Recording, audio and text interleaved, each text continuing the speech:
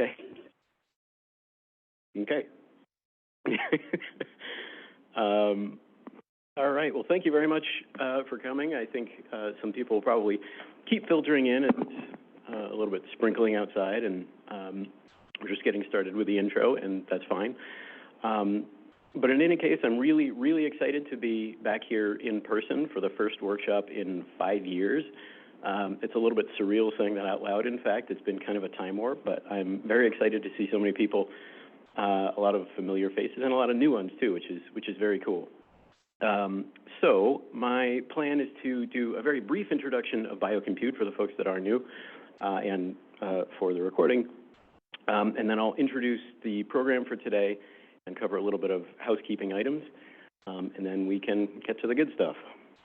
So I will jump right in. So the roots for what would ultimately become known as Biocompute go back to 2012 during the discussion at NCBI for what would ultimately become known as BioProject, and you'll hear a lot more about this in one of the origin story, rather, in one of the upcoming talks. But just to kind of preview it, the idea was that they were trying to figure out how to represent and organize lots of different but very related data, and they came up with this very well-organized data model that can be computed on. And so during those planning meetings, Vahan, Simonyan, and Mazumder proposed this idea. Wouldn't it be really great if we could also capture all of that rich metadata about the process in a way that's computable, meaning predetermined data types and structured fields and so forth, so it could be computed on. The idea was still a little bit nebulous at the time, so it did not ultimately make it into the BioProject, but the seed for that idea was planted. And so it was hoped that there could be some way of recording how all the data in a data repository or academic paper or regulatory review was generated instead of one line that says X software was used, which is a little bit difficult to make any sort of regulatory or scientific review opinion on. And on the regulatory side in particular, that feeling was, I think, much more concrete. And one very potent example that I think I heard from Vahan, in fact, was when one sponsor submitted some work for review, and the reviewer had to send it back with a need for clarification, and they came back and said, we don't know. The postdoc that ran that analysis left 8 months ago, so we can't really explain it, unfortunately. And so that review, unfortunately, did not pass. And this, by the way, is despite the fact that it was probably perfectly re-executable. It's just that nobody in the organization understood the workflow well enough to be able to explain it and answer questions about it and so forth. And so this is not uncommon, right? You might have a graduate student or a postdoc or someone in the lab who's just really, really worked hard on this particular analysis, and they understand it really, really well, and they've kind of poured their heart and soul into it, and they're really the only ones that can understand it well enough to explain it and answer questions about it and so forth. And so when they leave, if it's not well documented, then all that tribal knowledge kind of goes with them. So one solution to this was to put out a set of recommendations. I believe this one is from Eric Donaldson. And so this is essentially saying if you're going to submit any computational work around high-throughput sequencing, or in this, next-generation sequencing, as this document calls it, here's the information that I need in order for you to do that, and here's how I would like it to be represented. This was a fantastic first step forward by kind of setting some guidelines around what needs to be there.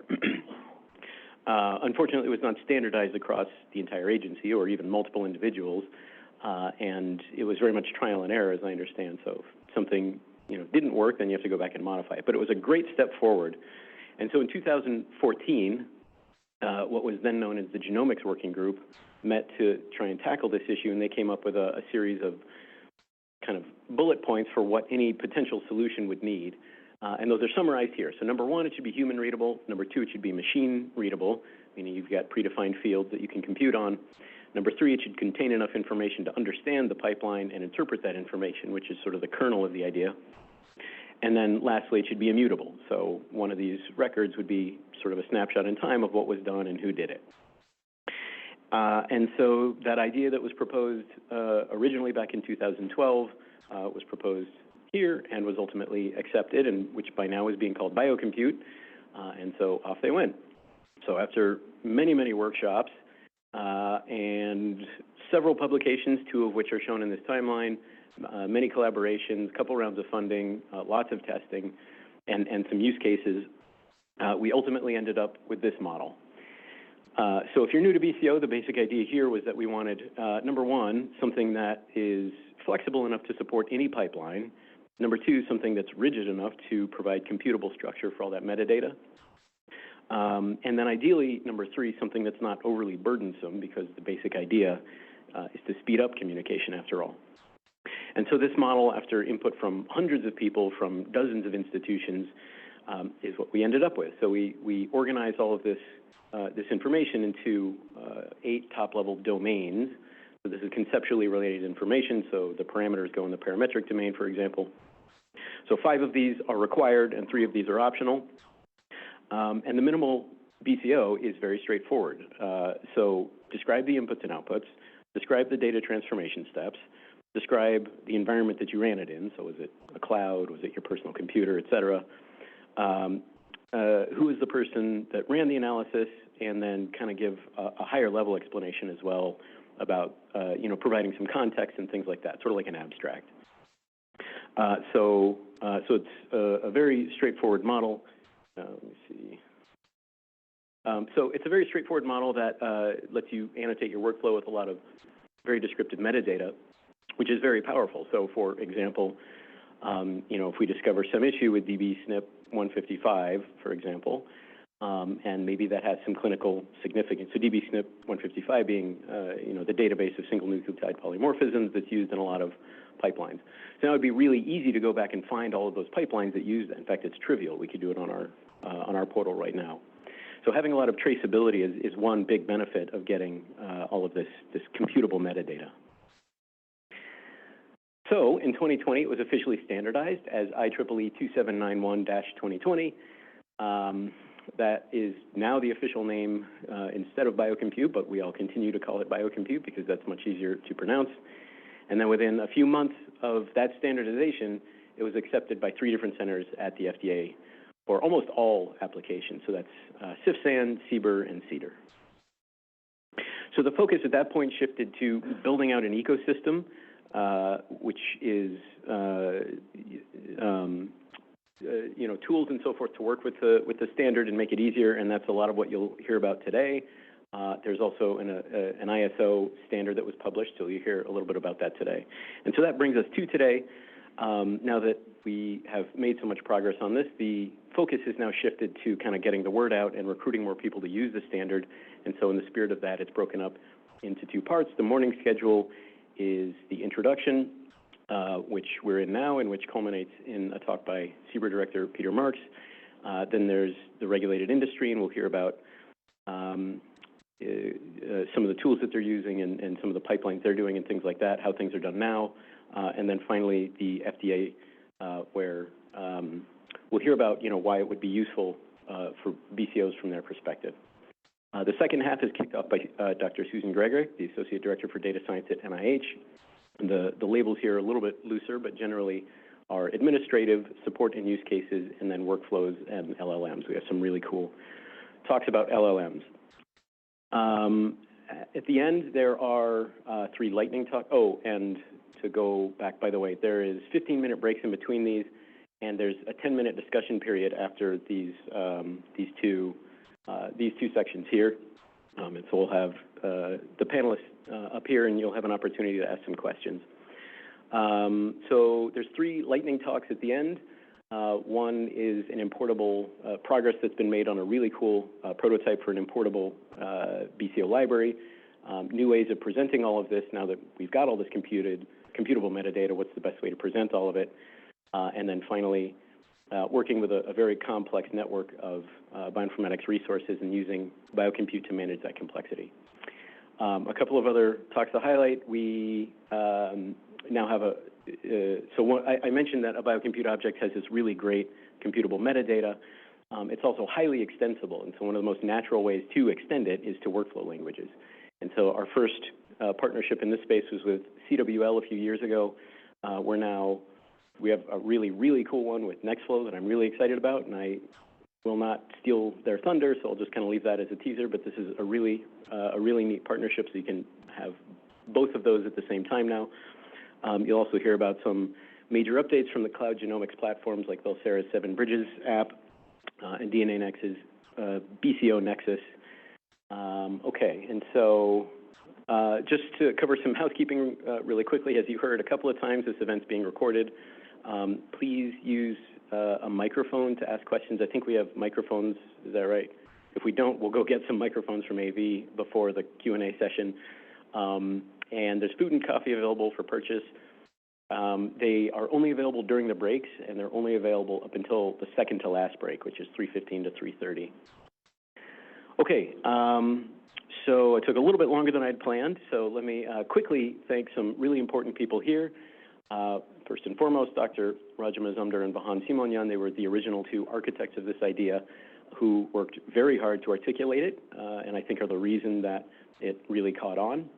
I would very much like to thank the funding sources, including the FDA, the BCO team, whom you'll see around here with these special kind of blue-colored badges. Please feel free to ask them any questions, myself included, and several people from the FDA, including Luis Santanz-Quintero, and especially Dr. Mark Walderhaug for being a tremendous support. Okay, so I think we're ready to get started now. So I'm going to introduce Dr. Mazumder, who's a professor of biochemistry and molecular medicine and co-director of the McCormick Genomic Proteomics Center at the George Washington University. As I mentioned, he was one of the 2 scientists that originally proposed Biocompute back in 2012, and he's also the principal investigator of the Biocompute project with the FDA.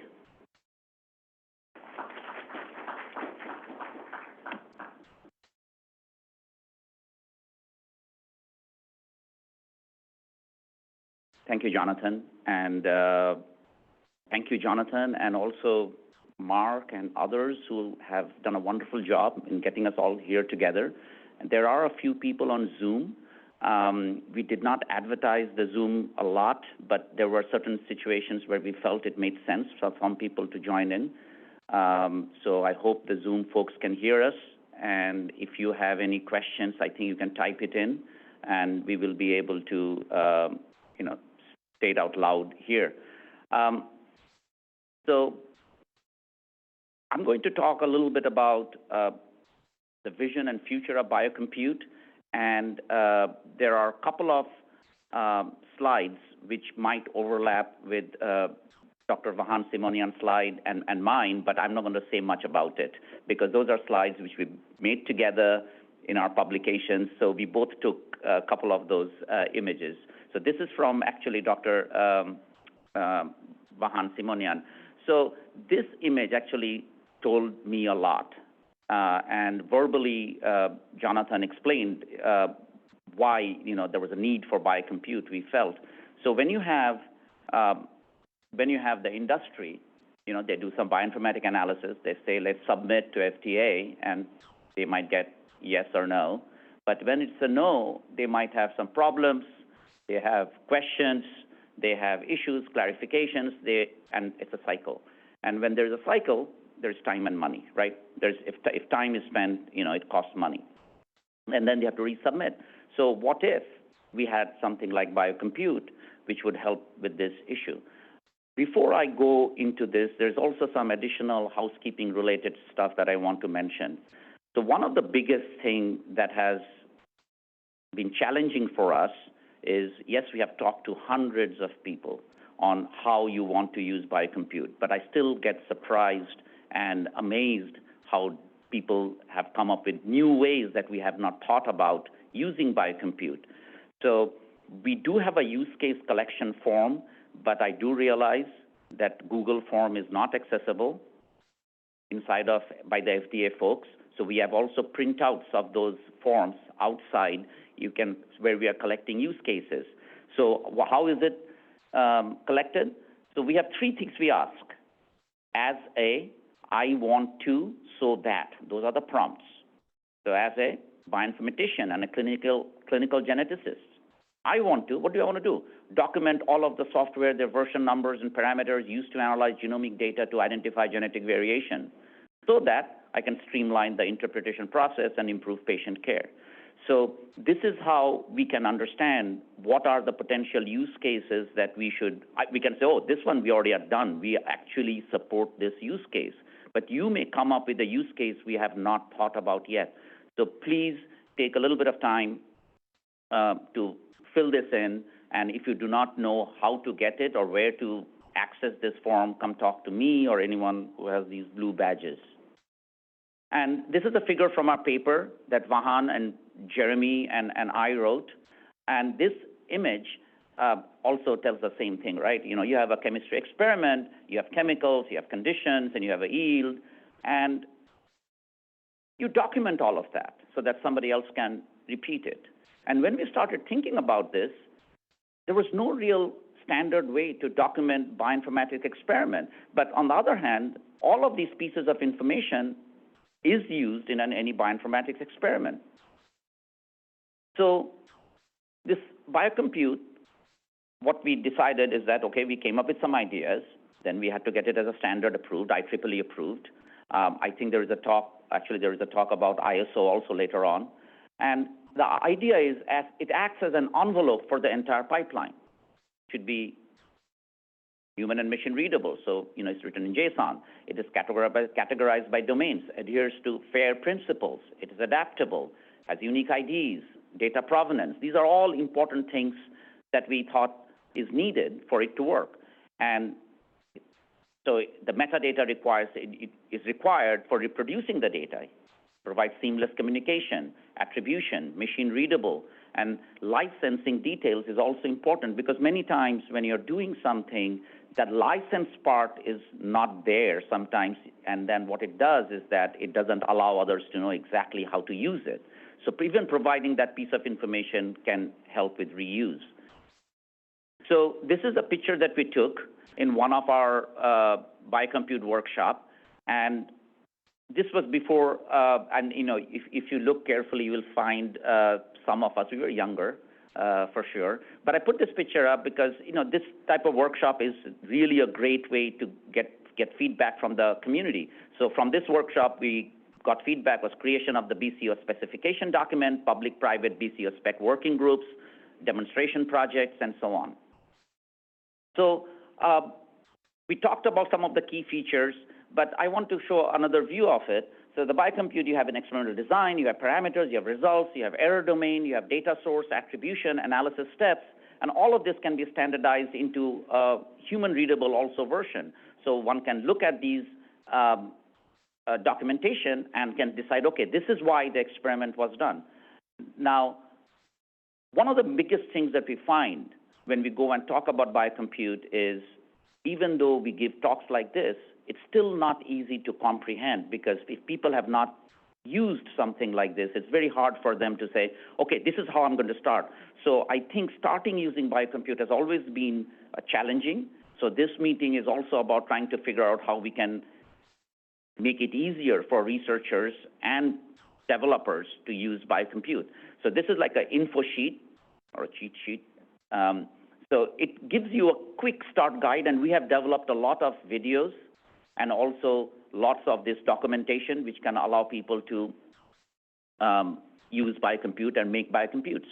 I'm going to now introduce you two new things. So this is the future. So two new things which is not implemented yet in Biocompute, but this is something which can be really interesting. So the template BCO and the run BCO. So what is a template BCO? So template BCO or TBCO is used creating data where you know the truth. So you know the true positive, false positive, and so on. So sometimes one way to do it is making synthetic data where you know how to interpret the results. Once you have that, and that's where the science goes in, the research goes in. I'm going to make a Biocompute object that is scientifically accurate. Once you have a template BCO, it can be run thousands of times. It can be run in a clinic. It can be run by your postdoc. Actually, it can be run by a high school student for all you care, right? So when you have a run BCO, you're not allowed to change the parameters. You're not allowed to change a lot of things. Only your input and output will be captured. So this concept can allow you to generate high-quality scientific knowledge that is still needed. I know there are several talks on AI and LLM and all of that, but I still think some human intervention is needed to create those TBCOs so far. And when we have a lot of template BCOs, maybe then it will be much easier to make them automatically. Maybe I'll learn more today and see if that still holds true by the end of this conference. So from a very minimalistic viewpoint, what is it we are capturing? We are capturing things like who are you, who is making the biocompute, why are you doing it, what are your inputs and outputs, what are your steps, and describe the environment. So that's it. That's what we are trying to capture. And it can be captured in all these domains. There's another thing that we have been working on, but it's not completely implemented, at least in some of the instances, is comparing. So when you have workflow A versus workflow B, it is really important to understand what are the differences between the two workflows. So that's another thing that we are interested in. And the reason I'm sharing all of this is because it doesn't always have to be the biocompute team at FDA or GW or Valsera or DNAnexus who are also working on the biocompute project. Anybody in the community can contribute to the biocompute project. So the biocompute portal holds some of the documentation and the major information about biocompute. And another thing that we also have implemented is this concept of ID and the prefix. So the prefix, you can, for your institution or for your company, you can come in and say, okay, I want this particular prefix for my biocompute IDs. And the reason is that we are not really thinking about a centralized resource for all biocompute objects. So the biocompute objects can be within your institution with your own prefix that we register. So we do have a registration mechanism for the prefixes. If a prefix is already taken, then you have to select another one. The generic prefix is BCO.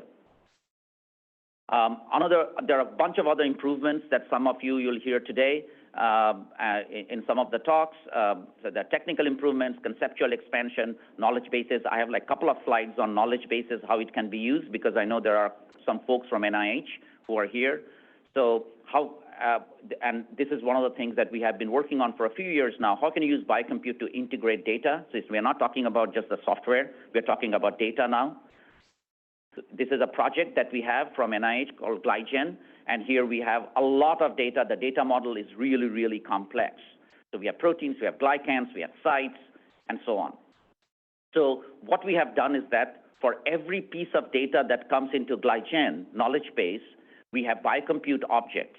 These biocompute objects describe exactly how the data was collected, so we can actually point and tell you this piece of information comes from this paper, or this piece of information comes from this submitter, and this way you can always provide attribution and also track how do you know that this protein is nuclear, right, or this gene is expressed under these conditions.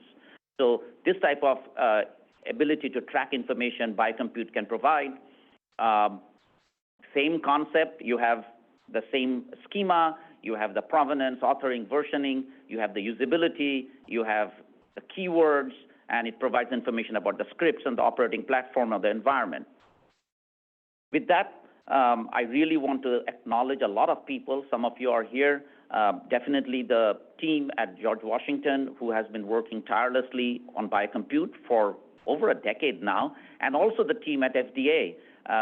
There were current and past FDA Hive team members who have worked and helped a lot. And there are several speakers from FDA here today who will be talking to you about their view of biocompute. And over the years, we have worked with a lot of different groups. Not everybody not all the logos are here, but we have interacted with people within these institutions to improve biocompute. And we are also very thankful for FDA to support this project for several years, almost a decade now. So with that, thank you very much for coming, and I'm looking forward to the rest of the program.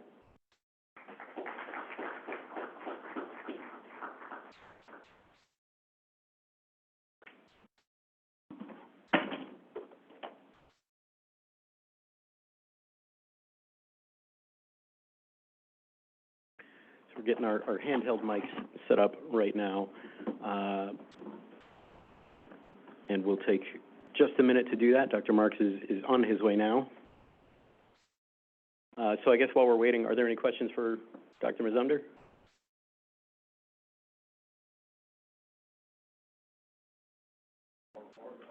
Yeah, or sure, or for me. No, it's fine. We can just give it a minute. Yeah.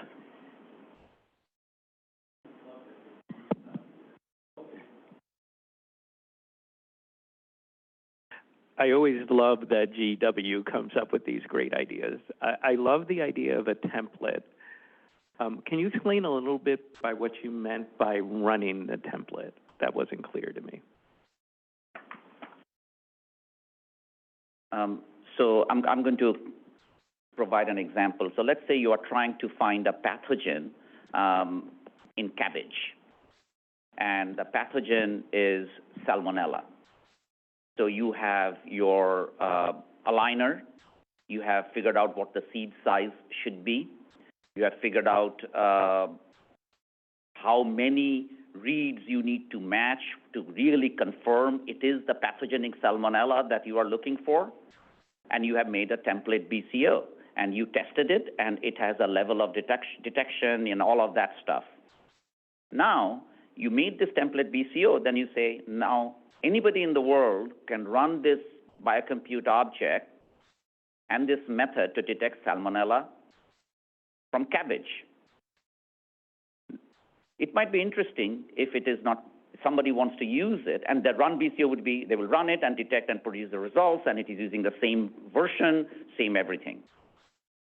And when you see a run BCO from this template BCO, you say, I trust this result, these results, because it used the exact same methodology. What if now you are trying to look for a virus in your food source, or you are looking for a virus in wastewater? That template BCO, and somebody submits you a run BCO saying, I identified these viruses in sewage using template BCO, which was made for Salmonella, that is just wrong. But over the years, what I have noticed is that many times we end up running workflows which was done for completely something else and say, this should work for my organism too, or even for a bacteria, which has a lot of repeats. There are a lot of, there are a few people, I don't know if the mic is still working or not, but I'm loud. Okay, it's working. There are quite a few people here who actually, know a lot more about viruses and bacteria than I do. And it's important to have this concept of template and run BCO.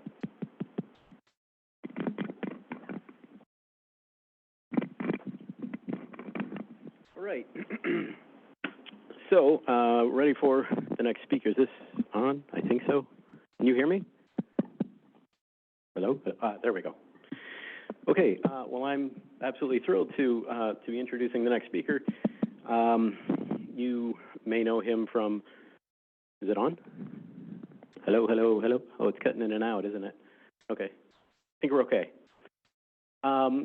He is a member of the National Academy of Medicine, the former Chief Clinical Officer of the Yale New Haven Hospital Cancer Center, a recipient of the prestigious Service to America Medal. You more likely know him as the director of the Center for Biologics Evaluation and Research, or CBER, here at the FDA, where he directs efforts to ensure the safety and efficacy of biological products, ranging from vaccines to gene therapies, and demonstrates a steadfast commitment to public health. Please join me in welcoming Dr. Peter Marks. Thanks so much. Great. Welcome. Thank you for making it here in the rain. Actually, on the way here, we've had so much rain that the vegetation here is getting really, really quite overgrown, which means the geese are getting more and more. So be careful when you go outside. You don't want to step in some stuff that's on our sidewalks right now. Okay. On that note, thanks very much. I'll talk a little bit about FDA alignment with the vision of biocompute, and I think just to set the stage here, we are dealing at FDA with an abundance of data. Now, we've always had an abundance of data. I know that from when I worked in industry for a time. At that time, we did not have electronic submissions, but you'd send I think it was 6 or 7 copies of the submission to FDA, and that would usually fill up an entire brown UPS truck. So there was a lot of data back then, which is dwarfed by the data that we're starting to have now. So the triangle you see is just an image of our common technical document, which has various modules. As you get towards the base of that triangle, you start to get to data generation that can be now in the order of hundreds of thousands to, for some of the vaccine trials, millions of pages of information. Now that we're starting to see some of the formats here on the bottom of the slide, including whole genome sequencing coming in as part of files, the amount of data that is coming into the agency is essentially stellar in nature. It's just an incredible amount. And the amount of data analysis and the potential for working across files, et cetera, is there, where we're going to be manipulating very large amounts of data. One of the things why do I have a slide of CRISPR-Cas9 and various generations, including the original CRISPR base editors and prime editors up here? It's because these constructs are leading us into an era of genomic medicine where increasingly we're starting to get very large submissions of genetic information that are coming in as part of submissions. That's in part because part of the work that has to be done when you're using these genome editors includes making sure there are not off-target effects, which generally involve searching, taking a genome, an individual's genome, and making sure that you don't have those off-target effects for the guides that are used for these editors. So I suspect that this may almost be like a Moore's law phenomena, where the amount of data we're getting now, we're probably on the upswing of the curve, and it's going to get even greater as we start to see data that comes into the agency, not just from sequencing data, but people are now talking about doing clinical trials where they're planning on recording someone's ECG for months at a time, or their electroencephalogram for months at a time to look at number of seizures during that time, because these are endpoints that will be actually allow one to potentially expedite regulatory approval, but they are very data resource intense. So this is just by way of prefacing that really these our submissions are getting increasingly complex. They're becoming, not just the traditional stuff that we used to get, which did include microscopic and radiographic data, but now we're going to be receiving ever more in the way of data. And because in the United States we do look at the primary data, I think we're not going to just want to see somebody's analysis of, for instance, 6 months of EEG data from somebody. We're going to want to actually see the original data. We're going to be dealing with a lot of data coming into the agency. And that just goes with the fact that life sciences in general are increasingly using computational analyses with large volumes of data and multi-step protocols transforming those data. And this is a trend that started decades ago, and again has become increasingly apparent that it's important. I mean, I have to say that during my graduate work, we were doing single-cell imaging using fluorescent dyes, and image processing at that time was quite data intense, and we were doing a lot of transforms with data. Again, you need to make sure you keep track of what you're doing, or else you can end up in a mess. I can vouch for that personally. So really, an issue here is that unlike in other areas of the life sciences, there was not a previously existing protocol for how to communicate and conduct computational analyses in support of regulatory submissions. And I think this led to frustration on the sides of sponsors and at FDA.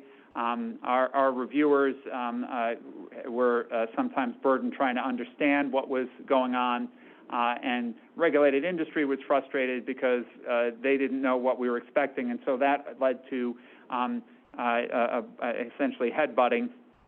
The other issue that we have to deal with is the fact that as we're doing this, our review at FDA is probably going to be more and more important because, you know, AI is an incredibly powerful tool. Computing is an incredibly powerful tool. But small errors can lead to huge, just huge problems in the output. And so our thorough review processes will be important. I know this, again, because when we were doing image processing, there was once a time when we had essentially I think, 3 letters in a line of code wrong in a very, very long program, and the images came out. We're interpreting a result one way, and when we fixed the code, we realized we had to interpret it another way. So really, being able to know what you're doing is really important here. So Biocompute, the goal here is to provide a flexible solution to allow for novel computational experiments, but it needs to be rigid enough to provide a structure for communications, empowering reviewers to make informed decisions. We want to try to speed up review time, reduce the burden on our reviewers, and help expedite moving research to the market to those who will benefit from it. Our job at FDA is not to make, it's not just to make rules, and it's not just to review paper. Ultimately, all of that is a means to an end. The end, which is most important, is to be able to get important medical advances to those in need. So Biocompute is a way to help get towards that end. It's a tool to help facilitate getting towards that end. It was obviously important enough that it was accepted for regulatory submissions within 6 months of publication of the standard. That is remarkably fast. FDA standards are measured usually measured in years for things. So this is wonderful. It is the first and only data framework standard that was adopted by the Data Standards Catalog at FDA. And within months of its acceptance, the commissioner made public remarks lauding the project at a keynote address that he gave during our Scientific Computing Day. So this has meant a lot, and it's gotten on the radar of the senior leadership at the agency. The nice thing about it, it's in terms of function, it's widely supported on bioinformatics platforms, and other tools have been developed that work with the standard. All of the requisite information for a submission can be communicated, and the workflow data can be presented in a way any way a reviewer would like to see it. And that's, I think, important because we do have, one of the things I think is important at FDA is that we do allow our reviewers to do things in different ways, and people may want to see things in different ways, and they may understand them best in different ways, and that's possible here. So I think just in terms of feedback here, we are wanting our FDA reviewers, bioinformaticians, and regulated industry to use Biocompute and provide feedback. The hope is that the process can be refined and new tools can be developed, and that way we can understand and work with Biocompute objects. And the FDA offices here, centers offices, should work with the FDA Biocompute team and potentially others who are involved with the project to have clear instructions and to know what to do when there are questions or submissions. So in my kind of brief talk here, what I've just tried to tell you is that really this is an effort to hopefully substantially improve scientific communication in the review process, which is really central to our mission. because standards facilitate communication and progress. The communication that is one of the key tools for us to move things ahead rapidly. And again, moving things through the process rapidly here. I mean, obviously, companies like it when we move things rapidly. Congress likes it, but most importantly, patients in need appreciate being able to get things timely and as timely as possible. And this really is a means, having tools like this are very important to help get to that end. So thanks very much.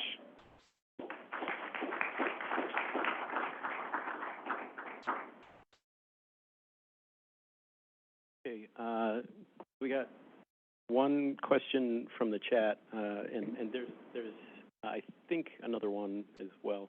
Yeah, go ahead. Start here. I don't know where the other microphone is. Thank you so much for the presentation, Dr. Marks. Very helpful and good to know the support of FDA for the BCO community. My name is Dinos Karagiannis from Moderna Therapeutics. My question is whether there is or there will be any guidance in the future for the industry for inclusion of BCO2 submissions towards FDA. Yeah, good question, and I'll have to take that back and talk with Mark and others about that in terms of whether we put out something like a formal guidance in this area. Happy to take that back. Yeah, and I believe that Virginia Hussong is going to talk a little bit about that today, and progress towards that is my understanding later on today. Great, thanks. This one is from Adrian Zaban. For randomized controlled trials, we are currently pre-specifying our statistical analysis in the SAP and programming decisions in the ADRG before sponsor unblinding. Is it an expectation that we would be required to create and archive a template BCO before sponsor unblinding in a similar way? This came in at 9:28. This, I think, might have been... Yeah, go ahead. I think that's yes, go ahead, please. I can make up the answer that I would say, but why don't you answer more informed? So, I mean, that was a long question. I just heard the word template BCO. So the idea about template BCO is trying to scientifically make a biocompute object or a workflow, bioinformatics workflow that is defendable. So I think that is the key. And once you have that, you can call it a template BCO. It's still in progress, the idea. This has been presented earlier, but not in a workshop setting, and some of the future vision that I was talking about is this template and run BCO. We don't have a lot of documentation around it, but that's what we hope to do next year and the year after that. And to clarify regarding the required, it's not required at this moment. It's still voluntary, and you know, depending on how feedback goes, we'll see what decision the FDA makes after that. Any other questions? Okay, great. Thank you very much. So much.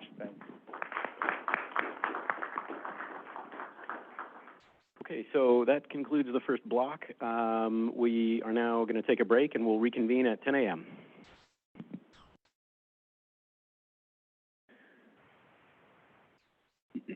All right.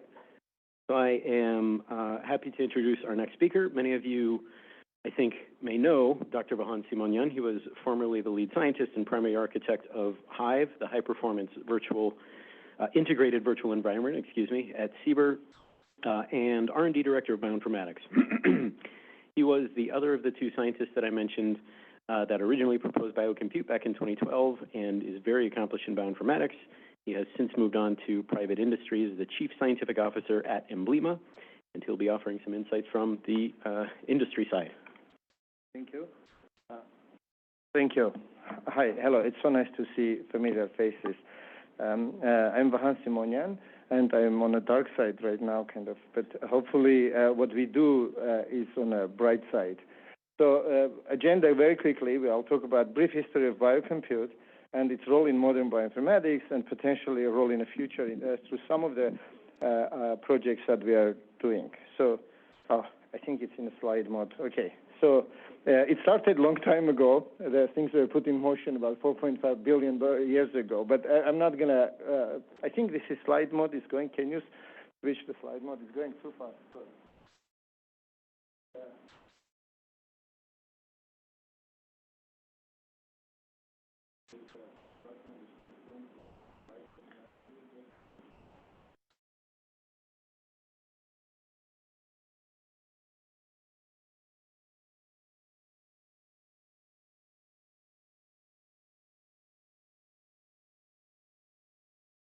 Okay, so it started when NCBI, this already has been mentioned, NCBI has announced bioproject, biosample, biorun, bioexperiment concept. It was a very important idea. I think this was a seminal milestone because from that point on, genomics started becoming something that accountable and something that is reliable. So at that meeting, a day before that meeting, me and Dr. Mazumder were on a Shenandoah skiing and discussing, after you're tired, why we cannot reproduce a single computation which somebody else did. And we recognize that there are multiple problems, yes, because people use ad hoc pipelines. People use pipelines in the wrong place. People use pipelines which have been designed by other people who left the institution years ago. And sometimes, and these are true story, we talked to I was at FDA at that point, we were talking to the company saying, how did you get this data? How did you get these results from this data? They said, people have left, people who designed it left years ago. And then we figured out the pipeline was designed for human genomic analysis they were using for bacterial genome analysis.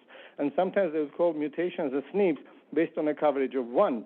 They say, human genome says it's an A here, and we see a T here. There is a 1 bit going through it. And the other problem we recognized were dependencies on data and dependencies on libraries. Softwares have versions.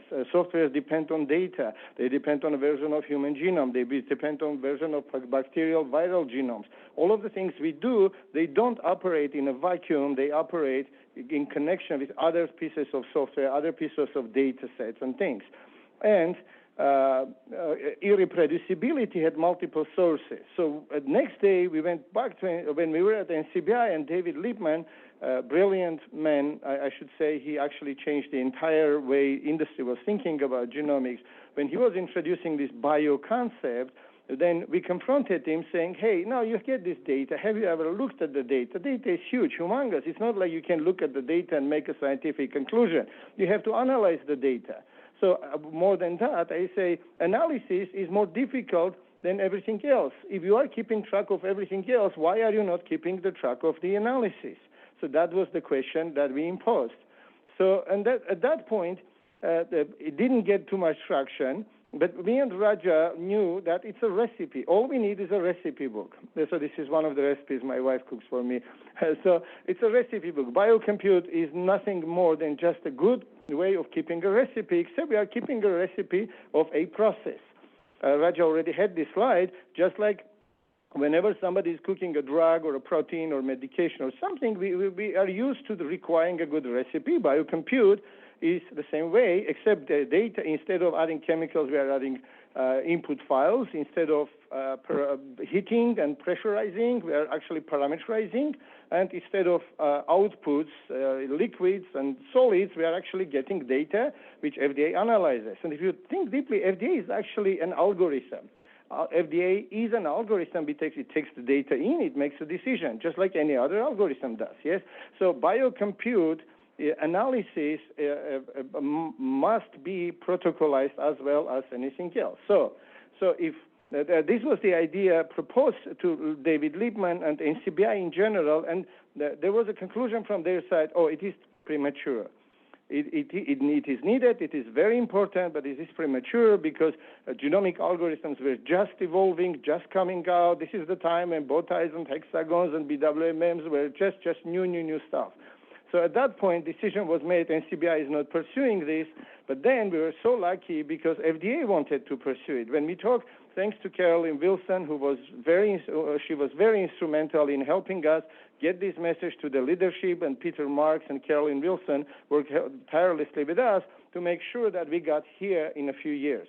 We got the conference, something which was premature in 2013. In 2014, we did the first conference, and in 2016, we published the first publication. And in a few years down the road, it was already in Federal Register as one of the acceptable data types and voluntarily submittable to the FDA. It took a lot of work, but yes, we did it. And then after that, the next step was actually adaptation by the industry. I'm so happy that we were able to talk to people who are brilliant in their respective industries, and they actually got the importance of this concept. The Galaxy, DNAnexus, 7 bridges, And now I know even more organizations are actually working with Biocompute. Doesn't matter how brilliant your idea is, if people don't buy into it, it's just something on a shelf and nobody cares about it.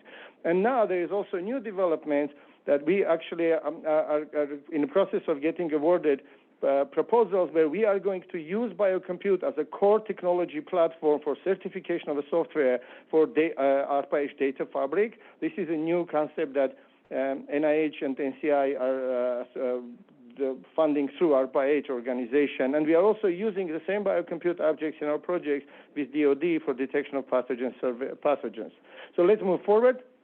So this is you remember Peter Marks was talking about the cell gene therapy products data submission. This is one of the pipelines, yes. So the pipeline has so many, you don't need to read it. The point of this pipeline is complicated. Data flows 500 different ways, and all types of algorithms are being used inside. So let me put numbers behind this one single pipeline, which is used to do on-target, off-target, and integration site analysis for gene editing products. So more than 30 tools are used in there. So 50 scientific algorithmic libraries are used. 20 prerequisite data sets. These are human genome, viral genomes, this genome, that genome. About more than 300 parameters control the behavior of entire pipeline. Every single change in every single one will produce a different outcome. How do you keep track of this stuff? Yes, and plus that, while we were developing this version of a software is changing. Data keeps changing. New version of a human genome came out, and annotations came out, and there was a time when annotations of the human genome were miscorresponding to each other. So, and another thing is people are moving, and also people, I think speakers before me mentioned that people moving is another catastrophic situation because you lose the content, you lose the knowledge which is built into that pipeline, yes? So how do we keep track of this? We use Biocompute for almost everything wherever it is possible, yes? And it's not just for FDA submissions. What Biocompute allows us to do is to keep better track of why are we doing this and what are we doing. More than that, when we design a pipeline, we write the Biocompute before we design the pipeline. And why? Because it allows us to think, hey, I have to put this in a Biocompute, these variables. Why am I putting variables like this? Why are the thresholds like this? And it makes us independent of our knowledge of individuals and changing software and the changing humanware, but also allows us to build QBD into our development process for software, just like QBD can be used in manufacturing process, quality by design. In manufacturing processes, now Biocompute allows us to enforce quality by design in our software development and software design projects. So it creates a trust into what we are doing. It makes it as a product. So let's just move forward. So a big challenge that we are facing now, NIH, NCI, and other healthcare organizations are funding these big, massive clinical trials. And data ends up in multiple centers. Then, at some point, NIH researcher or NCI researcher wants to analyze all of it, and they cannot. You know why? Because data is segmented. Data pieces cannot move out because of the regulatory limitations, and data is so big it cannot move out even if there were no regulatory limitations. So how does the NCI or NIH try to analyze, perform a meta-analysis of that data without actually being able to take the data into central location for mechanistic and regulatory reasons? Yes, and then somebody says, hey, why don't we compute here, here, here, here, and then join the results? Yes, if you are trying to find an average age of or the number of female versus male, yes, you can do that. But any serious algorithm that you need to run usually doesn't work like that. It needs the entire data in the memory of a computer at some point. So you cannot just do piecemeal and join because you have 20 patients here, 10 patients there, 50 patients there. Overall, you may have 1,000 patients, which is enough to do good AI model building, but not a single location has enough patients. Your algorithms won't converge. So pretty much, we are in a doomed situation. Either we de-identify, completely segment the data, and then have to infer back patient number 13 here is patient number 27 there, and that's broken. That doesn't work well. Or we just do piecemeal computations, try to merge, but that's not allowed by the design of the algorithm. So this is a big challenge. So ARPA-H issued a big project called Data Fabric. It requires creation of a truly federated ecosystem. So the way we designed this, we are running an algorithm which we tell the algorithm you have all of the data in all of the places. But in reality, it's not true. Pieces of data are in one location, pieces of data in second location, third location. So algorithm starts working somewhere, it consumes all of the data which is available at that location, then hibernates the state of the memory of the computer, moves to another location, keeps computing with the data which is available in a second location, then recognizes there are some files which are not here, hibernates, moves to another location, and so on and so forth. So we move computations into closer to data instead of moving data to the computation.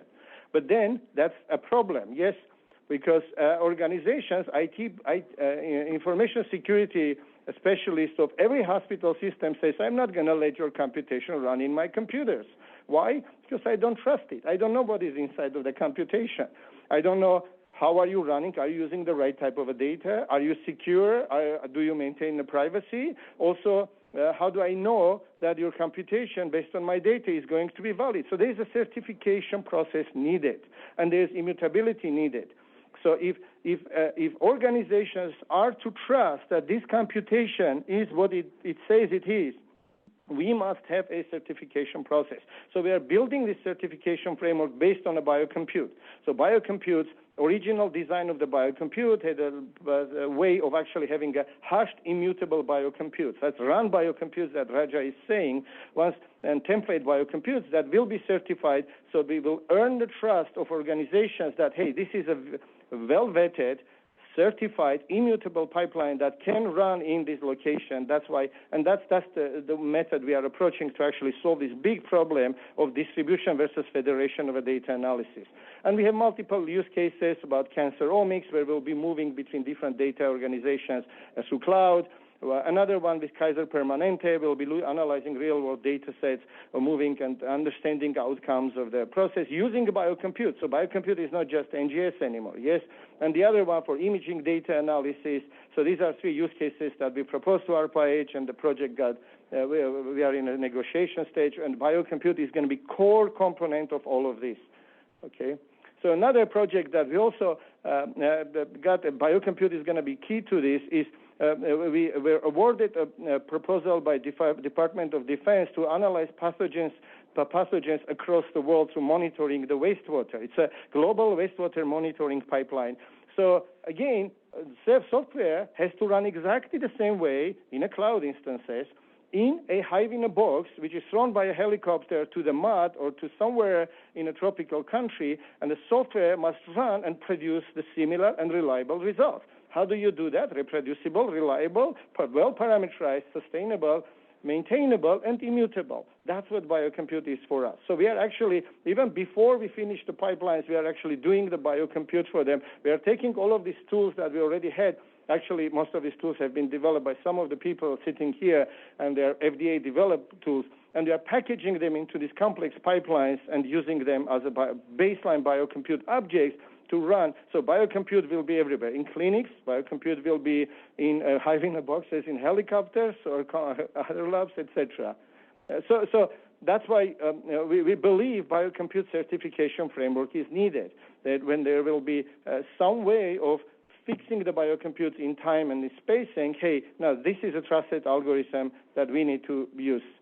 So, and I think I'm almost done, but I guess some other people will also discuss biocompute and AI/ML, and usually speaker after the conversation says, do you have questions? But I have questions to you, because this is very important. Instead of you asking me a question, I'm going to ask you a question. We're also running a lot of AI/ML tools to analyze the data, etc. And, a lot of time AI/ML machines are either black boxes or they are hysteretic machines, or because anytime you run a new data set. AI/MLs, modern powerful AI/MLs are learning machines. They keep continuously learning. That means outcomes will keep continuously changing, hopefully getting better. But that's a good thing, but also a problem, because how do you get reproducibility in an AI/ML world when you are operating with an ununderstandable, non-explainable black boxes which keep getting better? That means they're not supposed to be reproducible, yes? And how do you do continuous learning machines into biocompute? But I'm hoping some other people here who are going to give presentations, they will actually clarify this. And the question is that, is it premature to think of biocompute in an AI/ML space But, how do we answer to question, is it premature, So hopefully we'll get it done in a few years. Thank you.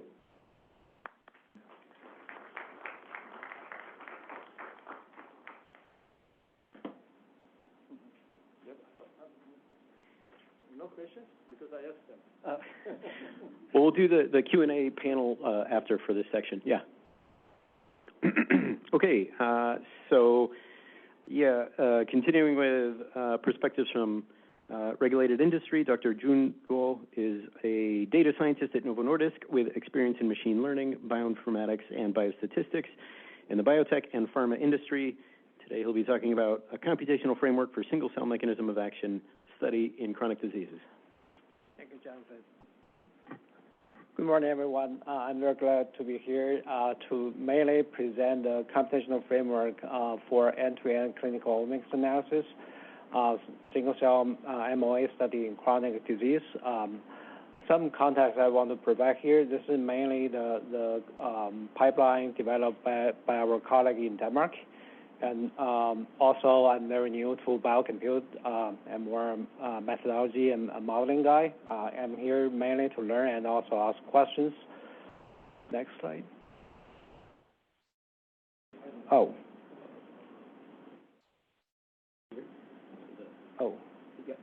okay.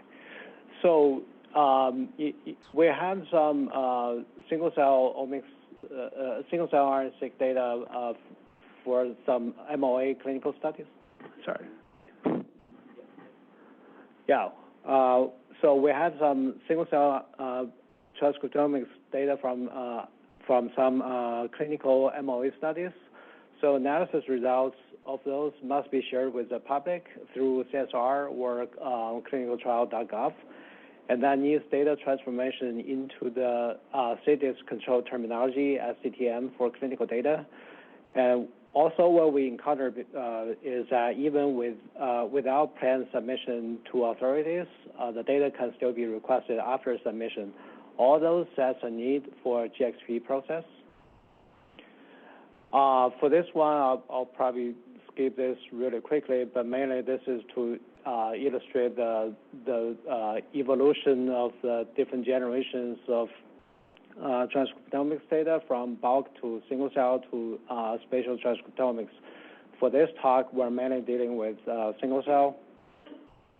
So the complexity of the single cell data is that one of those is mainly the dimension. For the traditional standard biomarker, we have one for each patient visit. For bulk RNA-seq, we have about 20K genes per patient visit, and for single-cell RNA-seq, we have 20K genes, but also each of the genes have roughly about 10K cells per patient visit. And spatial transcriptomics, similarly, but that's lower dimension compared to single-cell RNA-seq. So this is mainly our complete data flow. So we have the raw FASTQ file from our university partner, which got partner data transferred to our AWS computing environment with Data Hub storage. And within that part, that went through some Nextflow pipeline. And the output of this is transformed gene count per cell matrix. And that gets transferred into the internal novel statistical computing environment that has been validated, follow GXP, and has been used for clinical submission many times, but it has less computational power. So in general, we have those go through the CDISC process, which you can show from which you can see from the arrow from the primary endpoints to the CDISC. But for Biocompute, we probably need a different process. That's probably something we can. I would love to hear some expert opinion on this. And here is mainly the Nextflow pipeline. There are three components: the D-multiplex, single-cell RNA-seq, as well as the single-cell TCR-seq. Those are all part of the NF core pipeline, And I'm not going to go through those details, but I think one of the specific questions my colleague mentioned is that out of those next flow pipeline, there are already some JSON files generated, and I know there's also maybe some automatic generation of the JSON file from Nextflow to Biocompute. I don't know how that two kind of JSON file kind of interplay with each other. That's something I would love to hear some expert opinion about. So the next one is more kind of downstream. This is mainly for those R packages-based single-cell QC pipeline. We basically have the counts which go through all those steps, like removing ambient RNA, filter data, normalize, dimension reduction, clustering, et cetera, et cetera, et cetera. And then we may finally we get some like differential expression, that kind of stuff. And for this, because I don't know, maybe one question is that does Biocompute has something specific tailored to the single-cell RNA-seq QC pipeline related? Because there are so many different parameters, and also each of the steps you can find tons of research paper on what's the best practice on to do those steps. So one of the discussions I would like to have is that whether Biocompute is going to be more tailored to capture those processes. Also, one of the challenges we have right now is that the Nextflow pipeline, which is hosted in the AWS computing environment with data storage, with data hub storage, the process is that it has high computational power, and also single cell has, the data is really big. That's why we need really high computational power. But right now is that the GXP validation is pending.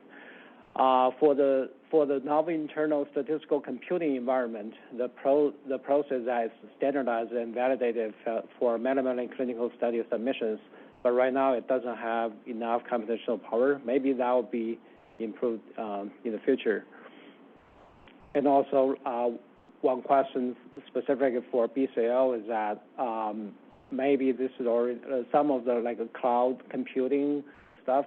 Maybe that's already captured by BCO.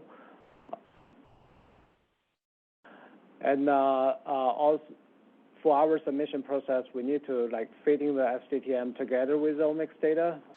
So the data is needed for primary and secondary endpoint statistical analysis, and the data content needs to be as simplified as possible. For example, we only keep the number of differential expressions or whatever pathways are enriched. And I don't know whether we need to create a new parameter code for transcriptomics reflective of those endpoints. And for this specifically, internally, we need to align with different stakeholders as SDTM super users, IT infrastructure experts, and quality assurance. Here are the conclusions. So transcriptomics, especially single cell, that pose a significant challenge to our existing statistical computing environment. And we propose a solution that requires integrating scalable cloud computing infrastructure for Nextflow with existing SCER. And our solution involves interfacing the Biocompute standards with the CDISC standard. That's also one discussion topic I would like to have with folks. And we take advantage of the FAIR scientific network that has immensely reduced the programming resources needed for the task. And we have the example of the open source R implementation in the SCE environment. And with this pipeline demonstrates the need with clinical development for flexible standards and computational infrastructure that's up to date with the cutting-edge scientific community. Sorry, I'm probably going too fast. That's about it. I'd like to take any questions.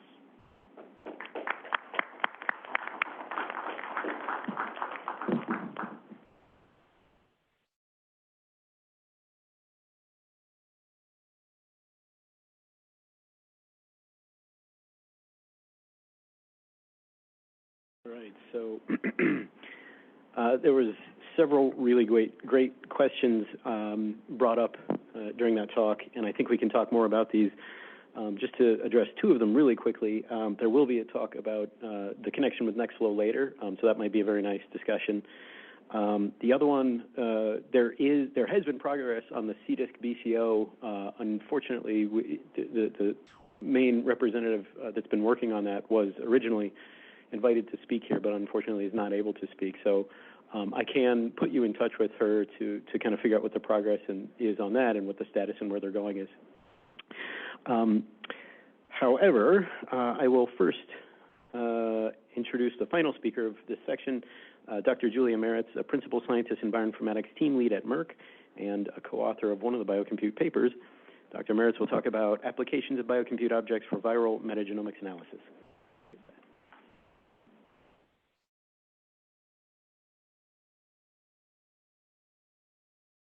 Awesome. Thank you very much. I'm happy to be here and have this discussion.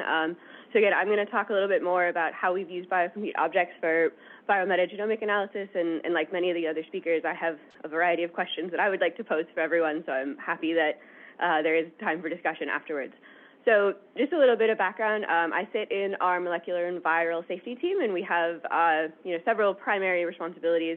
So we have a group that is responsible for adventitious agent detection and cell banking. So these are like upstream analytical strategies for vaccines and biologics. We do cell substrate and virus seed safety testing, and a lot of other areas. We also have a molecular biology group. So this group is primarily responsible for things like assay development, implementation, modern PCR strategies, and a variety of assays we use in that area. And then we have my area of expertise and responsibility, which is I lead and manage the bioinformatics team.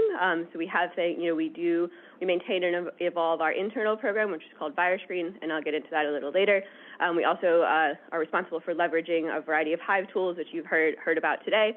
We also do a lot of custom pipeline creation, and that's because I also lead the operational working group, and so we support, these areas of, viral metagenomic analysis, genetic characterization, genetic stability, all things that you need to assess when you're looking at, safety in your vaccines and biologic products. So what, to give a little bit of background, what really is a viral metagenomic analysis or a VMA? And so this is, analysis that uses high-throughput sequencing or next-generation sequencing. It gets called a variety of different things to really identify, potential contaminating viruses in biological products. We use NGS because it's unbiased and has shown increased sensitivity and detection capabilities. There's also been regulation. So the ICH Q5A revision 2 actually includes recognition and support of NGS in regulatory submissions for these projects. So that was a very recent release, but it's exciting for people in our area. And these, several guidelines also encourage NGS testing to actually replace in vivo testing. All of us are really looking for ways to reduce burdens on animals, and NGS is, potentially one of those ways in the future. And it can also supplement gaps in traditional adventitious agent testing, particularly for live virus vaccines, and can be a part of these early de-risking strategies for clinical studies. So all of this is, really to help, to look at these vaccines through the various phases, all the way from development, through to commercial. So the basic steps of one of these viral, VMA studies is, we take these study samples. These are harvested virus fluids and control cell fluids, as well as, cell and media controls that come, during the biomanufacturing process. We do viromic or transcriptomic analyses based on what risk assessment we're considering.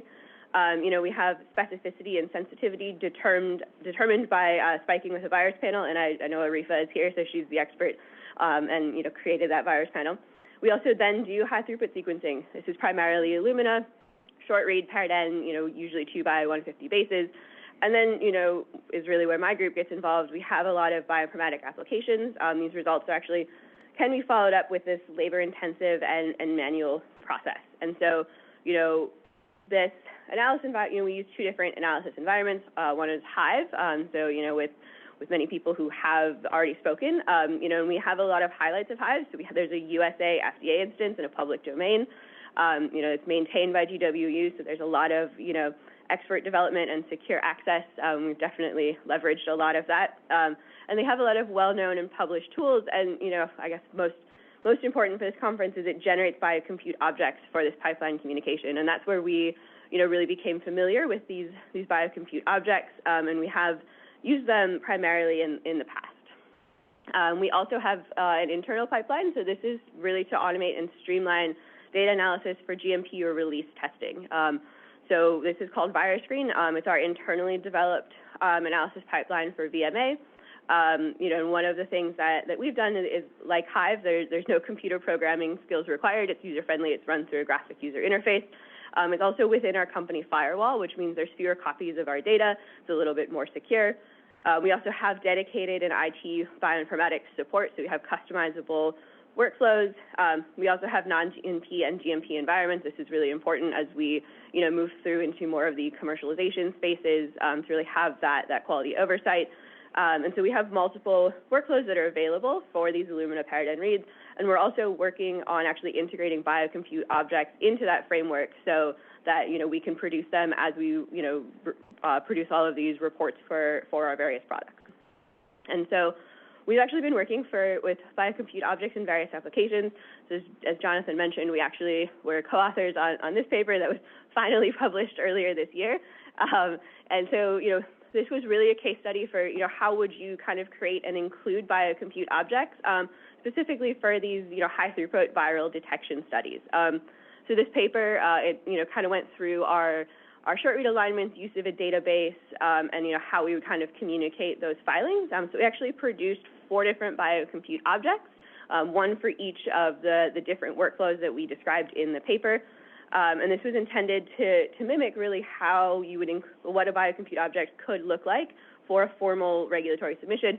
Obviously, this was, not real data from any of our products. It was more, simulated, but, it was kind of an exercise in what you would do for that.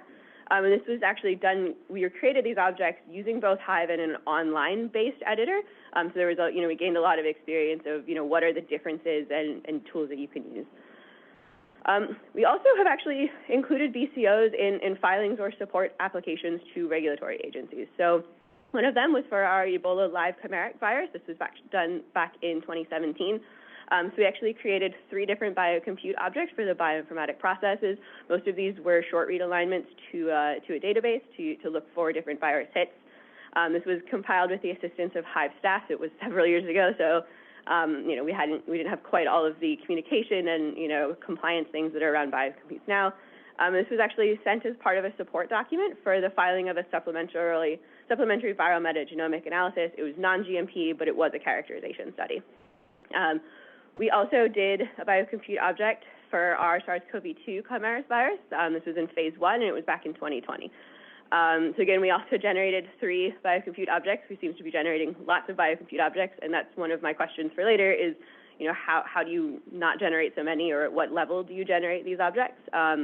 So we did this for a variety of different bioinformatic workflows, and, this is, again, done in Hive, and this was for kind of an early de-risking analysis to accelerate the program, and we used them for our master viruses and controls, and these are, again, non-GMP studies.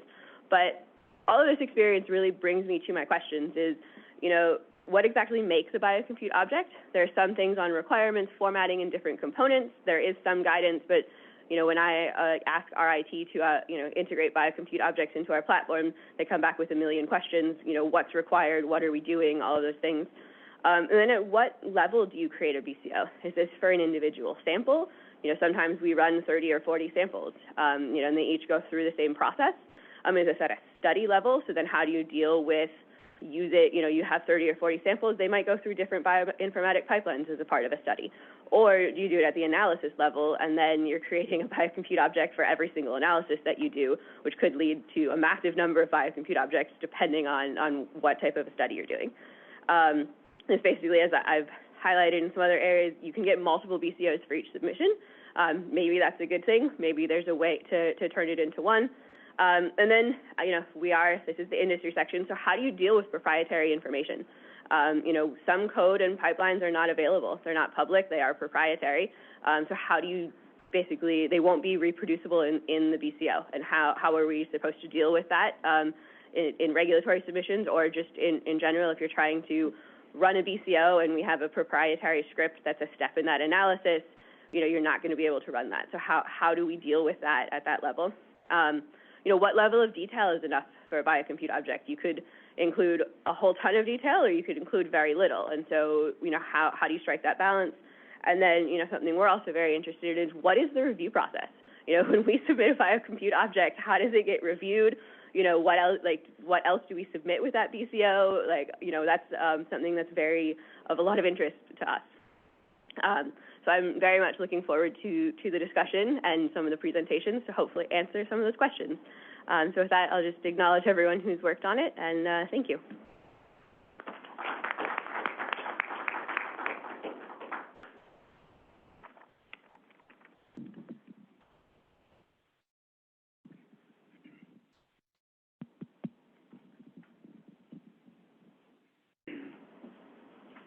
Okay, so we're ready for the discussion period now, so I'd like to invite the last three speakers up.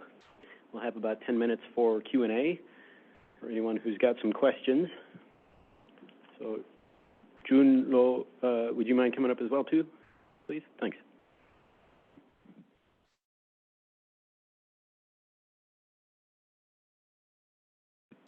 Yeah, go ahead. If you wouldn't mind using a microphone, thanks. So there were lots of questions from some of the speakers, and the answers, I guess, like one single person may not be able to answer. Some would be FDA reviewers. Some would be people like us who have been thinking about biocompute for some time. I will start off with one question for Dr. Simonyan. Is this question has come a lot. Some of the questions about how much is enough in a biocompute. So you have been thinking about it for quite some time, and now that you are in the industry space, you have been at FDA, you have a unique, you're in a unique position to answer or at least reflect on that question. Can you hear me? Okay, yes, I can hear me. Yeah. So, and also maybe, Raja, to answer that question, I also can address the difference between template and run biocompute. Do I produce biocompute per each or what? So think about when you buy a television, there's a serial number and there's a model number. Yes, model describes the entire number of TVs which are built using that design, that architecture. And imagine now bioinformatics pipeline, a template biocompute is a model. It has a model number. It has a BCO ID, which corresponds to like model of a TV. But when also each TV has a serial number, that's an individual serial number assigned to that particular television, not the same model in somebody else's house. So when for a regulatory submission, my understanding is, and of course FDA has to weigh in on this, so if you are submitting an analysis for each sample you analyze, of course you have a biocompute object, because biocompute run characterized as a run on exact data with exact output with exact parameters. But then the template biocompute would be that model, that template that has been used. Once you instantiate that template with different runs, then they become run biocomputes. So I think that's our vision, but of course FDA has to weigh in on this, how much information, detail level they want. I mean, when I was at FDA, the goal for this was provide enough information so we can make sense. How did you approach the bioinformatics? Provide enough information that will allow FDA reviewers be confident that parameterization is correct, the choice of tools is correct, and the pipeline is used for the purpose for it is fit design. So and I think that answers your question. Nobody is trying to make people's life more difficult by asking them to provide a bunch of new things which are not necessary. Just provide enough information for somebody to make sense of the pipeline. That's our approach when we design biocomputes. And also important part is make sure you characterize this pipeline or is for this purpose, because people are going to use the pipeline for other reasons with other types of data. And also one thing we noticed that doesn't matter how good your pipeline is, there is a minimum QC to your input data that needs to be having in order for this biocompute to meaningfully extract the knowledge from that data. So that also is important to characterize. Not every NGS run is equal. I mean, we get so much trash in NGS runs even these days. So I think the QC of the data is important and the pretty much minimum amount of information needed for reproducibility. It looks like Eric Donaldson's got his hand up. Can you show me what the comment is?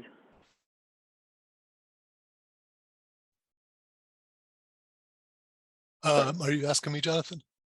Oh, yeah. Sorry, go ahead. Yeah, so I wanted to address Julia's comment about the multiple BCOs. I find that as a reviewer alarming because that would add to the review, the complexity of the review. So I'm curious to know how are they bifurcating into multiple BCOs? And then I'll give a little bit of reviewer's perspective. So you asked a question about what's happening on the review side. And I think what Vahan was saying is in general, what we're thinking about as well is that it would be a BCO designed for a specific purpose. In our case, we're looking at antiviral resistance data.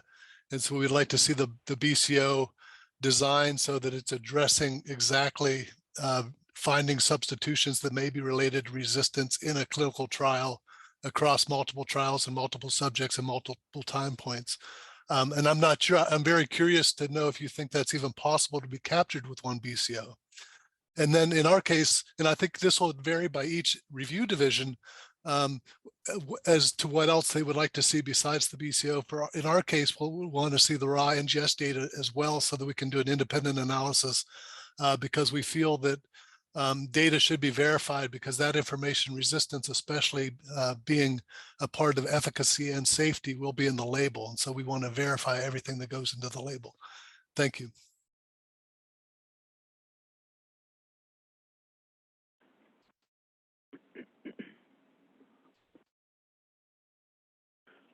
Any other questions here?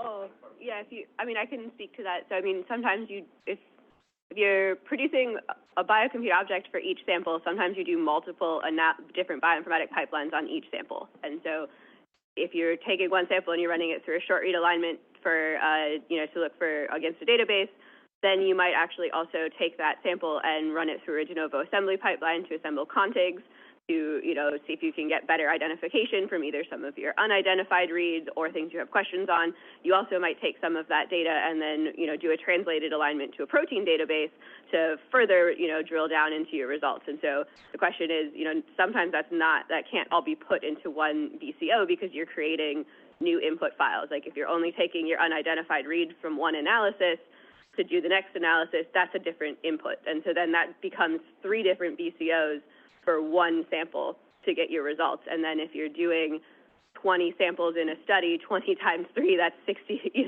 that's a lot of different BCOs that you're then submitting to be reviewed. And as you said, that's, a lot of time for a reviewer. So how, where do we draw, how do you either combine things or don't combine things, and then that's just a lot of data for everyone. Maybe I can comment. BCOs can be self-referable.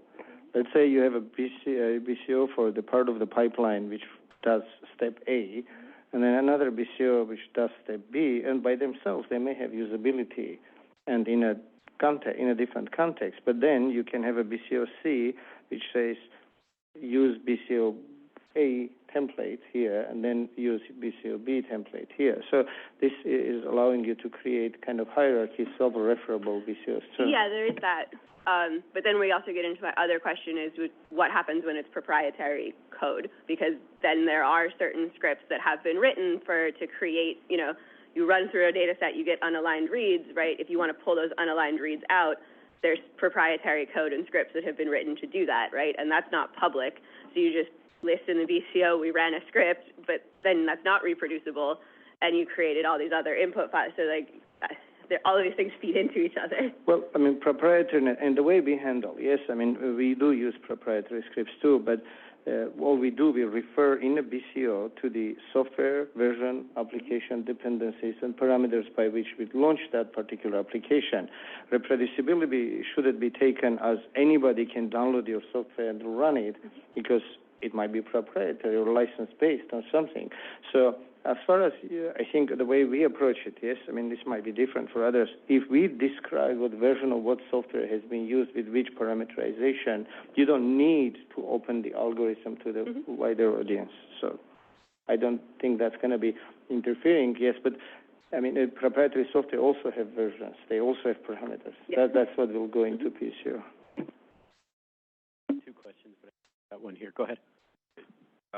So I understand that the template BCOs and the run BCOs are future work, but is there any consideration to who will be able to create a template BCO and if there's going to be some sort of extra review? Because in the case that that's going to be used for creating trust at an institutional level, that seems like a pretty important part of maybe a separate platform or a separate portal.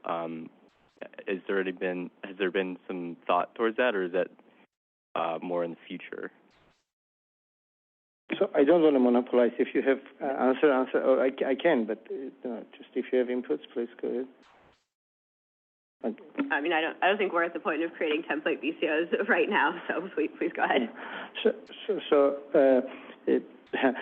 Everybody can create BCO. Nobody can be prohibited from creating a BCO. The question is how much trust we build within a macro projects like the one which I was describing. It's a big macro project, yes.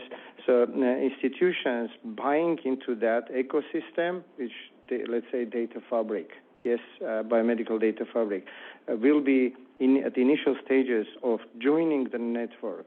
They will be provided an information that this is a certification process for biocompute objects that are going to be used in this network. So by buying into the network, they are also buying into, but they will be closed that the particular certification process will be used for BCOs. But we are still at the early stages of this. I don't want to sell this like something is already hardened. This is why I'm raising this question here, because we have to, as a community, understand better how do we actually certify and build trust to these applications. Yes, we will be working on our side, but engagements from regulatory and other scientists is important to understand how to do it best. It's like manufacturing processes. I mean, you buy a yogurt, you know the process is fixed, and that's why you trust that the yogurt is not going to kill you, yes? So the same way, I mean, there's a process established by FDA or Food and Drug Administration or USDA to make sure that the process is in place, that yogurt is always consistently produced and verified and is safe. The same way, we need to think about software now. Software is a product. Software now is a medical product too. So we have to, in this community, we have to start thinking, how do we create that process of building a trust that this yogurt or this software is doing what it is telling it's doing. I think we've got time for a couple.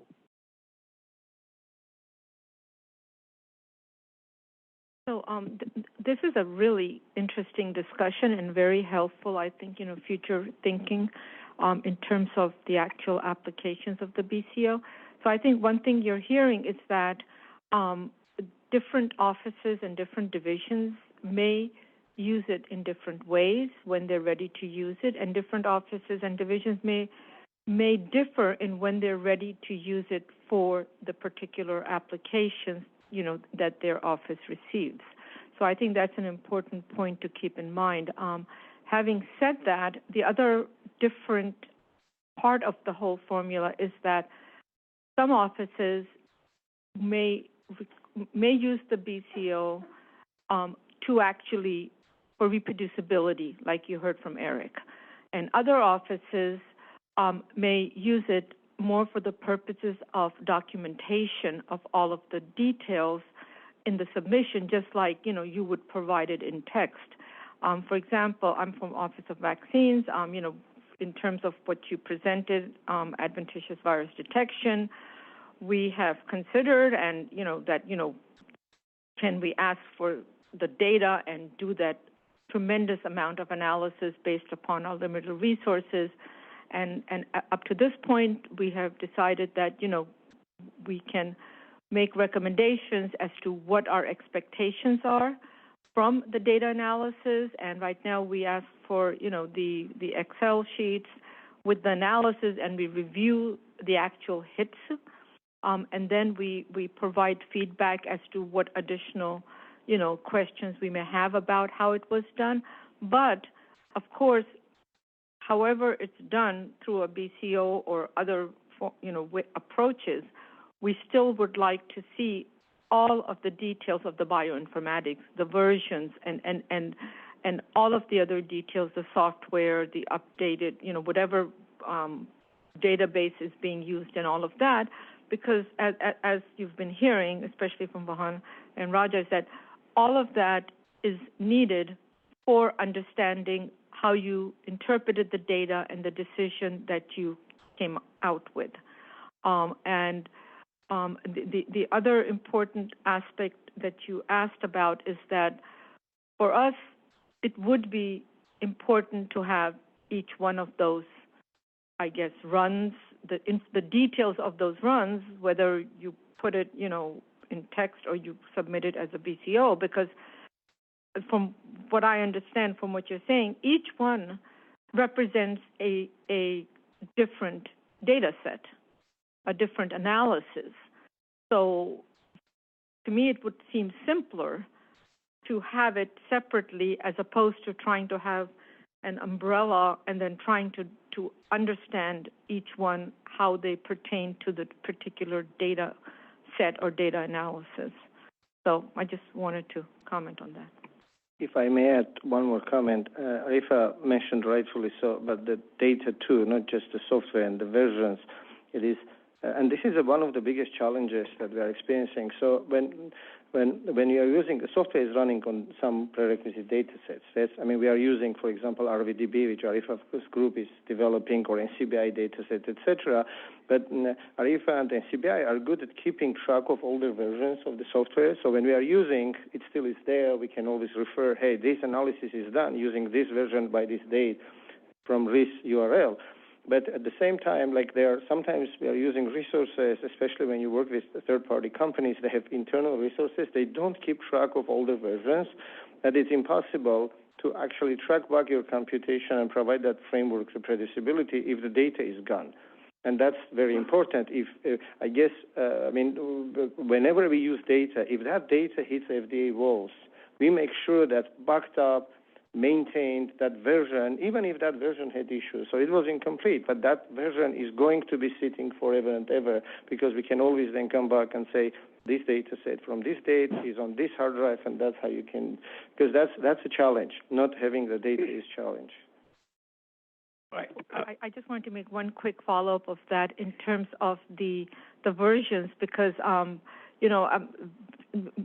we also make recommendations that, you retain your NGS raw data so you can reanalyze, for, after a certain whatever time or a certain stage. And we haven't identified when, but we leave it up to the sponsor, because databases, their new sequence is deposited. There may be something out there now that you may have missed before. And so basically, if you have the details of how the data was run initially, and it may differ now, at least you may have some framework to understand if you had a different result, or if you use the identical same, information parameters, then you should get the same results, and anything new would be because the database is different. So I'm going to ask very short, concrete technical questions. My first question to Julian: what tool did you use to create the BCO and then to manipulate the BCO? And my second question to Professor Simonyan: do you have a standard tools or have a plan to create such tool to manipulate the BCO? Just like the BAN tool, right? To access or manipulate the BAN or SAM files, something like that. Thank you.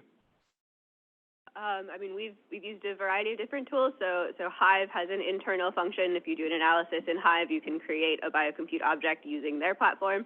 There are a variety of web-based tools where you can basically upload your information and create those. And then for our own internal software, we're basically writing our own Python scripts to compile BCOs from our analysis platform. So there's a variety of different ways you can do it. And we're using Hive kind of as a framework tool that produces big pieces of the BCO, and then there's the pieces which is manually entered, like usability or error domain or something.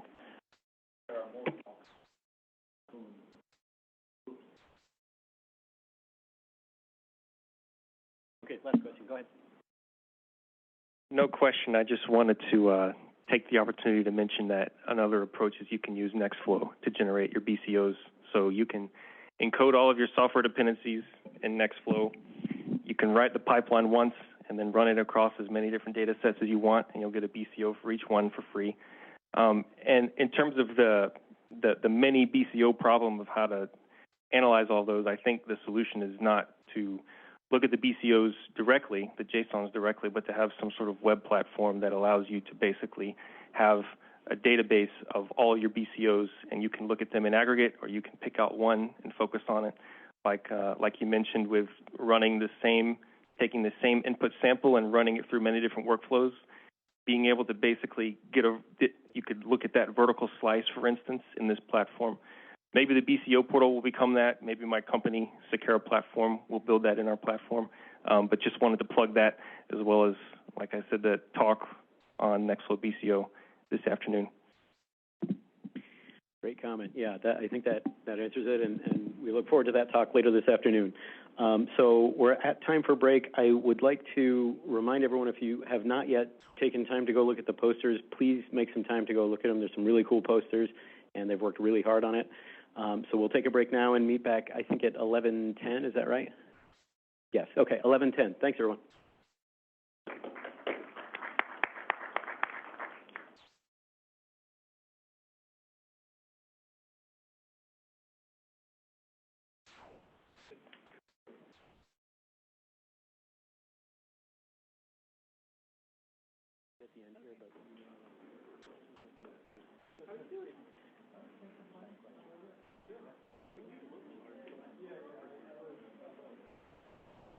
If I can ask, I'd like to gently ask everyone to take their seats.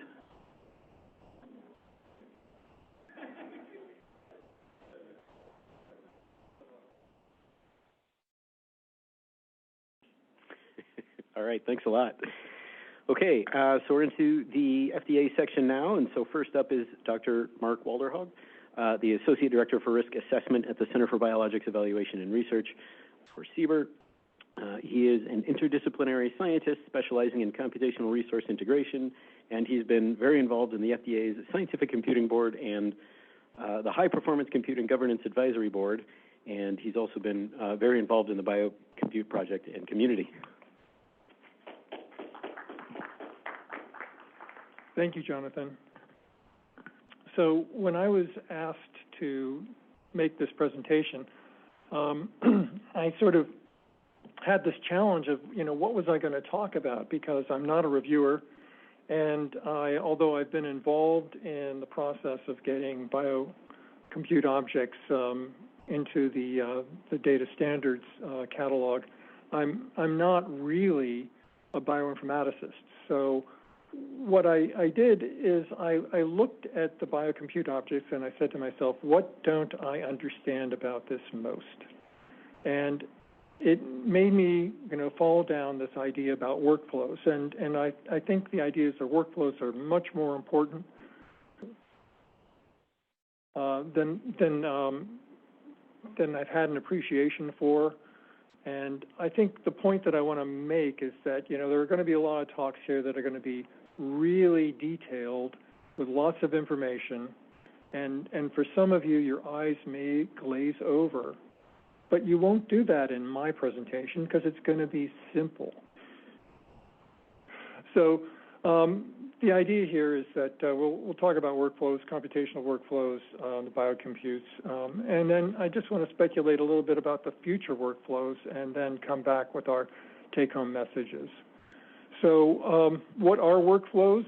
The definition is a sequence of steps involved in moving from a beginning to an end of a working process. And when I read that, I thought to myself of the famous French playwright Molière, who wrote the Bourgeois Gentilhomme about a person of less education, trying to move up in the social standing, and he has a teacher tell him that he's been speaking prose all his life, and he's really impressed to learn that he'd been speaking prose. And my reaction when I read that is that, you know, I've been doing workflows all my life, and so have you. It looks not very impressive or informative, but we're going to get to the impressive, informative parts later on. You know, obviously, workflows, you know, contribute to efficiency, standardization, automation, integration, and I think the key thing here that you've been getting from the previous speakers is there's that opportunity for collaboration. It's not just one person's voice; it's the voice of many people, and they're speaking and making important contributions. So, what are non-computational workflows? Well, obviously, we're aware of, you know, standard operating procedures and protocols. There's such a thing known as business process modeling notation, which is a bunch of symbols that represent specific processes that can be stringed together to model a business process. That's possible. We've seen flowcharts in programming and other activities. There are supply chain management workflows that go from everything from acquisitions to inventory management, as well as you know, productivity. We're all, you know, familiar with document approval workflows.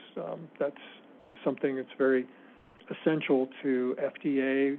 We have routing slips to have people weigh in on documents and approve them. And then I think, you know, a very interesting question that came in today during this meeting about clinical trials.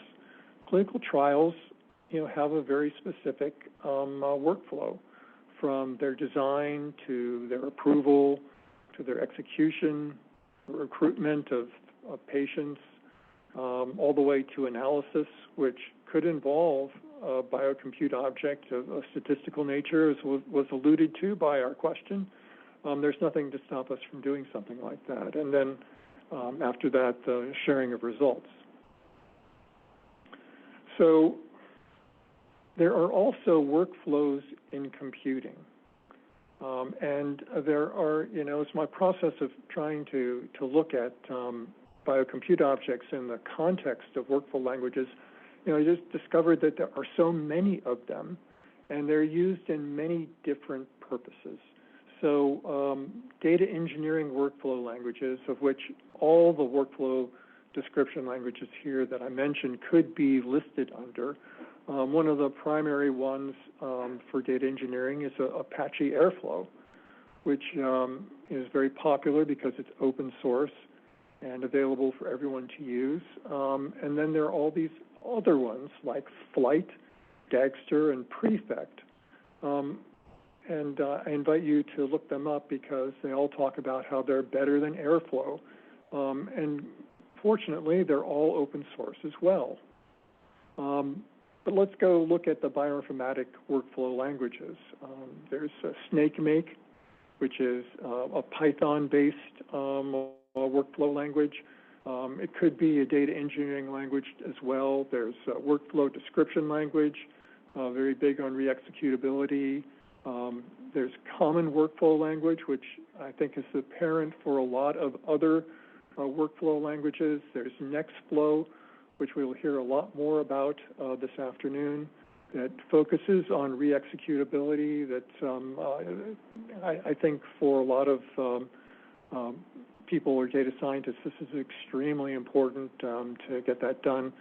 And there are biocompute objects, which are also re-executable, but not probably to the same degree as other workflow languages. But where they are different is they're different in the sense that they trying to encapsulate more scientific content and usability. So why are there so many workflow languages? Well, in some cases, there's domain specificity. I mentioned the business process modeling notation is very specific for business processes. There are differences because some focus on different features. For example, the level of abstraction of the language is able to incorporate into how it structures that feature.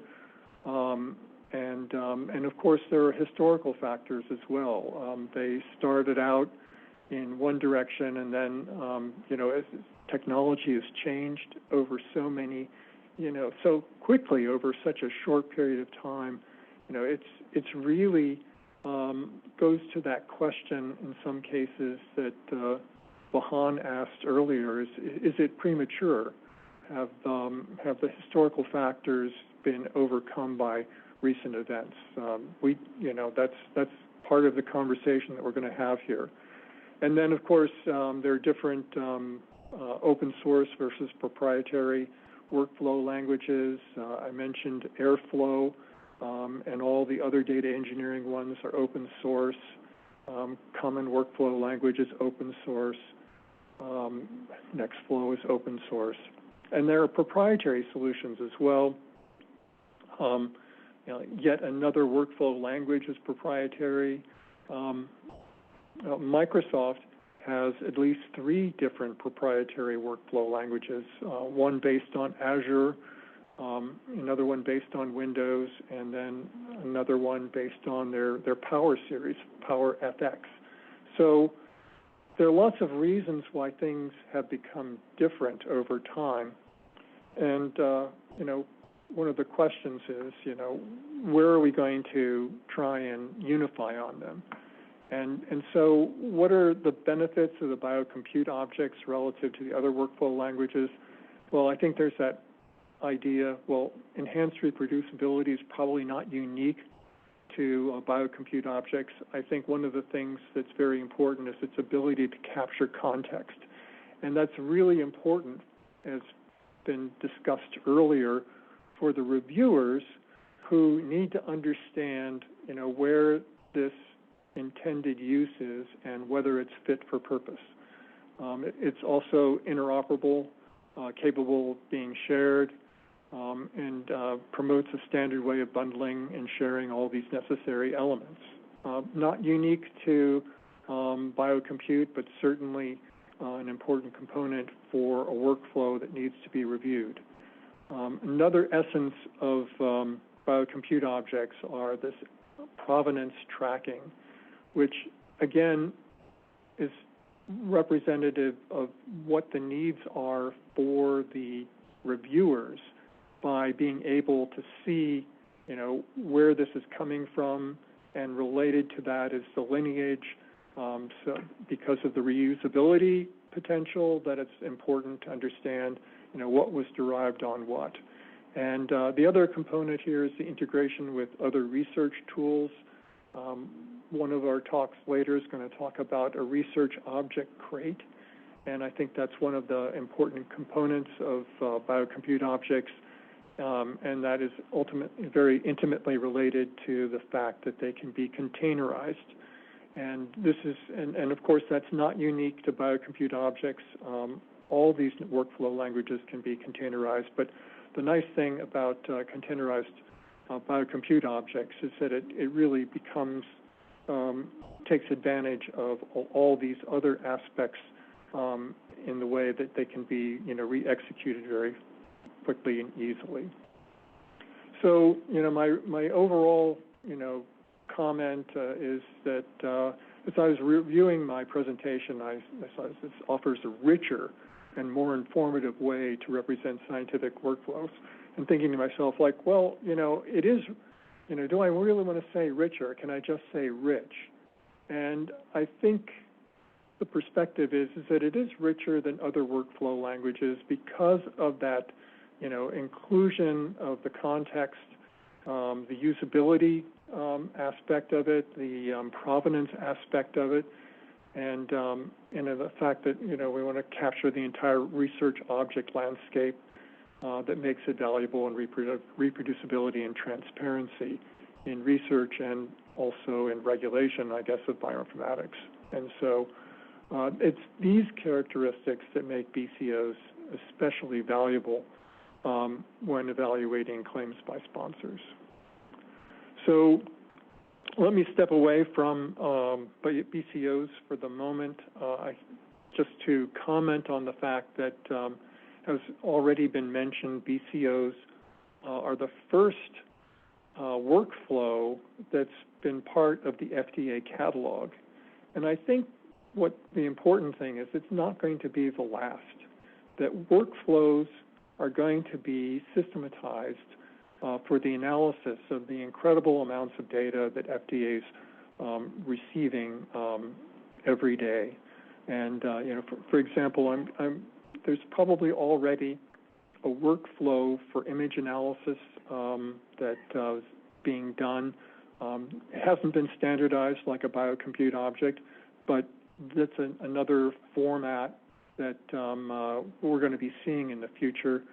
The idea is that workflows can be incorporated into hyperautomation, meaning that not only are the individual aspects of the biocompute object automated and can be executed by people who are working with them, but we can chain these together to, really expand the power far beyond that. And I think this will be related a lot to AI and ML integration. We'll be talking, so we're hearing about large language models associated with biocompute objects. And I can see biocompute objects or a workflow language like description of queries to a large language model that would not necessarily mean that it would be reproducible because of the non-deterministic aspect of a lot of large language model responses, but certainly could be used to explore the range of a particular set of prompts and a particular version of a large language model to, explore what the possible answers are.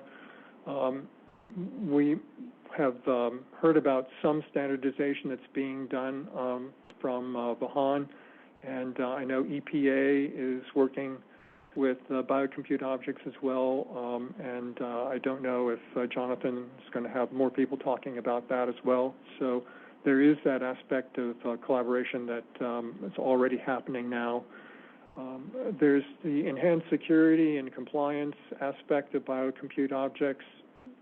I think, as others have talked about already, there's this idea of more complete description that biocompute objects help provide reviewers that would, aid them in their understanding of what's being done. And the E-tag, which is SHA 256 hashtag that comes from the analysis, makes sure that changes have not been made. And related to the hyperautomation, I think workflows, not necessarily biocompute workflows, may be involved in large action models, which I think is the frontier of our further integration with AI in our lives. So here are my takeaway messages. Workflows are a trend, and they're going to be much more part of your life and the life of the FDA than I think we've had an appreciation for in the past. As was alluded to earlier, that it's important that these workflows are human readable as well as computer readable, and that they contribute to communication that is more accurate, transparent, and shareable. And the standardization of workflows are necessary, but needs to remain flexible because things keep changing. And biocompute objects are an important part to help FDA review, and they may help in other areas as well. So thank you.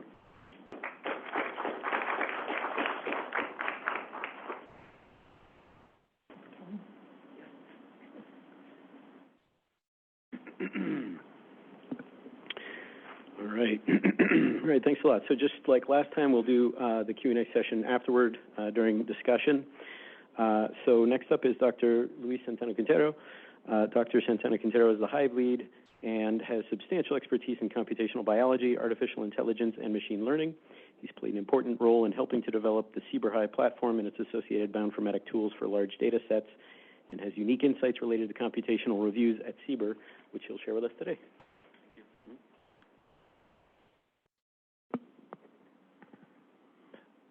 Yep. Thank you. Well, thank you for inviting me. Thank you for the opportunity to give a talk about the computational reviews at CBER. I'm going to be talking about most likely the tools, like the computational tools that we have at in our Hive, or in the FDA Hive. They are available for the whole agency, even though they are being targeted currently for our Center for Biologics. So yeah, this is a disclaimer. The information that you're about to see represents my opinions, and I don't necessarily represent FDA's position or policy. Quickly, just to talk about the FDA Hive, like what's a Hive? Well, Hive, we want to believe it's at the intersection of all these three important components: HPC, because we have a lot of hardware; platform, because we have an interface to interact with that hardware; and the science, the brainware. Why? Because we also have a team of bioinformaticians, data scientists, computer scientists that are supporting using this platform, using the HPC to provide some custom analysis to support research. We started supporting research, and lately we have been supporting regulatory projects as well. So the outline of the presentation, you will see really quick what we have at Hive as computational tools, our resources, data. I'm going to talk about 4 different important things to support the Hive, like the NGS, that is a data transfer, hardware, pipelines, and data analysis, and then how we are supporting also regulatory review, all the flexible capabilities that we have, or some of them, data sharing, and then the high-performance computing, and ultimately how by compute objects they can help to accelerate review at FDA. So as you know, the NGS lifecycle is highly complex. It's very difficult to reproduce. So there are many challenges, right? Data transfer, it's slow, unreliable. Hardware, you need a lot of storage, computing power. Data sets are getting bigger and bigger. And then for that, you have pipelines, right? Workflows. So you generate a custom solution for biological questions. You need to run them on the hardware. And then ultimately, like data analysis, they are very difficult to visualize and interpret this data in a timely manner. So all these things we are trying to help. We have a potential solution to help at FDA. These resources are available to FDA. Currently, this is regarding data transfer. Data transfer inside White Oak, we have a direct connectivity to all sequencing facilities from FDA. This automatically speeds up the process of once the sequencer produces a machine like the results, we can get them at Hive, and they're ready to be analyzed with the platform. Data is secure. It doesn't have to be sent around, and we are helping in that area. With hardware, well, you know, we have one of the largest, or if it's not the largest, HPC in the agency. There are many cores and a lot of RAM, and we have many different instances. We have ATO, authorization to operate, certification, so we can host regulatory data in our Hive. And then the other part comes with the pipelines, right? The tools. We have many different tools, mostly focused for NGS. You can run analysis for whole genome sequencing, targeted sequencing, RNA and single-cell RNA-seq, metagenomic, microbiome sequencing, pathway enrichment, and many others. So this is just an example of the many different tools that are available. And then the last part is the data analysis. There are 2 major components that we have to identify. We cannot run everything on one single platform, I believe. You have to leverage the use of many different platforms, many different aspects, and one of them is be able to compute fast. For that, you use batch computations, parallelization. You reduce the waiting times. This is where you automate the pipelines, right? And then you need to compute slow at one point because you need to do some rigorous analysis, right? You need to do some visualizations. For those, you need to have different tools. You need a Jupyter flexibility, right? RStudio, Tableau. You can create dashboards, create applications to share with others, and those tools are very, very useful for us. You have them available, so you can use them at FDA. And then I'm going to talk about 4 important concepts how we are supporting the FDA's mission. That is a regulatory review. We work with projects, right? We usually typically open a project for specific task, and then we follow up through this project until we get a solution for that. So for regulatory review, we can create applications, services for reviewers. We have flexible capabilities because we are providing these tools that you can explore rapidly evolve new technologies, data sharing, because you can efficiently share these data sets across FDA, and the HPC because you can create a shared ecosystem through FDA that allows to run the computations where the data resides. So this is just quickly one example of a regulatory QC NGS pipeline where the purpose is just to run QC checks, right, on NGS data. This is for DNA-seq, RNA-seq, and this is available to reviewers. Reviewers can easily run terabytes of data from different submissions, and they can get results for specific metrics they are interested, and we have this available to reviewers as of today. For data sharing, for regulatory data, we are helping the FDA at CBER to bring data from sponsors, supports regulatory submissions with NGS protocols. So when the submission is too big for the current ESG, like Electronic Submission Gateway, sponsors, they need to mail a hard drive or several hard drives. We get them, we put them into our system, and easily the reviewers can get access to all the NGS data, raw data mostly, and they can start running computations on them.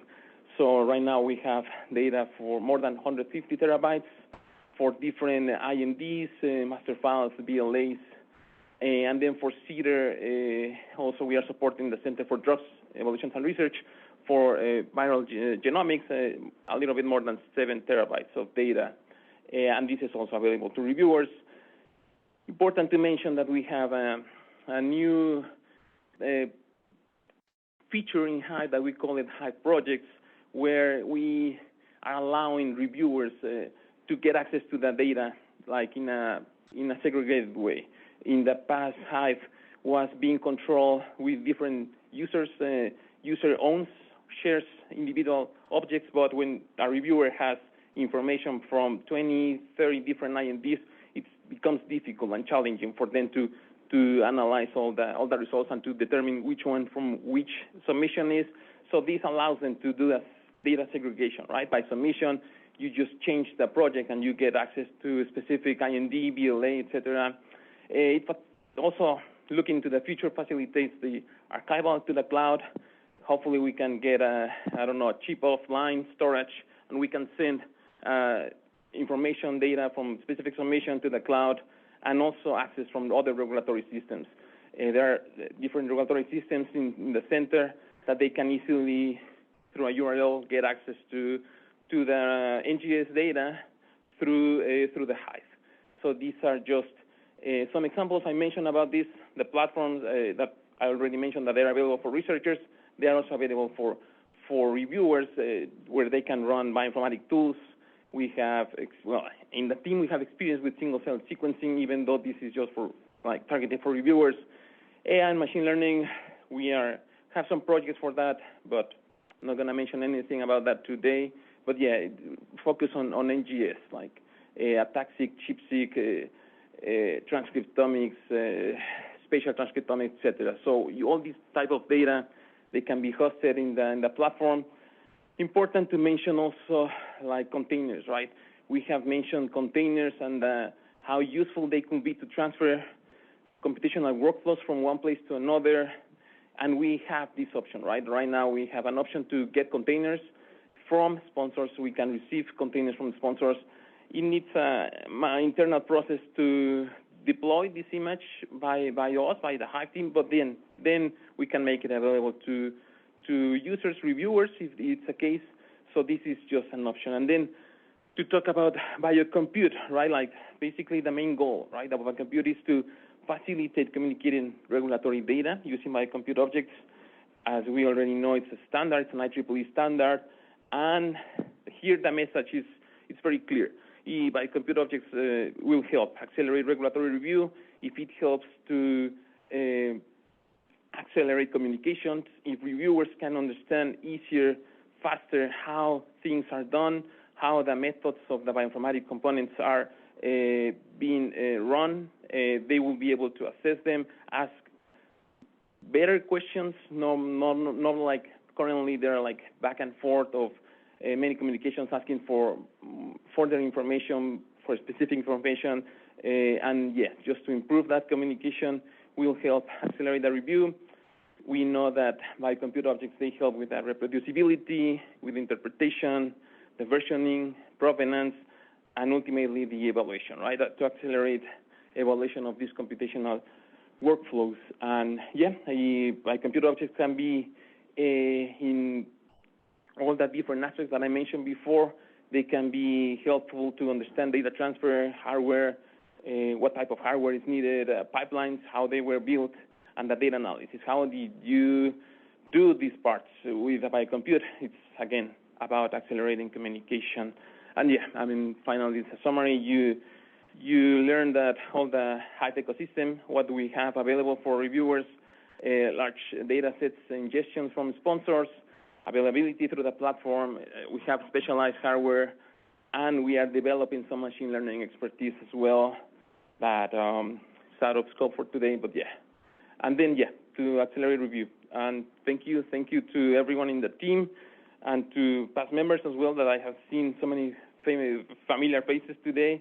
And yeah, these are the current Hive team available, like Rich, our Deputy Office Director, supporting us at the leadership level. And yep, questions? Probably later. Thank you.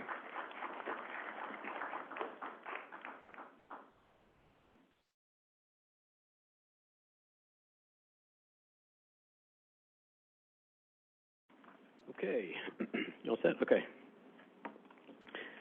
All right, so last in this section is Dr. Eric Donaldson. Dr. Donaldson is a clinical virology reviewer in the Division of Antiviral Products at the Center for Drug Evaluation and Research, or CBER. Dr. Donaldson has been involved with the Biocompute project for many years now, and he's been involved in many bioinformatic and high-throughput sequencing regulatory reviews. He'll be sharing his perspectives on the challenges of high-throughput sequencing data in the FDA regulatory review process. Dr. Donaldson is one of 3 participants that's remote, so we'll play a recording of his talk, and then he'll be on hand virtually to answer questions after that. Go ahead. Hello, my name is Eric Donaldson. I'm a clinical virology reviewer in the Division of Antivirals. Today, I'll be giving a talk on high-throughput sequencing data challenges in FDA regulatory review. Just one disclaimer, my comments are an informal communication and represent my own best judgment. These comments do not represent FDA policy and do not bind or obligate FDA. So my tenure at the FDA began in 2012, and at that time we knew that high-throughput sequencing was a versatile technology, as shown in this figure, which I've taken from the review in the link below. And there are a variety of topics for which next-generation sequencing or high-throughput sequencing, I'll use the 2 terms interchangeably throughout this presentation, but they will inform a number of things from personalized therapy to biomarker discovery, vaccinology, drug development, epidemiology, et cetera. And so we were challenged with, in 2012, our first next-generation sequencing based applications coming in to the Division of Antivirals representing resistance analysis from clinical trials. And so I'll tell that story today, as well as our early engagement with the Biocompute Object project in the hopes of generating a tool that could be used to help a regulatory reviewer expedite the review process and understand the next generation sequencing information that was being submitted. The activities that I'd like to talk about in CBER are twofold here. On the one side, I'll be talking about our specific needs from the Division of Antivirals, and on the other column, some projects that have been used throughout the Center for Drug Evaluation and Research that I'm familiar with. By no means a comprehensive list. But from our perspective, we are looking at viral resistance analysis, and this includes drug durability issues, breadth of activity. Those are things that we're trying to get a sense of with the resistance analysis, as well as issues related to cross-resistance between drugs that are approved for the same viral indication. Second topic is viral tropism and analysis. This is to address drug feasibility issues, and then detection of adventitious agents and viral isolates. This is particularly important for challenge stocks, for which animal rule studies will be performed. Also, next generation sequencing can be used to address data integrity and metagenomics of microbial flora of the gut. Throughout CBER, it's been used in a number of personalized medicine applications, including individualized cancer treatment and vaccines, biomarker discovery, identification of novel drug targets, identifying genetic susceptibilities to drug-related adverse events, and microRNA profiling in pancreatitis. So high-throughput sequencing data standard issues that we were aware of, and some important questions that we came up with to address in 2012 are listed here, and I'll go into them. And these questions are basically arose from the fact that there are no high-throughput sequencing data analysis pipelines or standards available, and therefore several questions must be addressed from our perspective when we're thinking about reviewing next-generation sequencing data. So these questions that we had and continue to think about are: what high-throughput sequencing analysis pipelines are being used? How are these pipelines being validated? What algorithms are being used for specific applications in a pipeline? And is there reproducibility between those algorithms? For example, different aligners. What parameters are used by the sponsor? How are the parameters optimized? How will the analysis pipeline be evaluated for regulatory review? And what information will be required to make a regulatory decision? So from the DAV, Division of Antiviral Drug Resistance, these are the points that we were thinking about and continue to think about. So high-throughput sequencing is used to assess a viral target at baseline. That's to determine what impact polymorphisms might have on drug activity, and also near the time of failure on drug treatment to determine if amino acid changes in that drug target can be identified that confer resistance to the drug. Resistance pathways are carefully described in the label of approved drugs, and this is to make sure that the information is available to prescribers, especially in the context of drug resistance and potentially cross-resistance between other antivirals that are approved for the same indication. Frequently, our labeling includes low-frequency resistance-associated substitutions, and this would be just the amino acid substitution that was detected in 2 subjects, maybe out of thousands, that had a signal of resistance. The high-throughput sequencing analysis pipeline and optimization process is critical. We know that depending on the analysis pipeline used and the parameters used, you can get very different results, especially when you're looking at low-frequency resistance-associated substitutions. So we determined early on and continue to do independent assessment of data. This is a requirement for approvals because of the limitations of access to tools of pipeline information provided by sponsors and contract research organizations.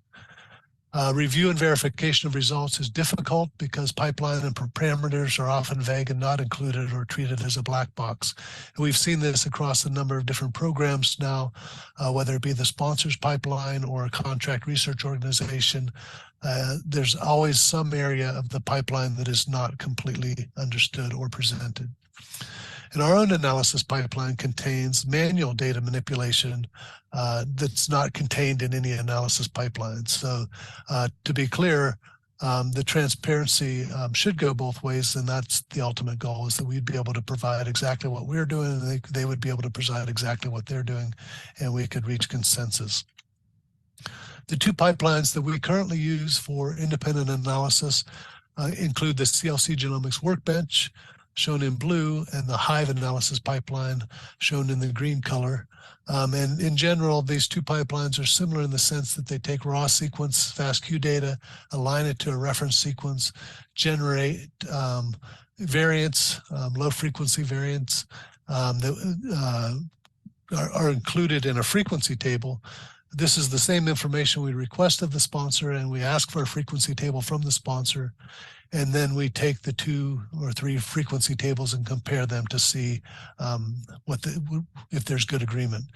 So in general, our practice has been to use one of these pipelines. So we might use CLC Genomics Workbench to do an independent analysis of the sponsor's data, generate a frequency table, and then compare that frequency table to the sponsor's frequency table. And if there are any discrepancies, major discrepancies, then we would use the Hive pipeline as well to generate a frequency table and do a 3-way comparison of the data to see which pipeline is not reproducible. So in general, this year we will be updating our pipelines. These schematics are a little bit out of date, so we'll be updating our standard operating procedures for both of these pipelines.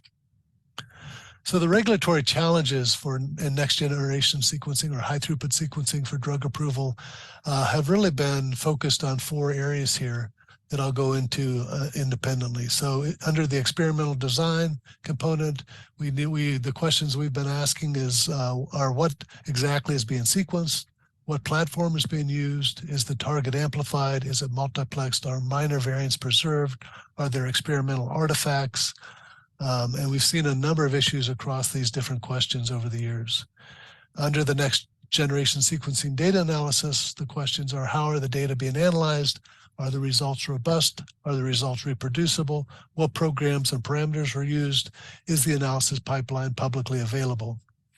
Under the regulatory review, what data are necessary to make a regulatory decision?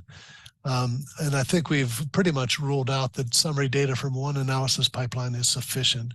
We quickly determined that data coming from the sponsor, for example, would not be sufficient. We'd want to do a comparison by doing an independent analysis. So how will the analysis pipeline be validated was another question. And in many ways, it's easier to conduct an independent analysis using a validated pipeline of your own than it is to try to validate the sponsors. And under data transfer and storage, how are raw next generation sequencing data transferred to the agency? How are these data stored long-term? What about encryption? How is data integrity managed, and how are we protecting proprietary information? All important questions that we've been thinking about from the beginning. Our main focus for the individual reviewer in the division of antivirals is next generation sequencing data analysis and regulatory review. And to address these questions, we came up with a high throughput sequencing technical specification that was developed to provide our specific point of view to sponsors. The goal of the technical specification is to provide guidance to sponsors on what to submit for analyses performed by high-throughput sequencing, to provide information on how to submit those large data sets to CBER, to outline the level of detail expected in the next-generation sequencing submissions. And in those cases where we're dealing with a sponsor for the first time, we request mock data submissions prior to the official submission just to ensure that we're getting the data that we need to perform the independent analysis. The other goals are to reduce the incidence of rejections of high-throughput sequencing data submissions through the electronic document room. In the early days, we had problems getting these large data sets to the reviewer in a timely fashion. And also to provide data that can begin the review process upon arrival. Again, prior to the technical specification, we were getting piecemeal submissions from the sponsor that we'd then have to go back and forth a couple of weeks, or in some cases months, to get the data we needed to do the independent review. And meanwhile, the review clock was ticking away. And then to provide the level of detail to assess the robustness of the data and expedite the review process in general. So this is the submitting the next generation data sequencing data to the Division of Antiviral Products Guidance for Industry. This was released on July of 2019, and it's been very successful in helping sponsors to understand what to submit to us for review. However, I will say that much of the information that's contained in the technical specification could be captured in a biocompute object. And that is why we've been very interested from the beginning of the Biocompute Object project in understanding how the biocompute could help on the regulatory side and to provide input on the aspects of the biocompute object that might be useful for a reviewer in a review division. And so our vision for the biocompute object, was to capture all aspects of a high-throughput sequencing analysis pipeline in documentation that is human and machine readable, to reduce the amount of time a reviewer would spend finding the relevant information in an analysis study or report or a study protocol, and to provide a robust mechanism for submitting high-throughput sequencing data to the agency, with the goal being having all of this information available to the reviewer at the time of submission so the review process could start immediately. I will say that I was very involved with this project in the early days, but not so much over the past 4 years, as our division has been steadily focused on the response to the coronavirus pandemic and the SARS-CoV-2 infection and drugs along those lines. Now that the demand for those drugs is letting up a little bit, we have a little more time to participate. So I'm very much interested in learning more about the biocompute object and how it has progressed over the last 4 years. So I just wanted to, in the last few slides here, go over a generic hepatitis C virus antiviral resistance biocompute object. This is a prototype from the early days, but what it shows, I think, is exactly what we're trying to get from the regulatory side. And it shows how the biocompute object can provide much of the details of the information that we're asking for in our technical specification. So this is the biocompute object schematic. You can see in the top orange circle the parametric domain. In the middle, lighter orange, are the different tools and how they're pieced together in a pipeline, from alignment to variant calling to comparative mutation profiler. In the bottom, in the blue circle, is the input domain, which has input reads, mutation table from the sponsor, the genomic reference. In the bottom, in the pinkish color, is the output domain, which would have all of the information needed to do an independent review, including FASTA files,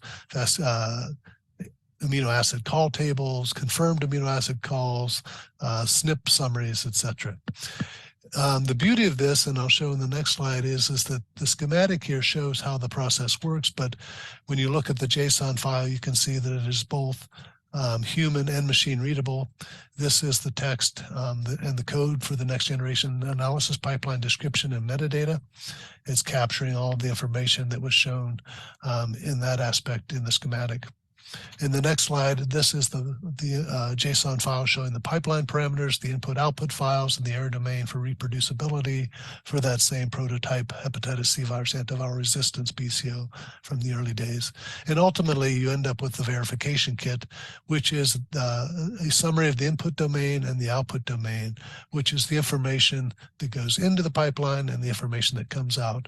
And with the biocompute object, the goal would be to capture all of the steps in between with all of the information a reviewer would need to take that input and get that output. And that would provide a reasonable and robust way of understanding the analysis pipeline. And the beauty would be that we could also generate a biocompute object for our own internal analysis pipelines, which would allow us to be transparent with the sponsor as well as the sponsor being transparent with us, so that we could both reach consensus on the important information that's contained in the data itself for regulatory review.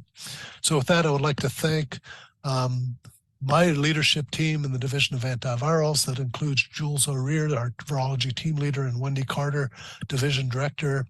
And I would also like to thank Jonathon Rawson, a clinical virology reviewer who will be helping with a lot of the HDS and NGS submissions.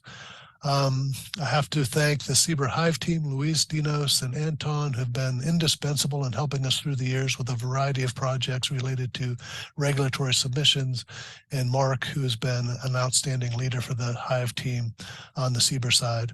And collaborators at George Washington University, Raja, Hadley, and Jonathon, and I know there are many more that should be added to this list, who have really been instrumental in this Biocompute object project, and I really am looking forward to seeing more, hearing more during the conference today. So thank you very much.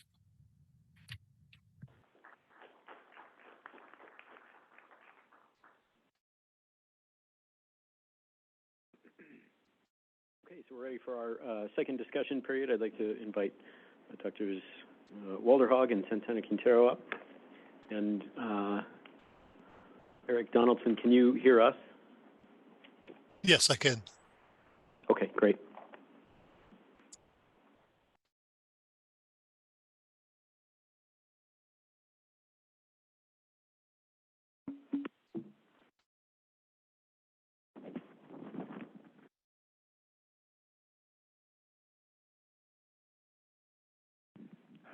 Hi, can you hear me? Yeah. So I have a question to Luis, that's Santanz-Quintero. So we are working these pipelines outside in an industry space, and some of these pipelines, after multiple use and validation and even data being submitted to FDA and FDA reviewing them positively, the pipeline itself has an inherent value, and it's a biocomputized pipeline. Is there any process to give these pipelines to FDA for free, because that might help review process on FDA side? Because the pipelines are the platform, and what would you think, and Mark and Luis actually both, if you can pitch in, what's the process of accepting a pipeline from outside that might facilitate FDA review process? Okay. I think there are two components of that question.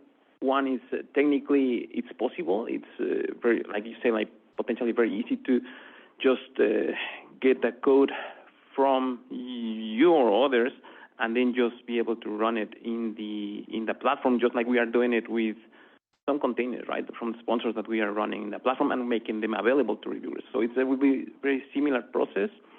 I believe it's in terms of how they are helping reviewers, that's going to be up to the reviewers to let us know if that's really what they need, and if it's something that they need, then we can certainly make those available for them. I just want to say that I think the Biocompute portal is an excellent resource for Biocompute objects, and submitting them there, I think, would make them available not only to the FDA for help in its review, but also by sponsors and academics who want to, use the same sort of thing. So I think there is a mechanism for sharing that could be very robust.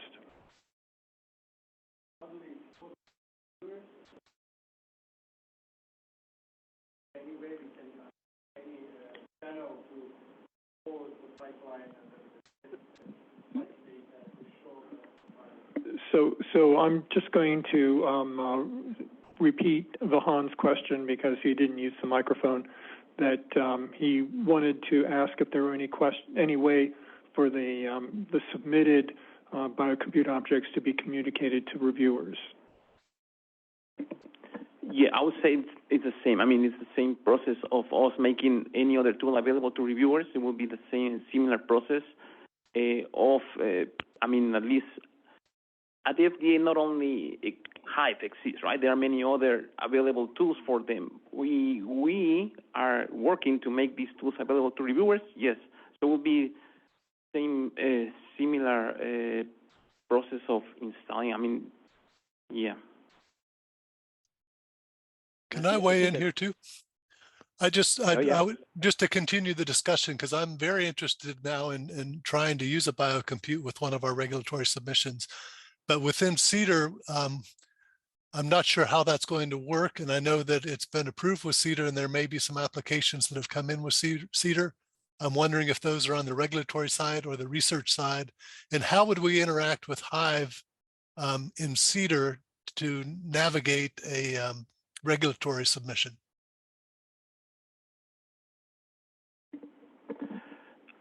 Well, currently we have a commitment from the center to help all the other centers with regulatory data. So with that commitment in place, we will say that we can definitely find ways. I know that it's been challenging to collaborate between among centers and the agency, especially to get access to large and cost expensive like HPCs like the Hive.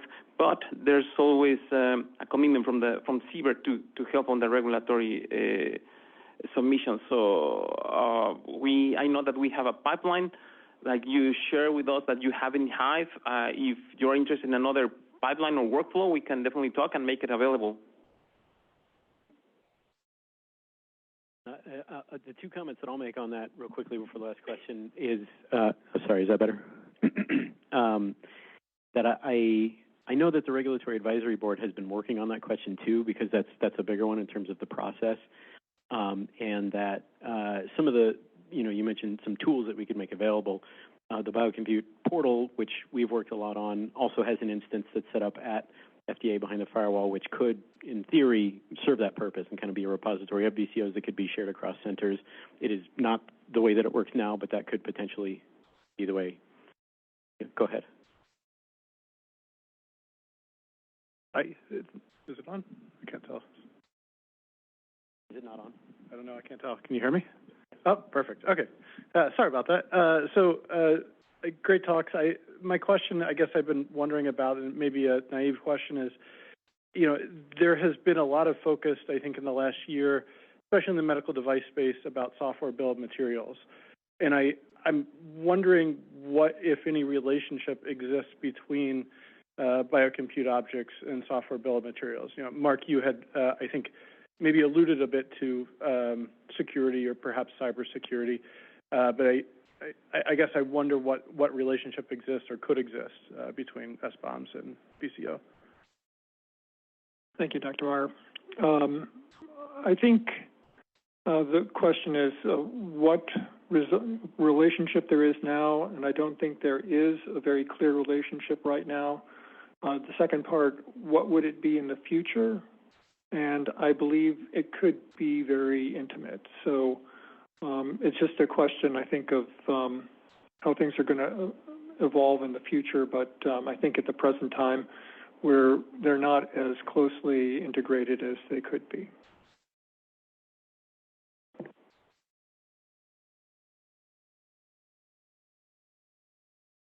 A more technical question. First of all, thanks for the presentation, very good one.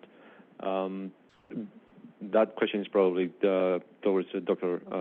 Santanz-Quintero. So you did mention that Hive has an option to host containers, and my question is whether this is scalable.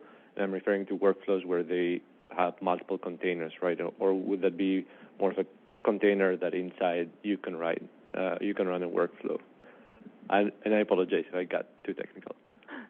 I mean, Anthony's distracted right now, but yeah, I think it's a technical question, right? Like how we can run a container in a cluster where you want to run many parallel. That's a good question. I think I have an answer to that. Like we have an orchestrator can run containers. It depends on how you have built your application or how someone has built the application in order to be developed in one of these clusters, and how much work, how much internal configuration development needs to make this being able to run in a cluster like the Hive. So it's a maybe yes. I just follow up Professor Simon's question, and then your lucid answer about that. And then if when user and make submission to the FDA, so you possibly can touch the pipeline container and then run in your Hive. I assume the Hive only for FDA internal use only. So we submit that for you to run that workflow in your Hive, and then repeat our process to generate you can make the pipeline is reproducible, and the data also result also reproducible. Yeah, I mean, yes. I mean, as you know, I mean, it depends also on the application, because, I mean, I can imagine some applications, they are not contained, or they may need to access some external sources, right? Like we have seen so many applications when they need to ping a database that it's in a specific place in CBI and CI. So those are limitations for us to launch applications within a closed environment like the FDA Hive that we have. But it will be a matter of asking sponsors to create applications that can be run in a closed environment, and those applications, they have more chances to be reproducible inside our Hive. Yes. Hello. So I have a question for Eric. So you mentioned something really, really interesting. You mentioned that while it would be nice for the reviewers to get biocompute objects so that they can better understand what was done, it could also be nice for the sponsors to see biocompute objects if a reviewer is doing some analysis so that it's transparent to the sponsor also. I hadn't thought in that aspect, so can you say a little bit more how it would look like? So I'm assuming that you're saying maybe the reviewer would use some other software to confirm some findings, and putting that in a biocompute object would be easier. Is that what you are referring to? Yeah, so I'm thinking about an independent analysis pipeline. And so I'm still thinking about this in the context of that, we may get the results from the sponsor, and until we have some idea of how robust the biocompute is for regulatory decision making, we may still for a period of time, or maybe indefinitely, continue to do a comparison where we do an independent analysis and verify those results. And in those cases, I think it would be, what's good for the goose is good for the gander. If we're asking for a biocompute object that captures all of the details, it would be good for us to provide that as well. And so that's what I was thinking along those lines. I have another question, but a comment on a very positive type of interaction with FDA, whereby compute kind of served that role of facilitation. So one of the projects we were working on, it had 120 terabytes of the cell gene therapy product, viral delivery CRISPR product. So instead of sending the whole package of data to FDA and the entire raw data sets and computational outcomes, we had an outside hosted Hive unit. We just gave them FDA during the submission. We included the reference to that data sets outside, and FDA people clicked and logged in and examined the data inside of external cloud deployment of Hive, and they reviewed together with all of a bunch of documents, but the raw data and the things were not sent. And I guess it was very positive review, because literally just moving the data would take maybe a month or a few weeks. It took them 2 days of poking around the data sets in a cloud deployment instance, looking at the provenance, looking at the actual outcome, and it was positively reviewed for an IND. So I think this was very positive experience. That's what I mean when you build the trust, because you keep entire framework of provenance and tools and publications, everything. That was really helpful. Okay, I think we're several minutes over, so I think we'll call it. Thank you very much. Greatly appreciate it. So we'll break for lunch now, and we'll be back at, I think, 10 after 1. All right, thanks a lot.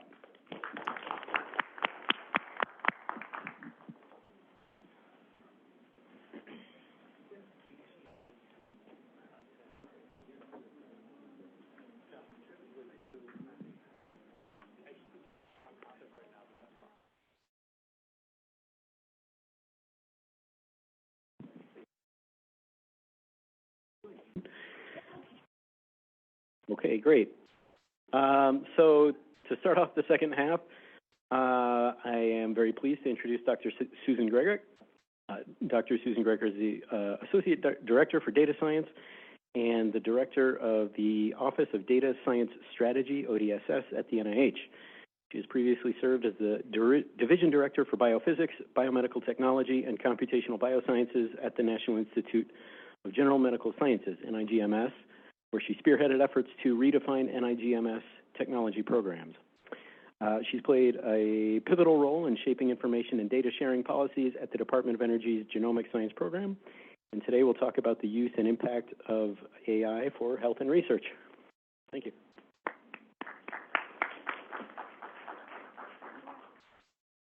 Thanks so much. Gosh, it's really nice to be back. I wasn't at the first Biocompute, but I was at the one 5 years ago.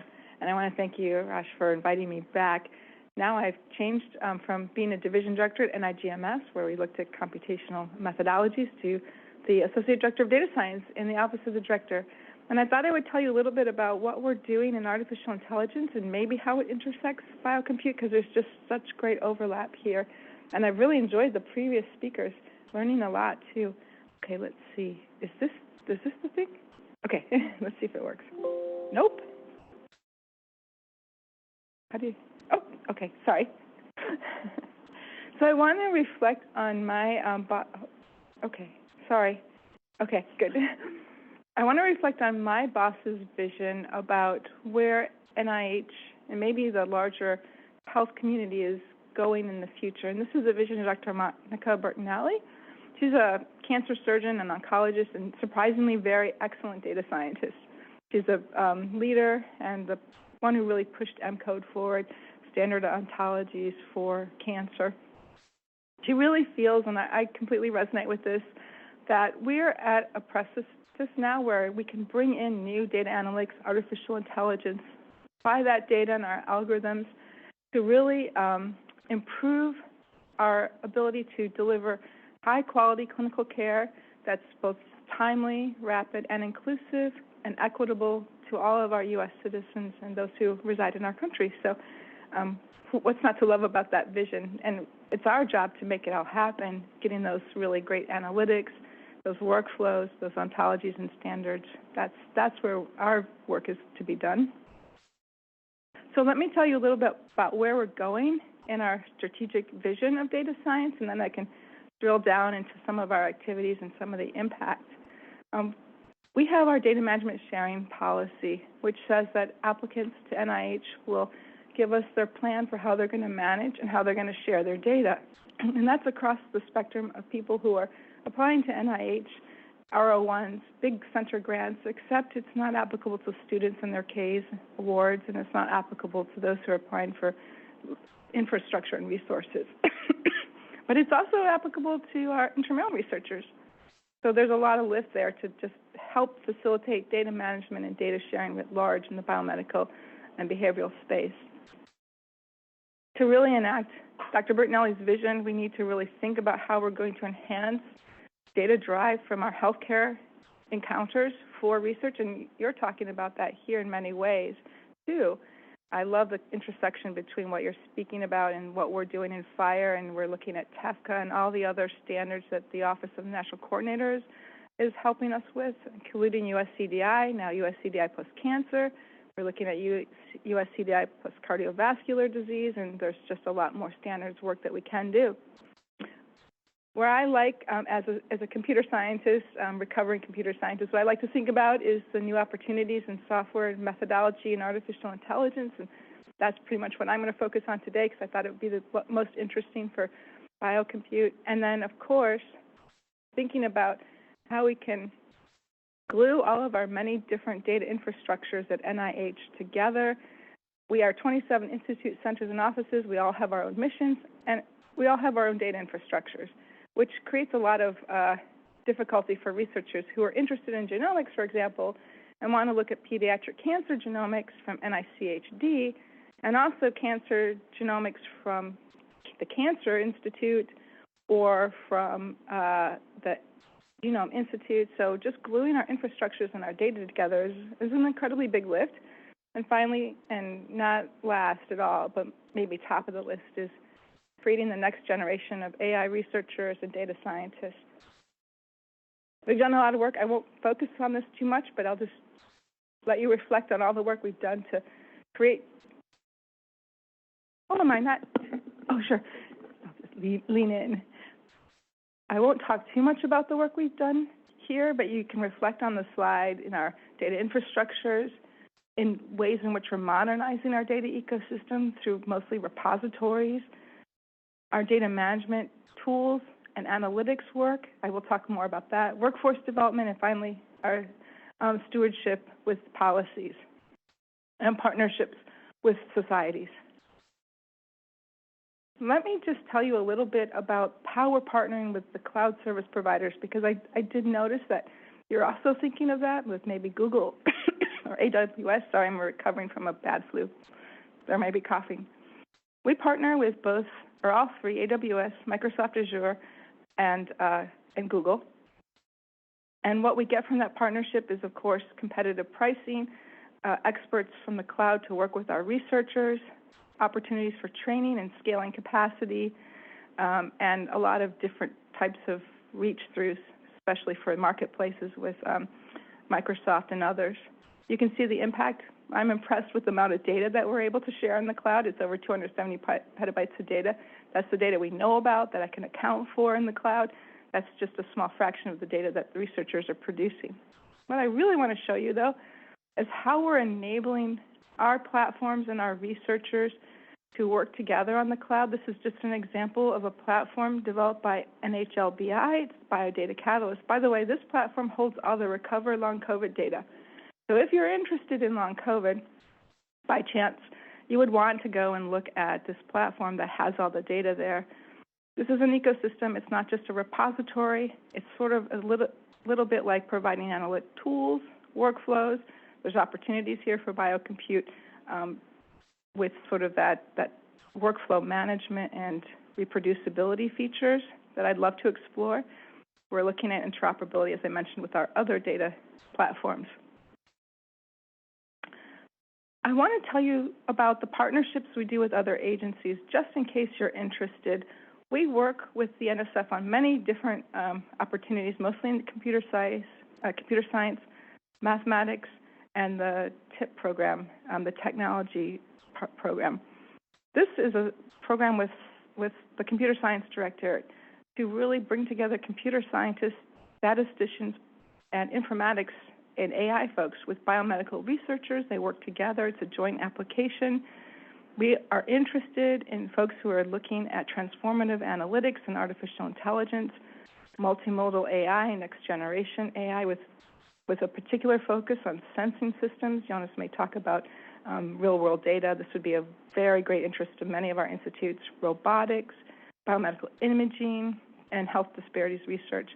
We've continued this program. We have funded it for many years. There's a number of institute centers and offices, in total 29, because we're counting some of the offices in the director, so they're like sub-offices within NIH.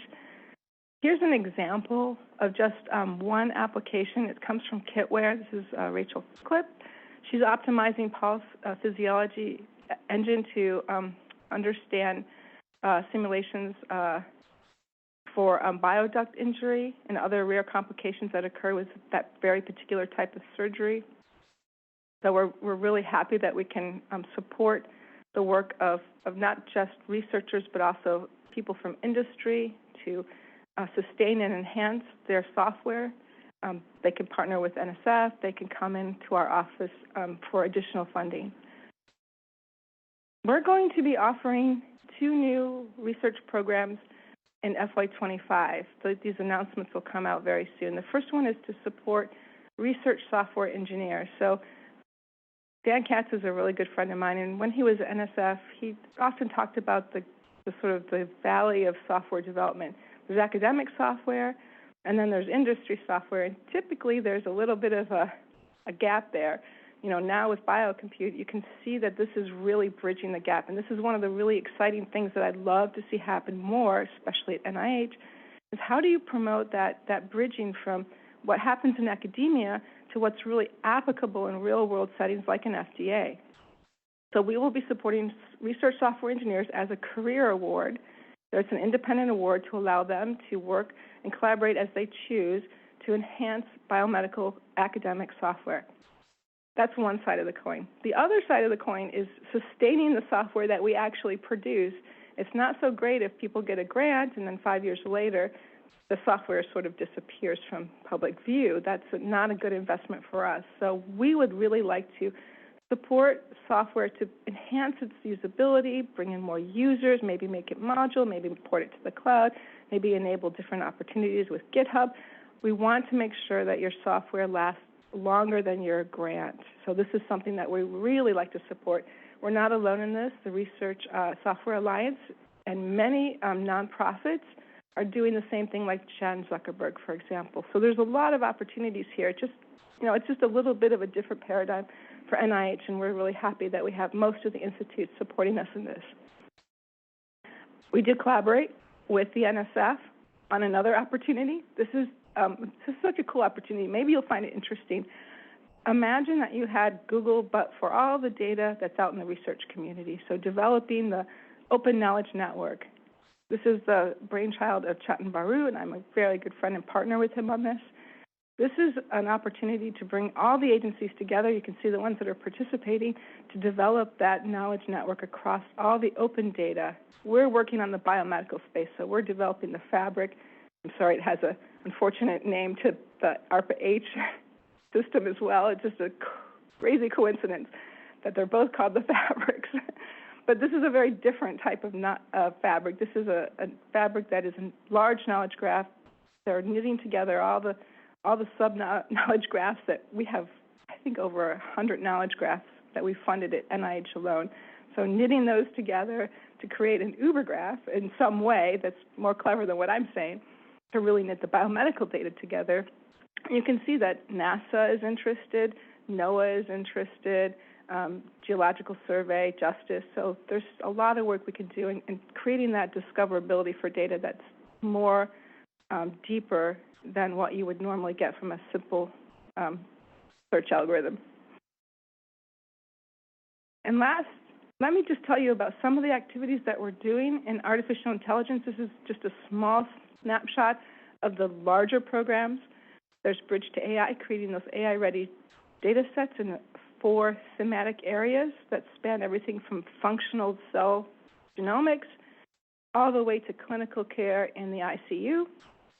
The SHARE platform is a platform for researchers who are funded and interested in minority health and health disparities research. They have a number of community data sets, and they provide what they call thinkathons, which is ways to train new and emerging researchers in AI on those public data sets.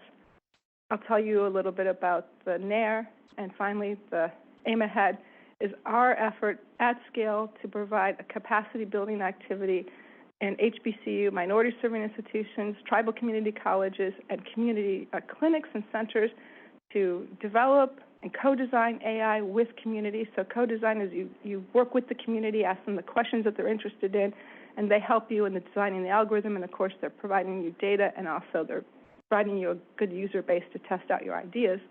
That's what Aim Ahead does. It's over 1,000 institutions. There's over 1,000 mentees and 1,000 mentors, 2,000 mentees. It is a training and a capacity building activity. We have a call out. You know, the application is sadly due in just a few days, 6 days.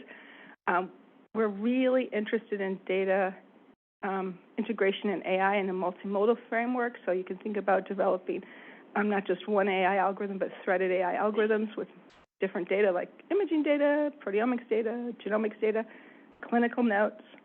We're open to a lot of your ideas. Most of the institutes are supporting this and joining with us on this. So what is important for us in our ability to address the executive order on artificial intelligence is to really get the risk, the ethical frameworks, and the mitigation strategies when you're thinking about AI, because this is for us a little bit of the harder part. The community is pretty good at the algorithm development. It's sort of the trustworthiness, the self-check, the risk assessment, and ways that could be a lower lift for humans. So hopefully you'll be interested and let the community know. We're a proud partner with NSF, who leads the National AI Research Resource. This brings enormous amounts of compute and data to researchers across the country who who are interested in working on AI, think of this kind of like the HBC COVID consortium, but for AI, you apply through a small 3-page grant, and you get access to the extremely powerful resources at NSF, like the TAC, or from DOE, like Summit. I think Summit is their main resource. We, NIH, are providing data, and we're also providing platforms. NASA and NOAA are providing data. There are a number of other agencies who are involved. We provide enormous amounts of data through our COVID, now called Clinical Cohort Discovery, the N3C, and through our Imaging and Data Resource Center, MIDRC, plus a lot of other stuff. And what's really nice is we, with DOE, are the NAIR secure partners. We provide these in a secure cloud platform. You get to look at the data and analyze it in the cloud if you're working with us. And so just really happy to be a part of NAIR. It launched earlier this week. I had a really nice briefing with the White House. We funded 34 projects so far. We're looking to do the next tranche soon, and I hope that you'll think about that. And I think I've run out of time. I'm really glad that I could come. I'm really glad I can sit here, Raj, and listen to Biocompute. You guys have made tremendous progress since the 5 years ago when I came. I can't wait to discuss opportunities in the future.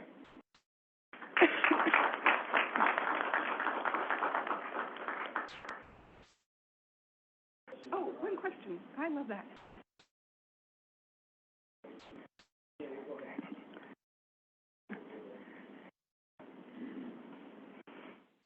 So thank you, Susan, for the great talk.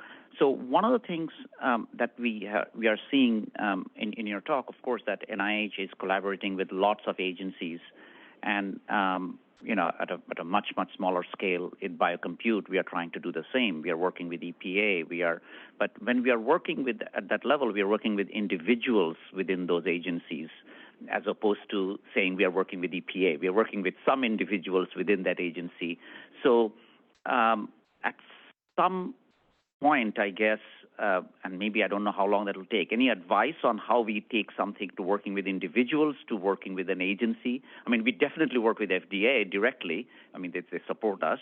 And also NIH, by the way, the Common Fund ecosystem, we have supporting for Biocompute. We have funding from Biocompute.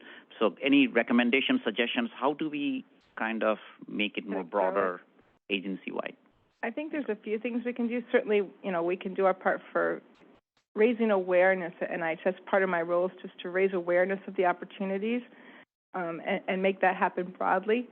There's also working with some of our major partners. And earlier, someone asked me if you were working with GA4GH, and I don't know, but I can tell you that many people at NIH pay attention to what happens in GA4GH, and they're a standard-setting body for, well, it's focused initially on genomics. The expansion to even clinical research is there, and I think maybe if you're not strongly engaged, I can help with that engagement, and through that will really push this up to a level where I think it would be a little bit higher.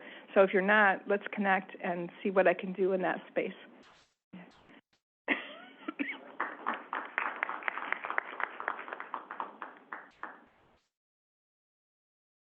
Okay, next up is Virginia Hussong. Virginia Hussong is the Chief of the Data Standards Branch at the FDA in CBER. Has been an important part of the Biocompute Regulatory Advisory Board and was involved in the Federal Register notice that was issued in 2020 when the FDA adopted the standard. And consistent with recruiting more usage, she will talk about BCO submissions to the FDA.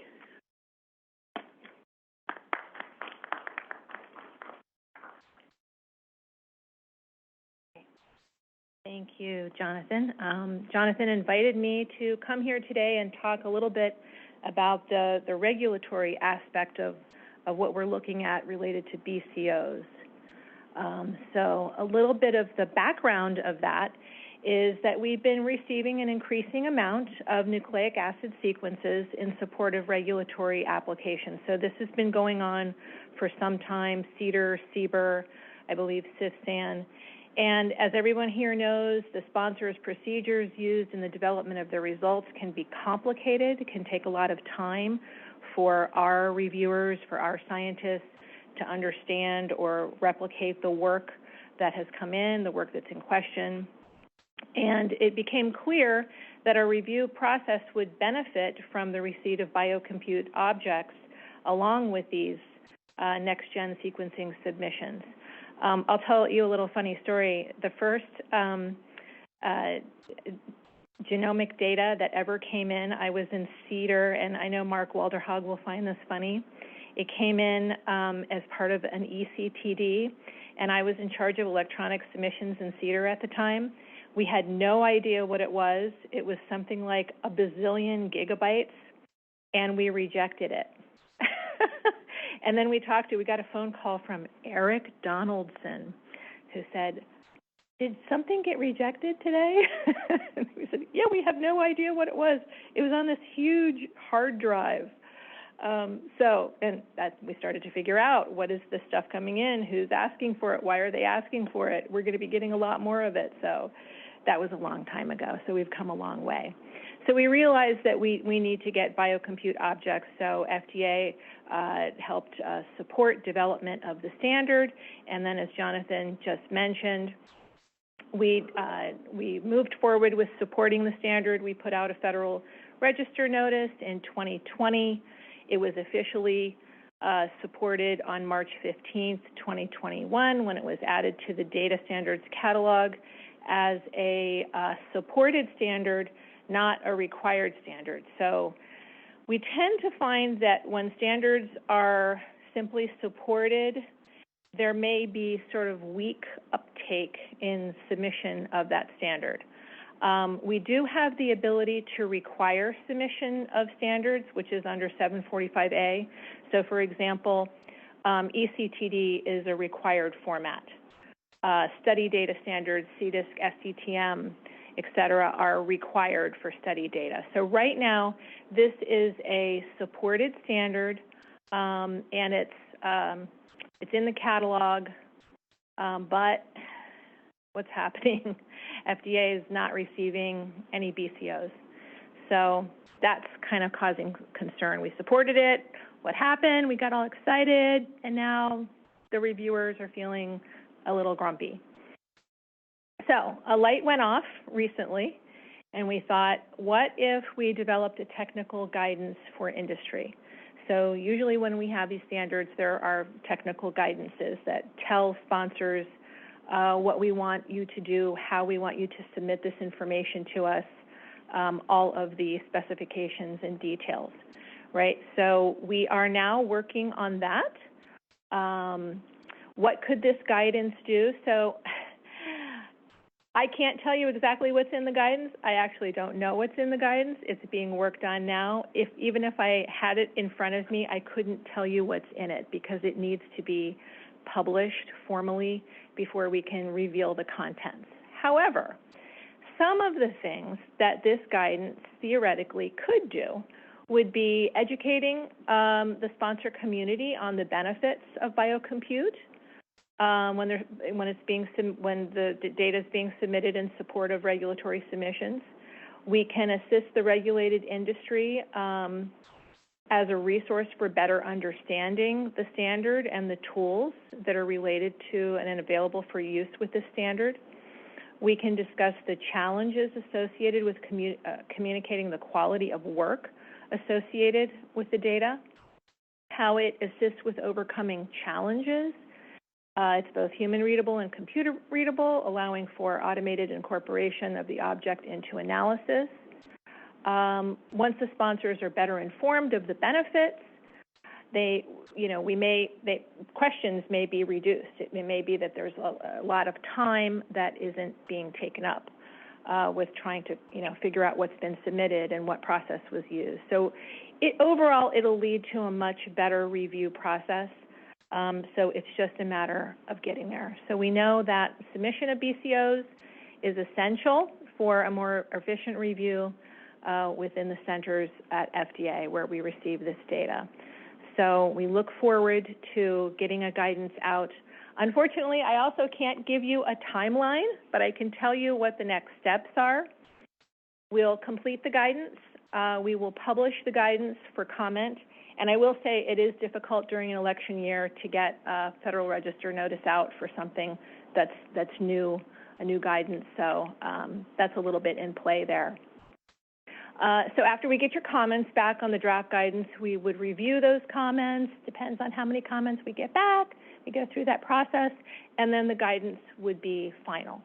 And part of the process is determining whether or not this would be a voluntary standard or a required standard. So that's sort of still up in the air as well, as it would be for any technical guidance related to a standard. And that's all I have for today. Are there any questions?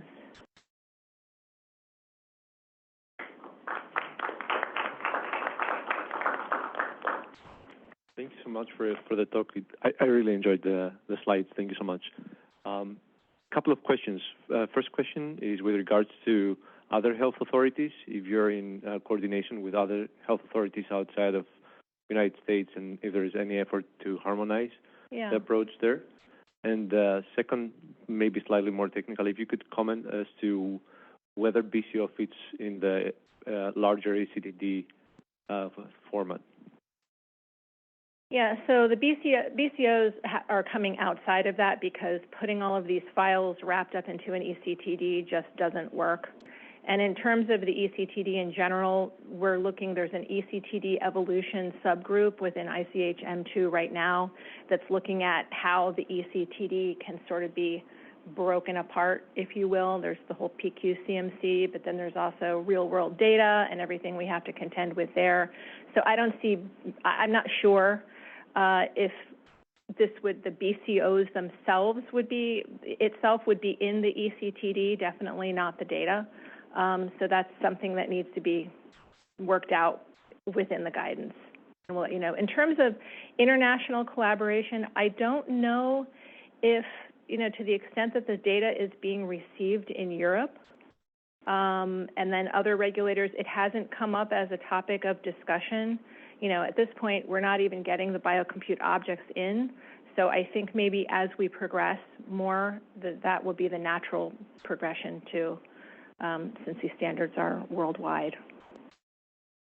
Yeah. Another question? Do we have time? So when you were talking about developing the draft guidance and including information about tools to use BCO or assist with BCO generation, is that an entirely internal discussion, or are the people drafting the guidance going to be speaking with folks outside of the FDA who are developing these tools? Or I would expect that the reviewers and scientists that are working on development of this guidance now in CBER and the other centers as well would have a wide body of experts that they would be gleaning information from and taking into consideration their thoughts. So I think there's one more from Eric Donaldson, who has his hand up virtually. Go ahead, Eric. Yeah, thank you very much, Ginny. I enjoyed your presentation. So first of all, so it's a level 1 guidance you're putting out instead of a level 2? So I can't tell you for certain right now until decisions are made. Oh, okay. Yeah, because I know with ours it's a level 2, so the clearance process was much easier, and it is considered more of a internal practice rather than specific, binding guidance. So, and then the second is, so this is going to be for CBER specific, or will this be, you'll be trying to bring in more of an FDA-wide approach? So the thought was, and the standard applies now to CDER, CBER, and CIFSAN. So the original meeting that we had was with those groups to put that together, but CBER is taking the lead on developing the guidance. Okay. And that's how it usually works, and Eric knows this, of course, but just for everyone, that's how it usually works, is one center takes the lead and it could apply to several different centers. And then one quick final question, maybe for you, maybe for others in the room. Do we have any use case for a BCO to a regulatory reviewer inside FDA? I'm just curious because the hurdles I can see internally are how do and You know, you mentioned the first hurdle that we sort of encountered was how do I talk to the CBER document room to bring the information where it needs to get to? And so I still don't know how to navigate that. And so it'd be very interesting to talk to another reviewer who has gone through the process.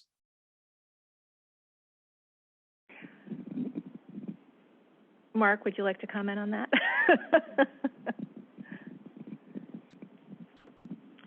And as much as we've not received a BCO, we're still waiting to have that opportunity to pioneer that whole process. So I'm hoping that the guidance will include, the sort of prescriptive information on how to go through the process of submitting, and we'll see how it goes from there.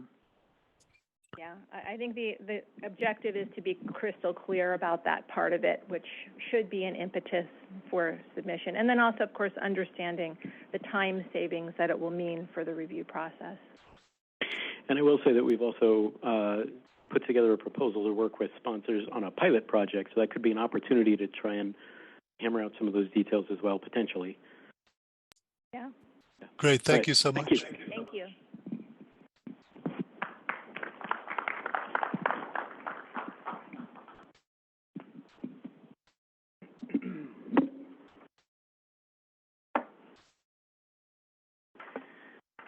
Okay,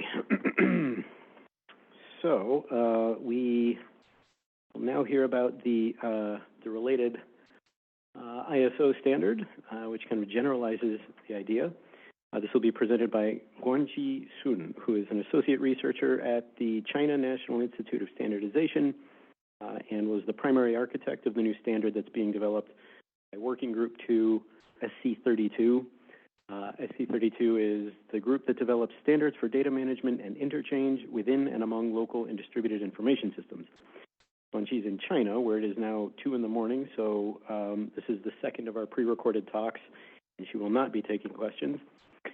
Instead, Denise Warzel, who is the convener of that group, has graciously offered to field questions. Denise has a master's in computer science, is a scientific program analyst in the semantic infrastructure program at the National Cancer Institute, and she's responsible for the NCI's Cancer Data Standards Repository and Registry, CADSR, which this standard, the metadata registry, forms the basis for registering metadata about data elements. She's been the convener of WG2 that's working on this standard since 2008. We'll go ahead and play that recording first. Institute of Standardization. Today, I'll be talking about our work on extending the BCO. Good afternoon, everyone. I'm Guangzhi from China National Institute of Standardization. Today, I'll be talking about our work on extending the BCO specification into a generic Metamodel for computable data. Today's presentation is divided into 4 sections. We'll begin with the background of this work, and then review the relevant research and investigations we conducted. Following that, I introduce the development of the Metamodel and our future work. I'd like to take a moment to introduce our working group, SOIEC GTC1 SC32WG2. Our business scope centers around the development of metadata standards. Among the standards published by WG2, SOIEC 11179 is one of the most important. SOIEC 11179 is dedicated to the registration of the descriptions of data, including both the semantics and the representation of data. It's through these descriptions that an accurate understanding of the semantics and a useful depiction of the data can be found.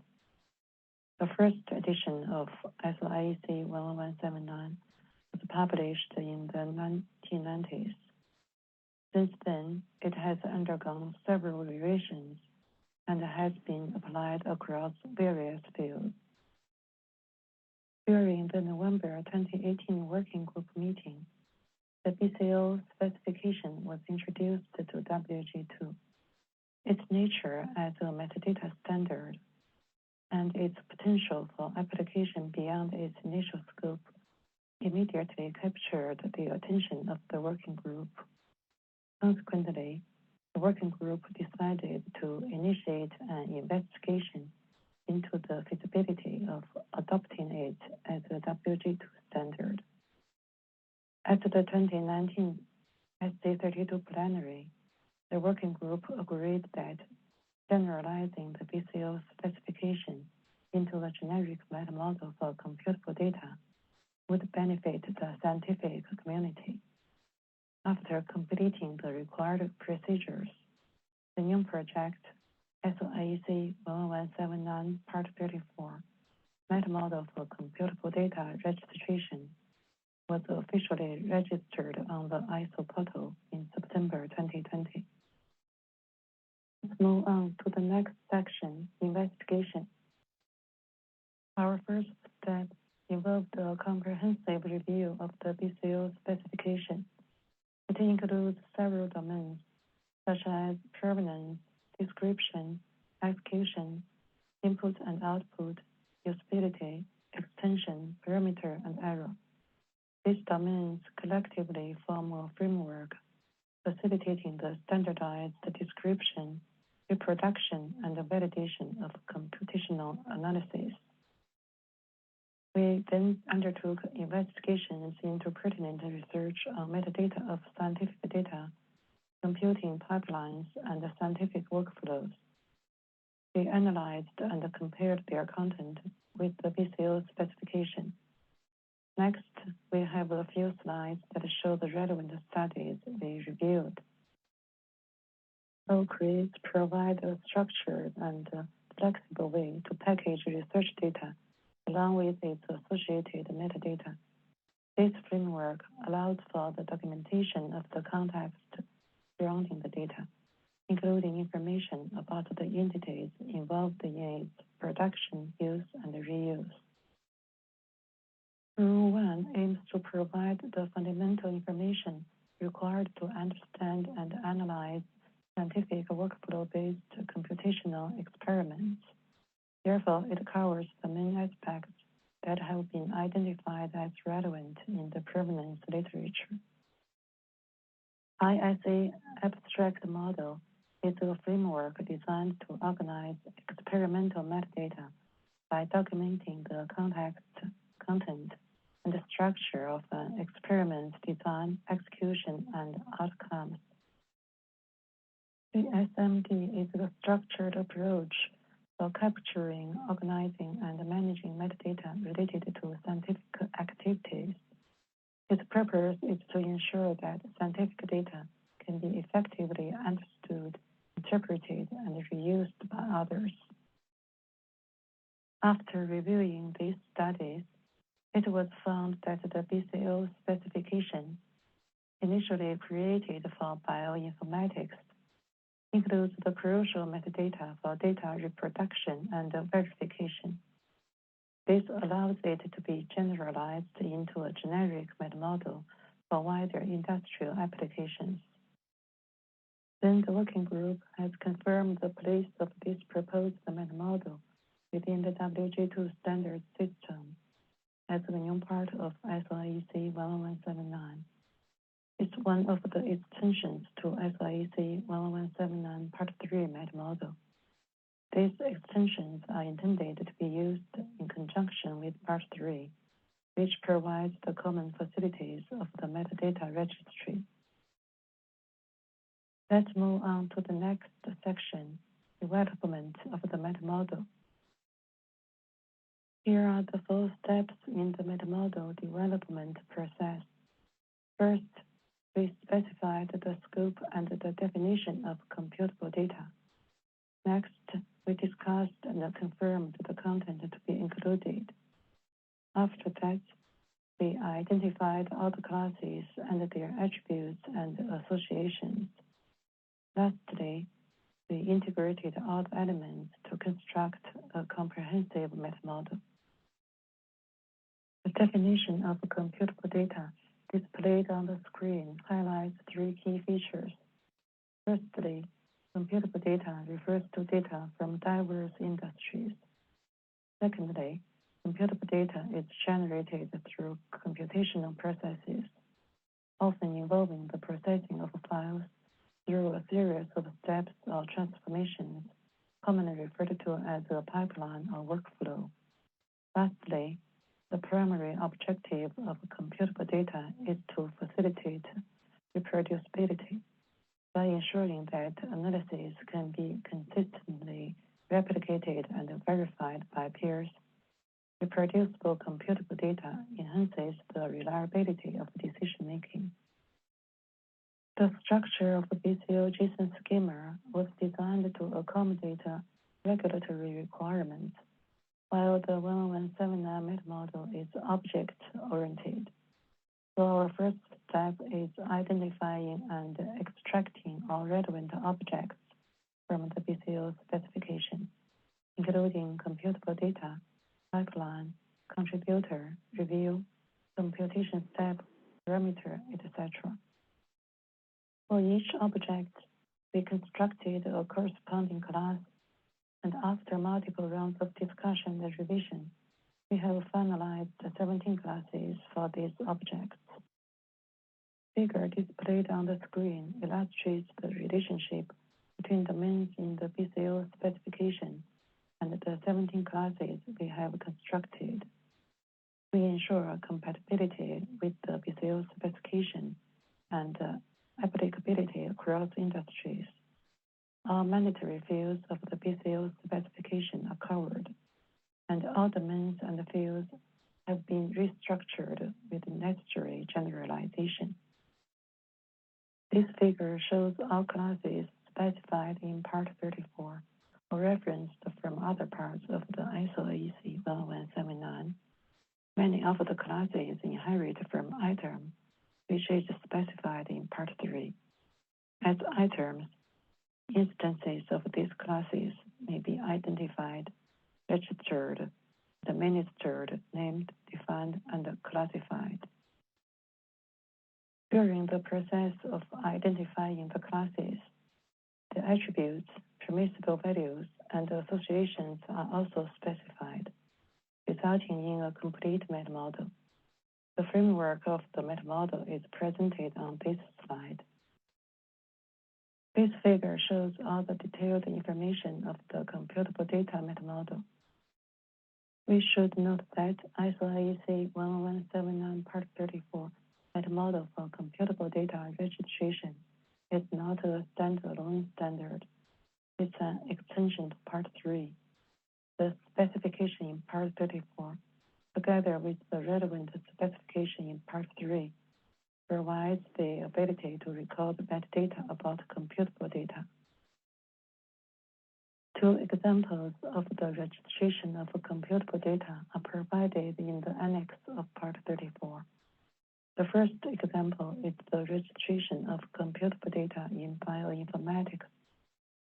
The computable data is originally presented as a JSON file, conforming to the JSON schema specified by the BCO specification. The second example is the registration of computable data in earth science. The computable data is encapsulated as a research object. The 11179 metadata registry is capable of accommodating diverse types of data and metadata, such as data elements, value domains, data sets, information models, computable data, and concept systems. When computable data is registered in the 11179 registry, where data elements have also been registered, it becomes possible to link the BCO to a data dictionary that contains rich metadata about the data in the BCO. Part 34 passed the FDA pilot with 100% approval on April 18th and is now moving into the publication stage. Next, let's take a look at our future work. We have started a new standard in our working group, mapping between these two standards.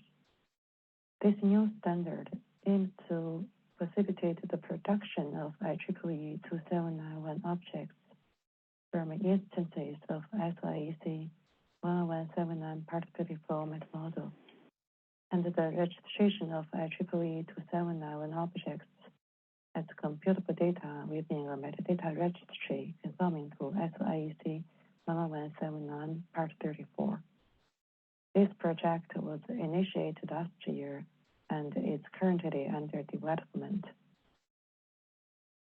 As we wrap up, I'd like to extend my sincere gratitude to everyone for their attention and invaluable contributions. If you have further questions, I would like to discuss this topic in more depth. Please don't hesitate to reach out to us through the email addresses shown on the screen. Thank you once again for your time and attention. Okay. So, Denise, are you online? Can you hear us? Yes, I can. Okay, great. Thank you for the opportunity for us to share this with you. We think that the pieces that she mentioned in the last slides there, where you can not only submit the BCO, but you could submit a manifest of detailed metadata about each of the data items in that pipeline is something that will be useful. And the fact that we would be able to produce the BCO out of somebody that has a registry like the NCI, will be very helpful for researchers in helping to not only submit to the FDA, but publications, and there's all kinds of interest in making sure that data is reproducible. So we think that BCO is an important standard, and as you can see, we think it's generalizable and will be applicable to many industries. So thanks for the opportunity, Jonathan. Thanks for working with us. Yeah, happy to. So that actually kind of addresses part of the question I was going to ask. So do I understand it correctly that I might think about it sort of like a superset of BCO that attempts to kind of generalize it out beyond bioinformatics? Am I thinking about it correctly? Yes, but in truth, and I think you knew this from the beginning, there's not really anything about BCO that was specific to biomedical data other than perhaps the terminology that's used in the data itself and such. And so it really lent itself easily to this process. And by the research that was done, we did not really find much, if anything, that was missing, maybe a few extra attributes that were added. And of course, it's structured differently. So to spit it out of somebody's registry, this new part that we're working on will make it, just basically push a button and you'll be able to generate the BCO. And since all of our research data at the NCI and soon at NIH will be backed by data elements that are 11179 data elements, it means that when we submit to the FDA, if we're still required to submit BCOs, we'll be able to produce those along with links to the rich metadata about the data itself, which we think is really cool. Yeah, very cool. Thank you. Questions? All right, one more. So Denise, this is Raja, and this is a great talk. So one thing I was wondering, the community that ISO serves and IEEE serves, are they distinct? Or what I'm trying to understand is that when we are kind of sitting at with our BCO hats on, right? When we are approaching, or we are doing training, or we are answering questions of people who want to use biocompute objects, would it make sense to also try to figure out, how to answer certain types of questions in performing the ISO model that you are, you're talking about, and then we have the IEEE, or it doesn't matter? You are saying it's a push-up button. You can go either way. Yeah, so the sort of the latter, that the reason this was developed is that there are internationally a lot of adoption of 11179 for describing data elements by pharma industries and a lot of other government agencies. And so as those people are publishing scientific papers, and some journals actually require sort of a manifest of your data elements. So that was an important part of it. But now, with computable data, the ability to describe how to reproduce that data will just make those papers stronger and their submissions stronger. So it was really intended for the audience who's already got an 11179 registry and wants to be able to leverage all of that in producing one of these objects. So we wouldn't really expect there to be anybody that would take the raw 11179 format So the IEEE is sort of like the delivery, or consider it the the exchange mechanism for that content, whereas the 11179 registry would serve as a place to enter and record that data as metadata, similar to there's a portal where you can go enter into a screen to create a biocompute object. I can't remember what it's called now, but it's similar to that, because these registries have user interfaces and help you, version control and all those kinds of things that would help you over time in managing a particular BCO. But the intended audience were people who already have these registries and want to leverage the data element information to make the metadata for that data even richer. Does that answer your question? Yep. So no, you would not want to do both. Okay. Thank you very much. Sorry, we're running a few minutes late, so we'll take a break and meet back at 10 after. And once again, if you have not yet, please do check out the posters. What? Oh, I'm sorry. Hi, Stian from Manchester here. I want to ask two brief questions, if that's okay, to sneak in. I'll try to be quick answering. Okay. Yeah. Okay. Oh, okay. I was thinking, because you're on the ISO, I wondered in relation to ISO 23494, is it biotechnology, which is using the PROV model. I don't know if you have consideration on there, because we're thinking different aspects, right? You're thinking more from a data presentation, registry presentation, right? Right. We're metadata, like a layer above the data, and we don't have standards for specific data. Yeah. Right. Exactly. So is there any integration between the two different standards? 23. Generally, when we have, for the metadata registry standard that we work on, we generally do, a search to make sure that we're incorporating the latest thinking about what metadata attributes are important. But we have not, there are other domain-specific metamodels out there for the data itself, and we don't really try to get involved in that. We're sort of one layer above. We're a layer above that. Yeah. And the second question was on DCAT, because that's very big in European Commission, the use of DCAT, and they have their own specialized profile, and they have 10 different domain profiles for that, right? Is that DCAT is in the data catalog? That's the one, yeah. Yes. DCAT so 3, DCAT is just been released. Yep. So that is incorporated into another part in 11179, so that you can register your data sets.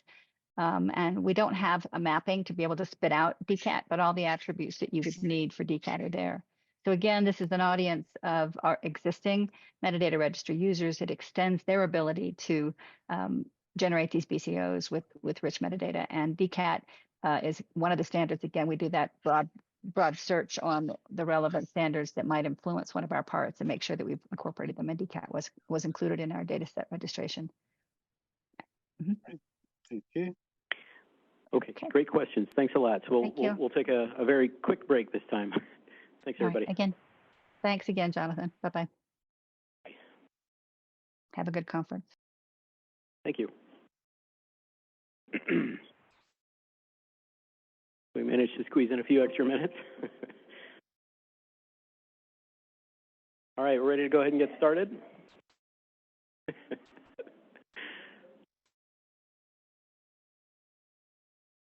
All right.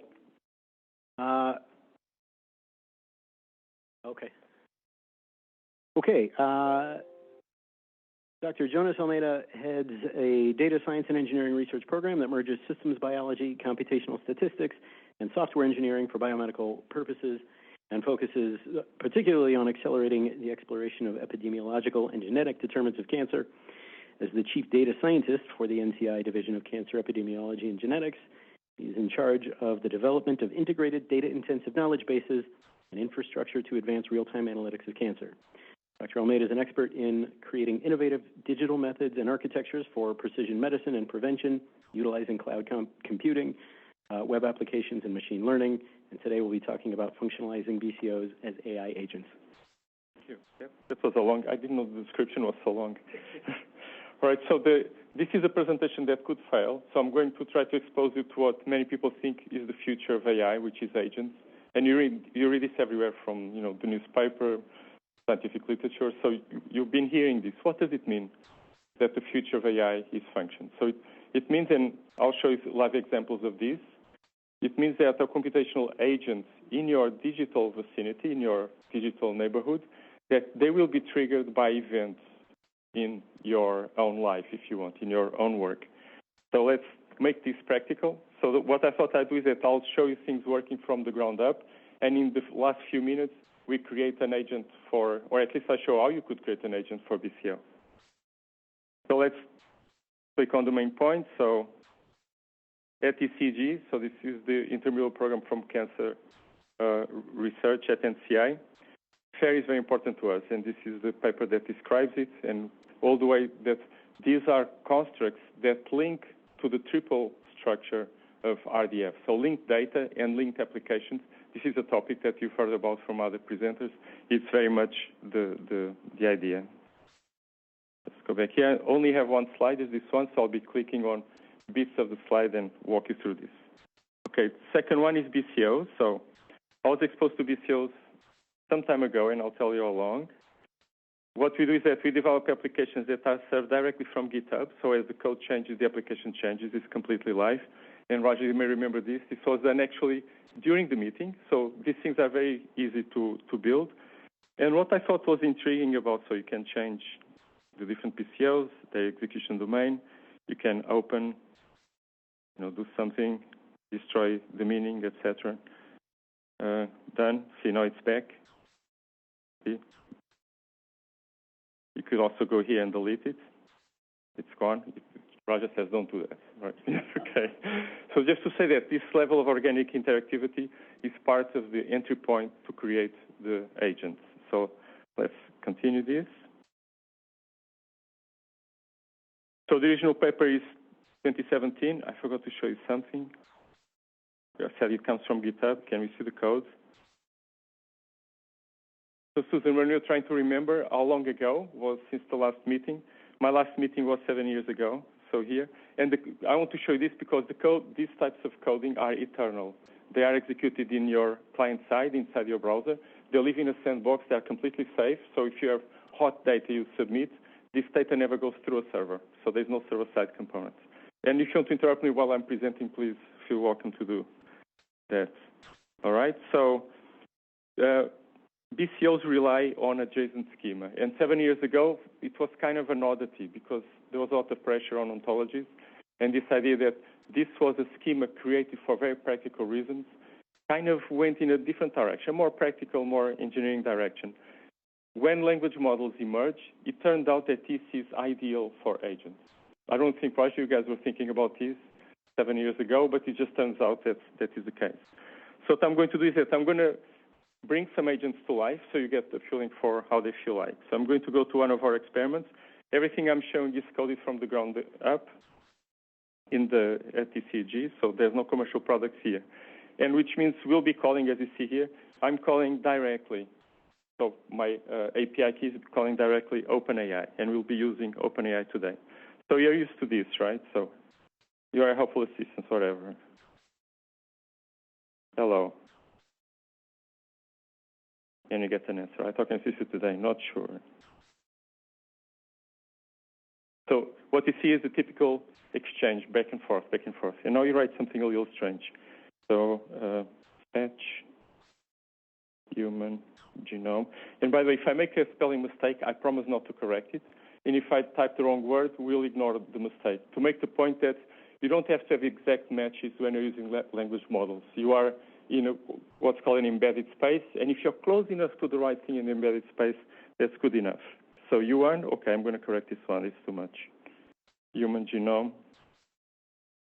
from chromosome 17 positions to... Did I put the right one? Yeah, this should be right. So pay attention to what happens here on this side. So this is the console of the browser. And suddenly the agent is going to come to life. It's going to take a little longer than here use the hello. This is very quick. And you wonder what is going on. So there it is. You made the call. That was quick. And you got the sequence. And then you got an apology. So I'm sure you've seen this when you write things. So that means that while the agent came up to life and talked to us, also some other part of the language model is also talking to us. So there are two agents here. One is a ghost, one is real, but it is accurate. And when you look here, you find out how this was done. So on the fly, the agent went to UCSC, find out what was the API, what was the syntax of the API. So when Vahan asked earlier, is it too soon to talk about AI? The answer is no, it's not too soon, because this type of AI, functionalization of language models, is doing things humans cannot do. We can only memorize so many SDKs or the syntax of APIs created a generation ago. But the language model doesn't have this problem. And I'll show you how the object is built. So to make sure you believe me, this is exactly what is going on. So this is the call that happened behind it. So this is the sequence you got back. And you see that UCSC did this a long time ago. They were using things like semicolons to separate attribute value pairs. But again, the language model has no problems with this, and these things survive over time. So now let's do something a little bit more intriguing. So it's said that at the current stage of development of AI, here, and you say, well, what stage is this? So let's see if you get the dates right. In November 2022, ChatGPT became available, and millions of people started using it.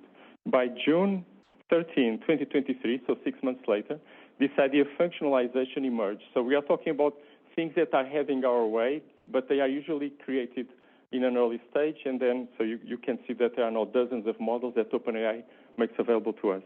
So now let's try to ask these agents to talk to each other and help us do something that we don't know exactly how to orchestrate.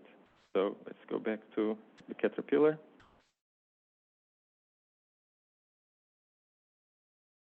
Say Apple Assistant, and now you say, should I carry an umbrella Sunday? And I always leave this open so you see what's going on behind it.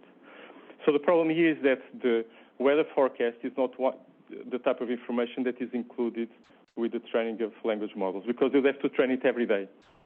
So they train it. The language model does not include what's called real-world models. So there's a language model, and I see someone who understands this difference. So the difference is absolutely critical. The language model does not understand the world, but the language model understands the orchestration of models of the world. So that's what we hope to have here. So they are helpful assistants. This is where you create the context. I'm being very loose here. I don't bother create the context. Should I carry an umbrella Sunday? So language model doesn't know, and hopefully only the functions talk back to us. You never know how this thing goes. Here we go. Question mark. All right. And now you see here something funny. 0, you would expect 1, 2, 3 like before, and now you have something different. So actually I'm going to do this again to make sure you see it. The numbers. There we go. Helpful assistant, sure, why not? Hello. Hello again. So this is what you're using. This is a language model, and now we are going to go to the agents. Should I carry an umbrella Sunday? So note 1, 2, 3, 4, and now we don't know where this is going to go. And what you see here on the side is the array with the messages. Right now I have 8 messages. They're all here. Now see what happened. It was actually faster than usual. So 1, 2, 3, 4, 6, 5. So 4, 5, 6. So you see the agents now. One of them decided to check the weather forecast for NCI. This is a tool written for NCI from weather.gov. So we get really excited at this point. The agents are alive and the world is changing. All right, so you say, okay, let's be serious for a second and look at the actual constructs behind this. So I'm going to go at the actual functions.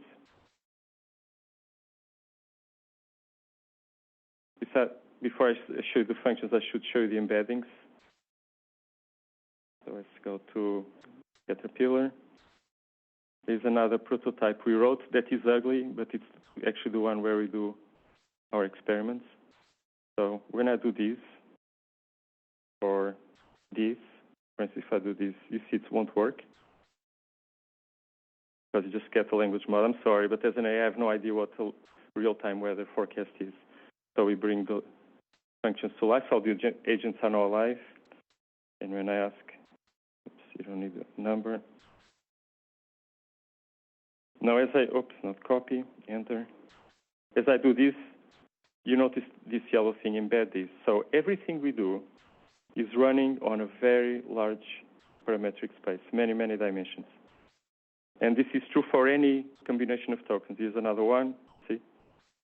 So for those of you who want to do now science with agents, functionalize language models, this is where you do it. You go back to these gigantic manifolds and you do your multivariate statistics. And it's not a bad idea to start with the things that biologists have been used to since the 60s, so cluster analysis, PCAs, self-organizing maps, and all the like. All right, and then we are going to see now the real thing. Let's be serious, the actual functions.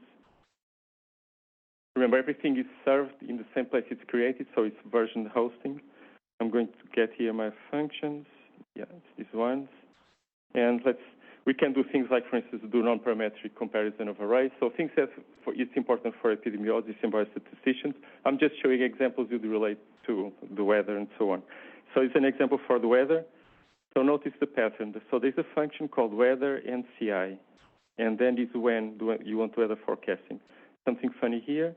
The interesting thing is there's also weather. So there's a weather NCI function, and it's a weather object. And this object is where you would functionalize a BCO into a JSON schema. And we'll do this. It's the last thing I'll do. So you have here that the name of the function is weather NCI, and it goes back here. So it's a very simple pattern, and it mimics a lot of the progress in data schemas in the last couple of decades. You have a representation of the procedure, and you move the procedures to where the data is, and then you have a piece of data that describes the schema. So say, okay, last thing I show. Let's generate a JSON schema. So I'm going to go to a place where JSON schema is edited. Let's go back to BCOs. And let's pick one of the JSONs. I'm not sure if you guys have any preference. Makes no difference. For instance, this one. Let's look at the edited structure. It's all here. So remember the pattern. There's a function. There's an object. And then you just do a transformation and you get started. See here the demo is user ID, ID title, whatever, and now you put your BCOs and you have here the schema. So you could say that there's a pattern in the schema that needs to be compacted, but this is how you'd start. You just put your data and then you work from the data to the schema. This is the reverse of what we've been told to do, right? Our mothers tell us don't run with scissors, and here now we run with scissors. So we raw data first and schema second.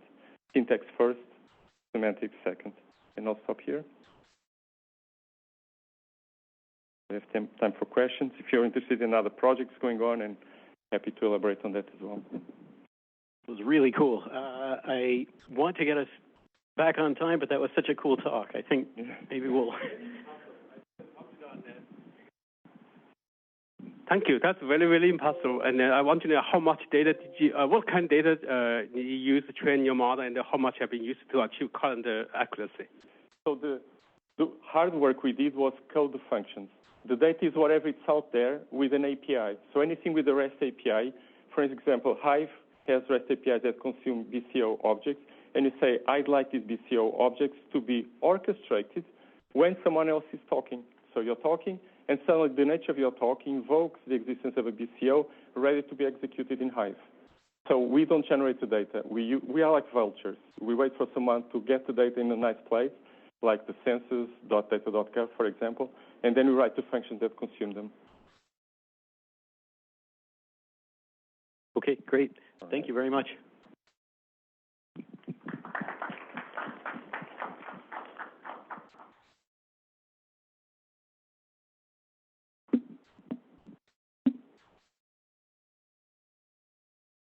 Okay, so next up we'll hear about DNAnexus. So Dr. Sam Westreich is the Senior Program Manager at DNAnexus. With his experience in genetics and bioinformatics, he leads the development of DNAnexus portals, making data transfer and analysis between FDA and its partners easier and faster. In his talk today, we'll cover the integration of BCOs and DNAnexus with BCOnexus.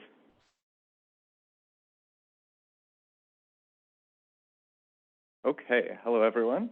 Let me just make sure I can do some clicks, maybe.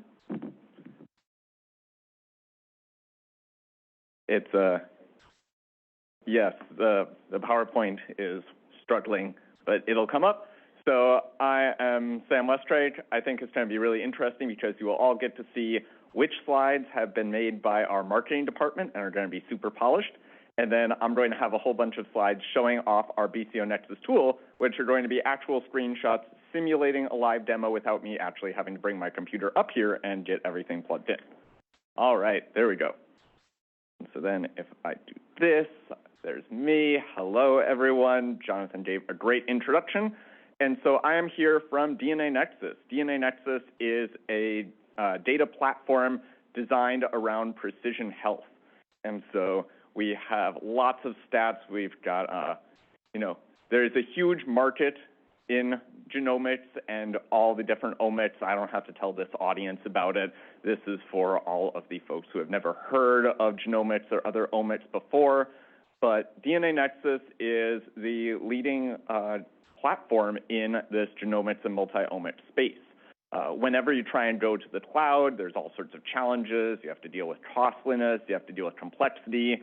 The cloud is designed to be infinitely scalable, but it never works out of the gate, especially if you are a biologist and you don't want to have to learn how to program on AWS. You just want tools that work.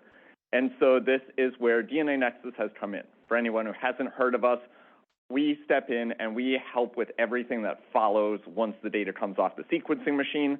So data transfer to the cloud, running all sorts of secondary and tertiary analysis tools, and then offering insights on that data. And so you can see we have a whole bunch of security and compliance regulations. We have a whole bunch of feature offerings, and lots of companies use us. FDA is up there. UK Biobank is all hosted on the DNAnexus platform, and a bunch of other companies are working with us.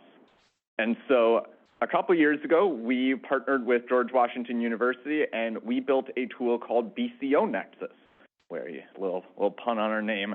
And the idea here is that a lot of what we've talked about, and a lot of the talks so far, have been about really cool, complex, detailed use cases. And that is great, but for most folks getting started with BCOs, they're probably not going to be ready to jump into the deep end of the technical pool just yet, and they want something where it gives them a simple, lightweight introduction to working with BCOs when looking at raw JSON may be scary. And there are plenty of biologists out there who, when confronted with a whole bunch of domains and all of this raw JSON data, they're going to throw out their hands and say, this is too complex for me. I want to work with cells and not a computer keyboard. So the idea with BCOnexus is we want to present a nice user interface for this and, very importantly, a manual. A lot of the tools out here, they assume that people have some understanding of working with biocompute objects and really digging deep into data. And we know that in order to reach a wider audience, we're going to also have to provide tools that give a broad, gentle, easy, shallow end of the pool intro into working with BCOs. And so here is the link to us on Docker. We are actually updating our Docker image in order to make everything FedRAMP and FSMA moderate compliant. But you just Google BCOnexus and it's a unique name.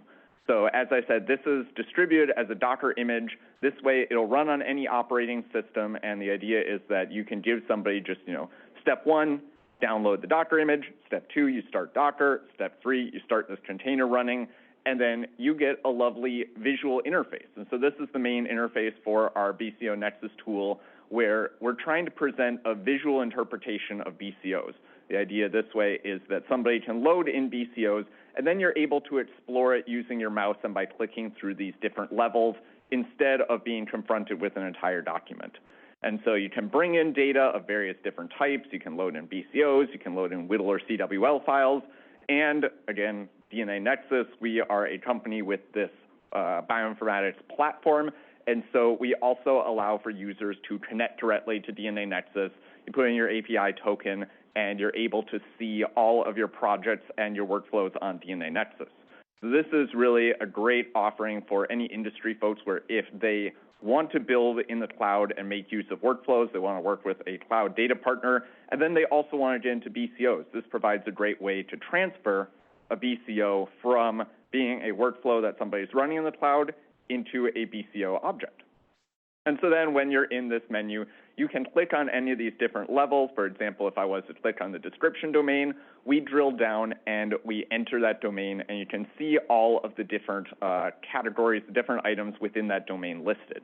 And the goal here, again, this is designed to be something where users can just click around and they don't have to go straight into writing JSON. And also, for some of these terms, it may not be clear exactly what's being asked for. So all these terms, you click on it and you get a nice little descriptor box that tells you what is the description for every single item under your BCO. And so then when you are editing this is an example DNAnexus workflow I pulled in from Metagenomics, which is what I did in a past life. In here, the idea is you can just click on an area and you can start typing and everything is auto-saved. And so then you're able to build your BCO in real time and go through and explore these different areas without having to, again, scroll through code. If you wanted to look at all of the JSON, you can, of course, view that directly, and you can edit all of this JSON. We have built in some tools to beautify your JSON, so that way you get it in this nice, pretty printed format. And also, we do some validation in order to make sure that your JSON is correct. But if you want to edit your JSON, you can do so with this tool, or you can stay at this nice level where everything is point and click, and you don't have to go into code. I work with a fair number of biologists where I have to point out to them, click the big button in the middle of the page in order to launch your application, the button that says Run Application on it.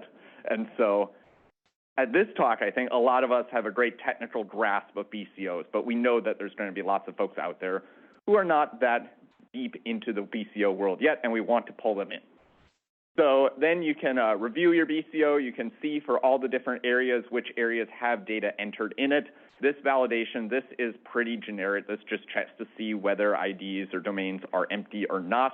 We don't do explicit validation of looking at a BCO for a certain purpose and doing validation to a functional level, but this is good for seeing, if I'm putting together a full BCO and I want to check, did I miss a domain? I don't remember. This is a great way to just do a quick scan, and then you can export this.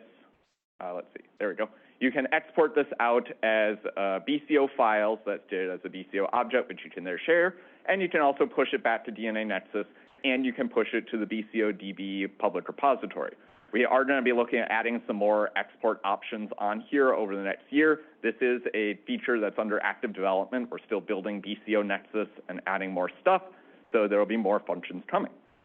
And so if I go back, one other thing I really wanted to call out is sometimes you might need to combine BCOs, and sometimes it might be useful for you to be able to share with others a template BCO and then say, all right, now you fill out the details. And so that template BCO, that might have, for example, provenance information in there. Somebody might have a master BCO which contains all the provenance for all of their projects, and they don't really want to sit there and copy and paste it over into every individual BCO that they're going to be creating, especially if they have multiple experiments.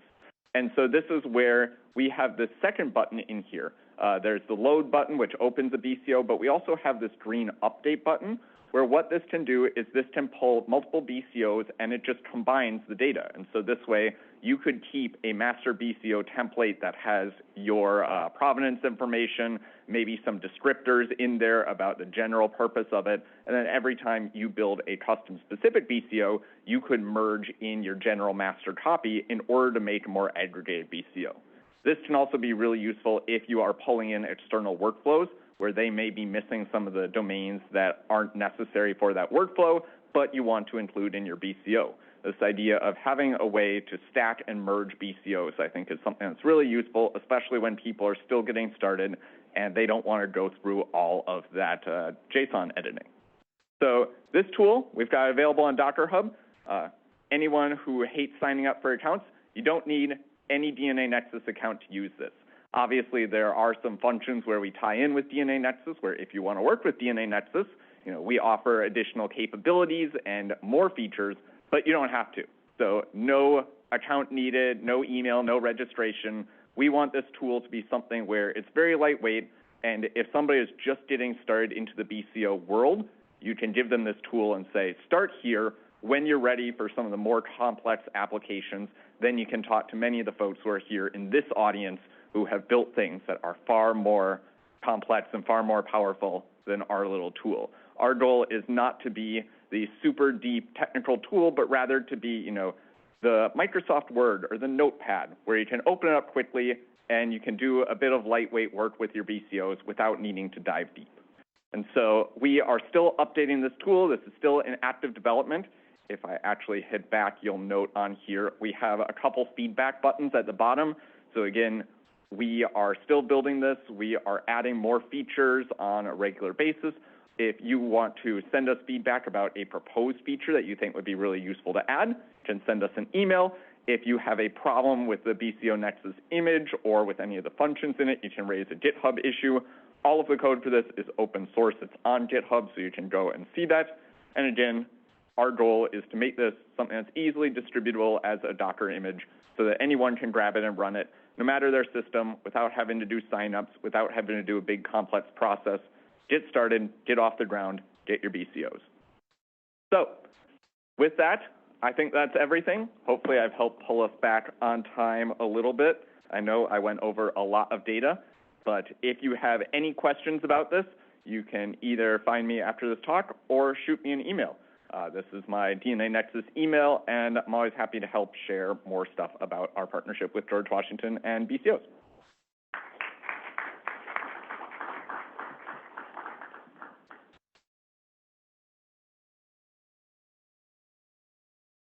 Yeah.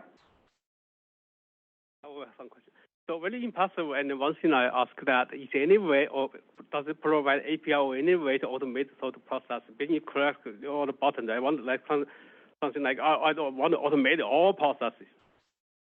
That is a great question. I don't think we've explicitly built with the idea of automation, but I certainly think that's something we can consider. A Docker image, you can feed it, data, you can feed it requests in API format as well. So that could be something where maybe we want to talk a bit more about the use case for it, but I don't see why not. Yeah. Thanks for the talk. A probably technical question. I know that in DNAnexus, I don't know about precision FDA, but in DNAnexus, there is a possibility to run Nextflow pipelines. Is there a way to export the BCO of a Nextflow pipeline that it's part of the DNAnexus platform? Yes, you should be able to. So DNAnexus it's the platform where we have a lot of different pipelines and tools. Nextflow is one of those. And all of those pipelines are available as workflows on DNAnexus. And so with this export feature, as long as you have access to the pipeline with your authorization token, which is just generated on DNAnexus, you should be able to export runs of that pipeline as biocompute objects. All right. Thank you all. I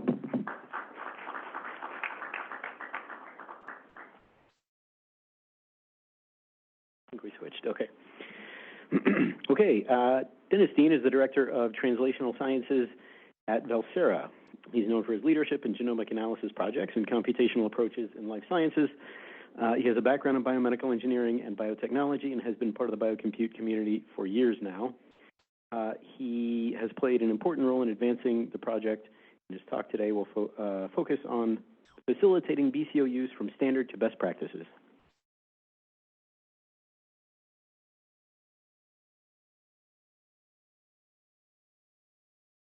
Good afternoon, everyone. Can I get a good afternoon back? Good afternoon. Hello. So I can remember my first introduction to the BCO. A buddy of mine's, Gil, said, you got to meet this guy, go to this meeting. Raja said, give a presentation. I'm talking. I'm like, what's going on? Next thing, I'm invited to this conference, and we're working on a standard. And what became this random thing became advanced training in government, academia, and industry partnering to solve a problem. And over the last year, I've had the opportunity to work very closely with DNAnexus, and it's just amazing how different thoughts and different ways of thinking can help spark new tools. So let's see if I can figure this out. Yay. So we're formally 7 Bridges, so I'm going to say 7 Bridges, although we're Valsera. And briefly, what I want to do is just talk a little bit about our perspective and how we think about biocompute objects. And it's based on how we think about platforms. And in my first talk, I talked about how a neoantigen workflow would be a great use case. And I finally got hold of a great neoantigen workflow that has over 130 apps or tools within it. So I want to talk about what that might mean for the BCO. And then lastly, I want to talk a little bit about use case prioritization. Sam just mentioned how he's adding features. I want to go in the other direction. I feel it's so important to what we build is very robust and strong that I now rely on a lot of Hadley's tools from GW. So really thinking about how we work together is going to be important. So our biocompute perspective is based on our platform perspective. So we have multiple platforms funded by the NIH. And my first introduction to the biocompute, we identified the Cancer Genomics Cloud as the place to build the biocompute object, and it actually funded the first iteration. So our biocompute object app is open source and publicly available. If you're not familiar with the Cancer Genomics Cloud, the idea is to bring computation and data together on the cloud and to make large NCI data sets publicly available. That's the left side. And then on the right side, CGC is just a small part of the NCI Cancer Research Data Commons that brings together a large amount of resources to address the NCI mission. And I have a little circle on the right side, plus 28 petabytes linked. We just developed some new methods that allow us to link to an additional 28 petabytes of data. Now, I live and think CWL. Our platform is built around it, and so Common Workflow Language is basically a graph, and it makes it so that computation is very precise and clear. And we use both Common Workflow Language and Docker to have a framework of reproducibility. That's what I'm showing on the right. And if you go down to the figure on the bottom, this is a screenshot from our platform of a completed task run. And the platform is completely reproducible. So all the files have persistent identifiers that you can link to and back. And this was really important. So we document all the inputs, the versions of the workflows, and the outputs. And so, you know, just like has been spoken about multiple times before, sure, the JSON on the left is okay, but maybe you don't want to work with it directly. So we developed an app shown on the right side is the splash page, and we really thought about, in the beginning, what do we need? And we thought we needed a text editor, a CWL composer, or basically working with CWL files. And then lastly, we thought about a platform composer. How do we work with our platform to generate BCOs? And Nan, who is now at Merck on my team, came up with a framework that he built the first Shiny app on. So I'm not going to talk too much on the left, but what I want to talk about is the BCO app section. And the idea there was to have a GUI, so an R-Shiny app, but below that, there were a bunch of libraries. So there's a BCO library, a CWL library. I don't think we quite got to the JavaScript library, but the idea is that maybe early users want to work with the graphical interface, but senior researchers don't. And so then they could work from the libraries. And then I have an arrow down at the lower right. Our most recent addition is writing to the BCO database that Raj's team put together. So let me bring you quickly through our app. So the idea here was that we would be able to access different types of inputs for different types of users. And we think we have some unique features. One is because it's an R-Shiny app, we can deploy it in multiple ways. We actually deploy it from within the Cancer Genomics Cloud. We've deployed it as a server onto itself, and we can work on it from your local computer. And coming soon, we're going to have an R-Shiny library within our platforms that will be released. I forget which platform soon. So that will be a new way that we plan to release the BCO. I was going to say what I'm most proud of, but I'm going to say that like 20 times. I'm really proud of my team members who helped us do our submission for our Precision FDA Challenge. our BCO app won first in the app category. And I remember my team going, I think we can do it. And there were a few late nights, but they put together what I think is a really nice app. And so the vision is that we would have an open source component and that we would develop a premium version that may have more complexities that not everyone would need. So this is the splash page. Let's see, I believe I'm going to show you, just briefly walk you through what the user would see. So once you select the workflow, the first thing that happens is because CWL is a graph, we're able to visualize it quickly. And then in the provenance information, it's auto-populated, many of the fields. And I really focused on the computation component because I felt that that was the part that it was going to be hard for people to do or remember. So the version numbers come up, and the tool names and the parameters come up automatically. And if you look across the top, there's the steps that basically walk you through each of the domains of the BCO. So as you go to one step to the other, it pre-populates as much of the information as it has, but then you can edit the information that's not there. Here's an example from the description domain. I love my bioinformatics team. These are the written descriptions they put in for every app they release, and we have almost 900 workflows released. So there's the incredible detail in developing bioinformatics tool. So this is the last screenshot of the development, and if you look right in the center, you can see the generated BCO. And then the blue buttons on the bottom give you different ways to export the BCO. So you can export it as a JSON, as a PDF. We had Git working, but Git changed their security protocol, so that's not working right now. And we're able to upload to our platform or to write to the GW database. And here's an example of writing to the GW database. There's a token and some information. And then you can go to the online database and then check that the BCO was actually written.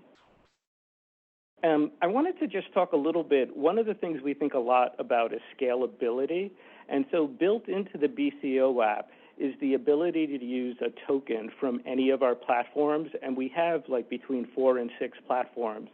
So you can use those tokens to choose a specific platform to interact with our BCO app. And I show those platforms here. One of them is was mentioned earlier, Biodata Catalyst, Cancer Genomics Cloud, and then Cavatica is a focus on rare diseases. So we published a manuscript. Once again, Nan was like, I want to write a manuscript. Next thing I knew, there was a draft, and it was just really well done. So we published that a few years ago. It's still a good place to go to start. I spoke to Saul, who's working on the code. We will release a new version soon, and if you want it, just ping me, and we're happy to share that. Now, when I spoke to Raja about doing this talk, I was like, I really want to talk about where we need to go. What do we have to do beyond the standard? So I'm convinced we have really smart people. We're going to be able to do the tech, but it's really important to know what are we dealing with. So I wanted to give an example of what we're seeing as a typical commercial workflow. And so I want to talk about our neoantigen workflow. We developed it in part for the Tesla challenge, and we're very proud of it. I don't think we came in first, but we definitely were in the top 3, where the workflow was able to identify 34 of 38 antigens or neoantigens. And the workflow has 130 apps. And I've been dying to really dig in and to look at it. So I'm really glad I was able to collaborate with our bioinformatics team on this project. The schematic is on the right.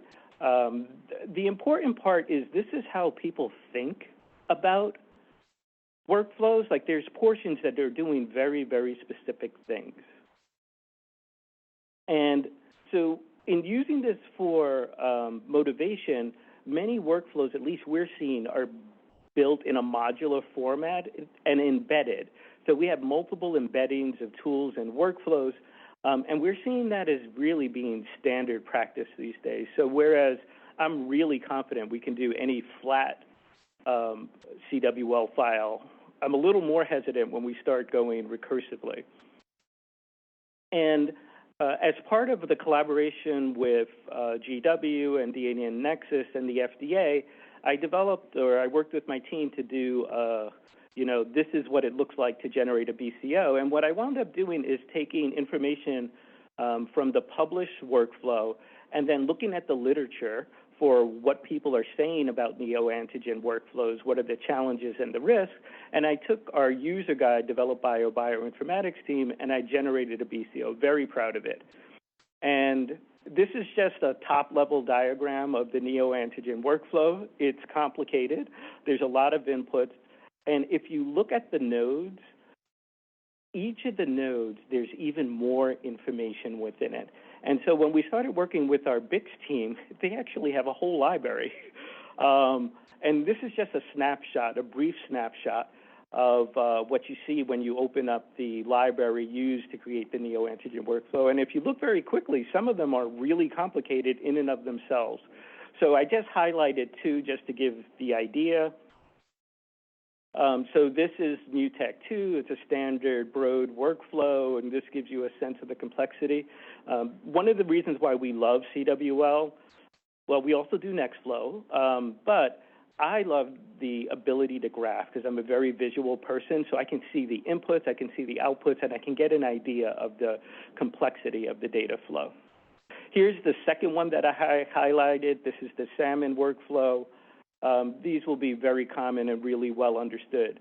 And I highlighted this in particular because some of the workflows are common, and then there's just a few that have proprietary information. And I think that that's really important, and it's been mentioned several times. And I'll talk about that at the end of this section.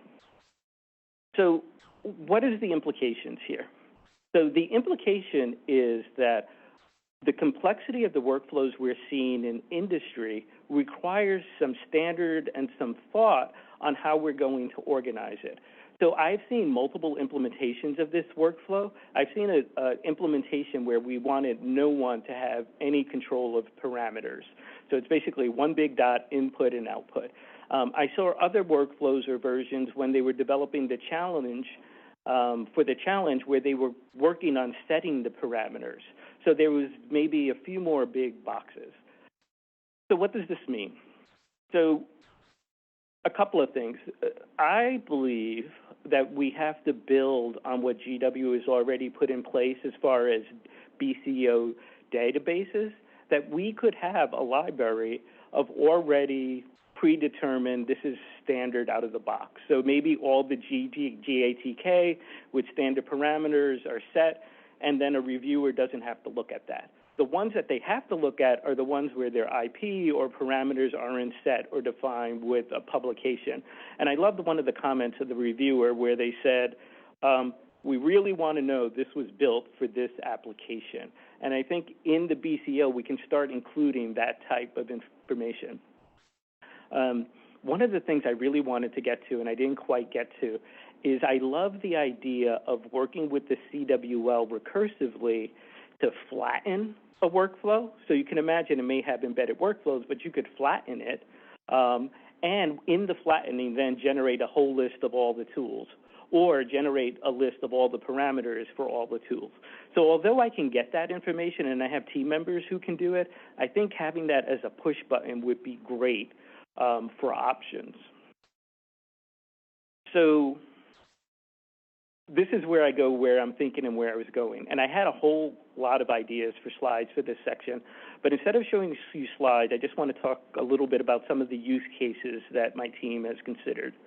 So we believe continuous integration, or integrating BCO into the development framework. So many people use continuous integration where they're doing all the development in Git. They bring it down, and it's all tracked. We did a little work in that, and that was interesting because we ran into security issues. So we learned a little bit. The other thing we spent some time on is not so different from the template or the run BCO, where we included all the CWL information and showed that we can make the BCO executable.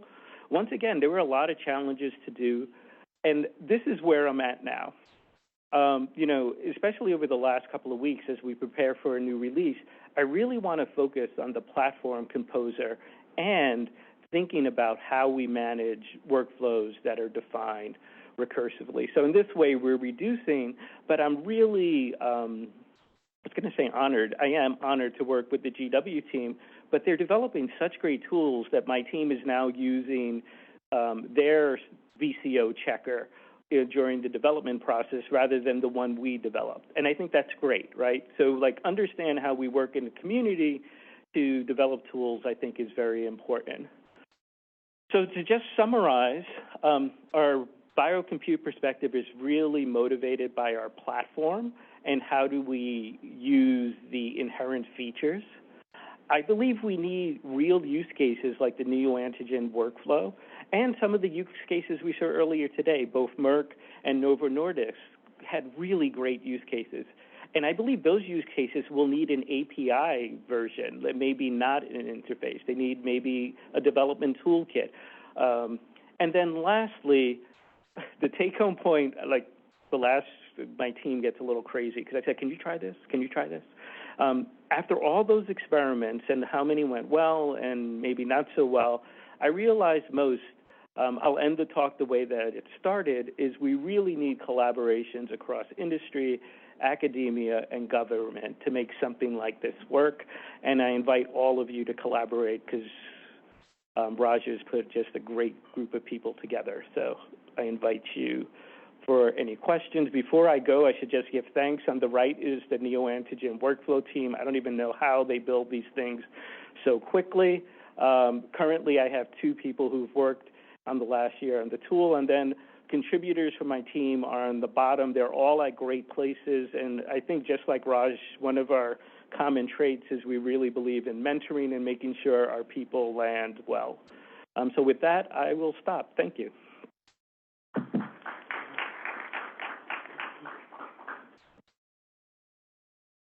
No questions.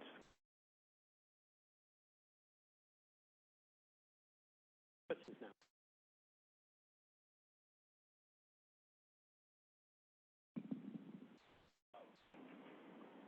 So great talk, thanks. So one of the things, you talked about making some of the features or to public, and then of course there's other sets which will be available to paid users. So when you're thinking about this, do you envision a scenario where like the public version of the biocompute would be different versus something that is, like, I'm just trying to understand. Yeah. So Raja, absolutely not, right? we have to have a standard that's unique. I think Sam said something like this.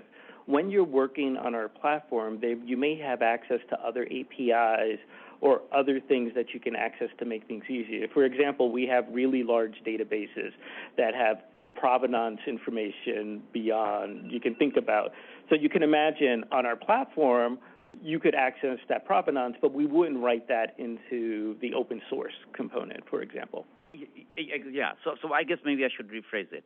So a BCO can have information, some of which might be proprietary, yes, and one will not be able to use it. So I could have a BCO, in theory, in the public space, but then I could move that BCO to a proprietary space and then have all the dependencies available to me to execute it, let's say. So is that reasonable? So I'm actually looking to you and your team to help us with that, right? So I love the BCO database because we could write information.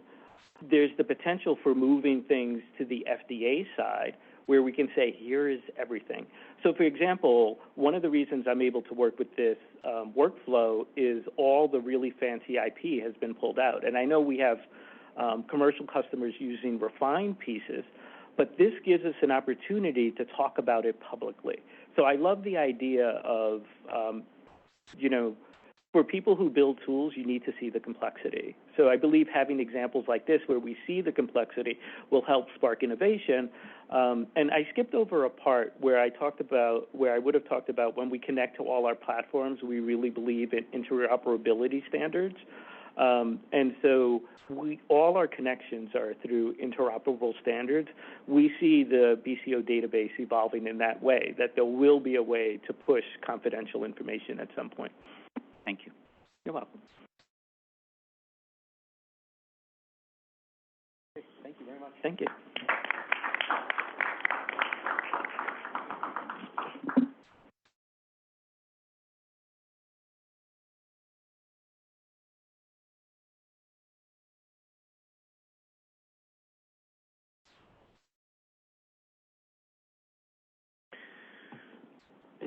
Okay, next up is Hadley King.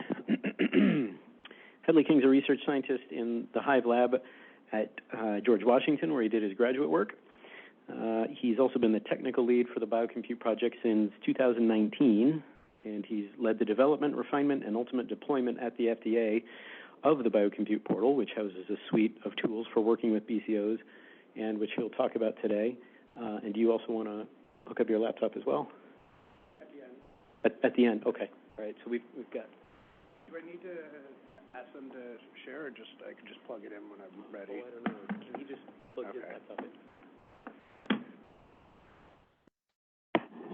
So I wanted to go through the slides that they have, but then plug this in after I'm done with the presentation. Plug anything in? You're in the Zoom, right? Yeah. So you'll just share your screen. Okay. They might have to stop sharing over there. Over there? That's what I figured. Yeah, so if they can do it over there, we don't need to have you come back in, right? I might have to come in to Zoom over so they can see it. Okay. I'll pay attention. Okay. All right, sorry about that. Hello, everybody. My name is Charles Hadley King, and I'm going to talk to you about the Biocompute portal, the Biocompute database, and the user database. And I'm going to tell you why we have so many. Let's see. There we go. Okay. So, background. The FDA BAA 19-123. Okay, there we go. We submitted this in 2019. This is a figure from the original proposal, schematic of the proposed work. We had the idea was that we would provide a Biocompute database that would allow folks to share Biocompute objects with the FDA. The original aims were the database, transfer mechanisms associated with the database, and then development of the technical specifications. So to do this, we needed to have a system that had the following attributes. We wanted the utility, which was enabling to creating, sharing, and storing BCOs. And we wanted to be able to provide granular object-level permission for the BCOs. And we wanted a system that was federated, that could exist in complete isolation, but also be able to share information. And that last part is where the real trickiness came in. To be able to have something that can share, but is also completely isolated, required some thought. And, to go back to this figure, we ended up realizing that the best way to do this wasn't to have one system in itself. It was to clone the system. So what we came up with is to develop a system where the database could be replicated in any other environment, and then that way those security protocols or access requirements could be applied to the database by the people who were administering it. So George Washington University would not be responsible for housing all of the BCOs in the world and making sure that they were secure, that they were being kept proprietary when that was a desire. Instead, we made a system that was clonable so that, say, Belsera wanted to have their proprietary BCOs, they would be able to stand up their own instance and do that within their own firewall. So we have 2 different repositories on GitHub for our code. Everything is open source. Contributions are welcome and encouraged. The BCO portal is the front end that we maintain. It's, React and Python, for those of you who know what that means. The database is Python and SQLite.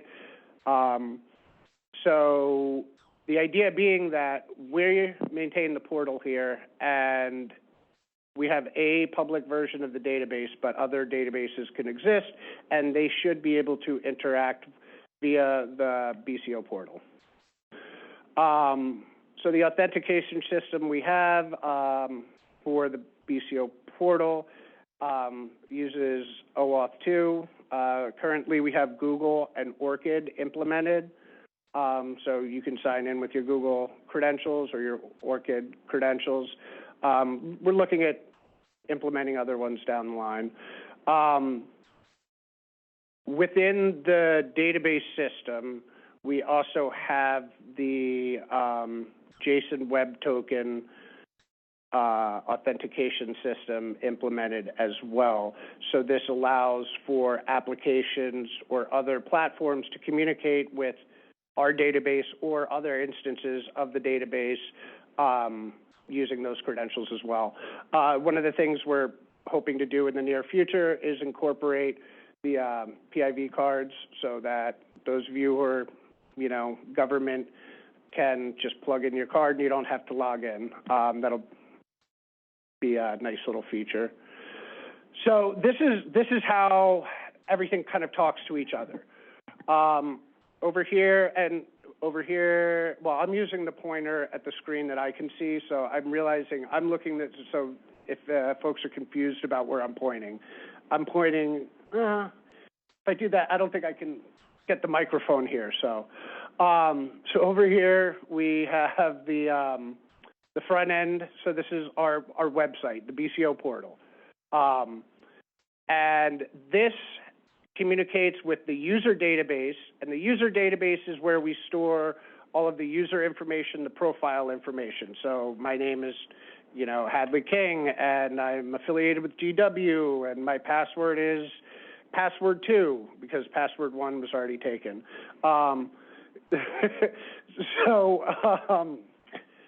The user database doesn't actually contain any BCOs.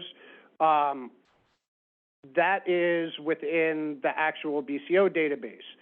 And the user database communicates between these two using JSON Web Tokens, JWT, for those of you who know. If you know, you know.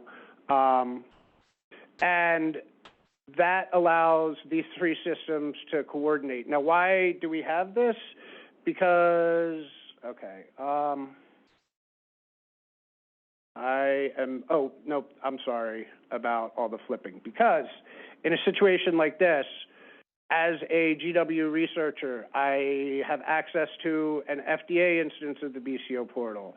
I have access to the public instance of the BCO portal. I have access to development or a test instance of the BCO database, through the BCO portal. And I can actually access all those different databases using our public website, and I am able to do the operations that, we hope that folks are doing with it. So all of this is enabled because of RESTful APIs. You heard a bit about that before.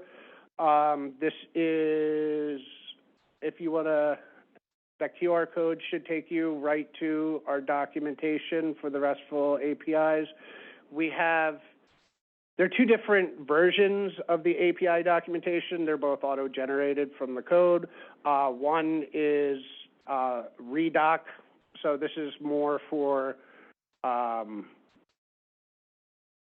it's prettier, it's nicer, it's a little easier to understand.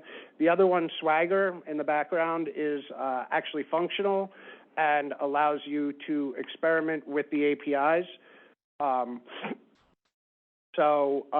This is the user DB APIs. If you're interested, I think that this is what is of most interest to folks.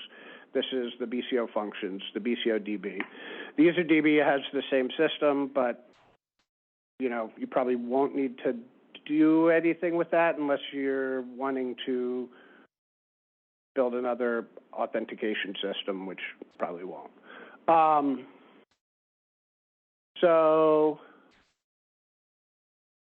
QR codes for both of these. This is a side-by-side. So you can see the redoc is, it looks nicer, the layout's nicer. This is what I was asking the gentleman about hooking my laptop up for at the end. I wanted to just show everybody how the example APIs work. Authentication within the BCO DB is primarily token-based, and 90% of the operations require a token to be submitted to complete. But we also incorporated, as I said earlier, support for ORCID JWTs, so those can be submitted as well. The system can tell the difference between a static API token and a JWT and will process it accordingly. Just like a password, the tokens, the static tokens can be compromised. It is a password, so if somebody gets it, they can pretend to be you. Because of that, we actually have it blanked out on the website, and there's a little copy button if you need to copy it. But you're also able to reset it at any point. You just click that button, it resets the token. And so searching on the Biocompute database, we have a quick search here in the top bar, and advanced search. We'll open this little advanced search box on the right. Each of the columns are sortable, and you can sort by these items. So if you want to sort by prefix or last update. The BCO score here, I wanted to point out, this is something that's still in beta, but we are, especially with all of the AI models, looking at a way to apply a scoring system to biocompute objects to kind of give a user an idea of which ones are most useful to other folks. Also, at the same time, we implemented an access count. So the number of times that an object has been downloaded. So when you click on an object to view it, it downloads it, so that's downloaded. But it also will count when an object is pulled via the API. So if somebody is scraping a particular biocompute object regularly, that'll count too. Database, the viewer function. So when you're viewing a BCO, there's a little toolbar up there to download. You can derive BCO. And we also do have instructions on our GitHub to set up an instance for local development or your own deployment. README is listed here. And with that, I'd like to thank Dr. Mazumder, Dr. Jonathon Keeney, Tianyi Wang, Tuoke Okonwo, right? Yes. All right. Any questions? Well, okay. Let me go ahead and can you switch over and let me? Perfect.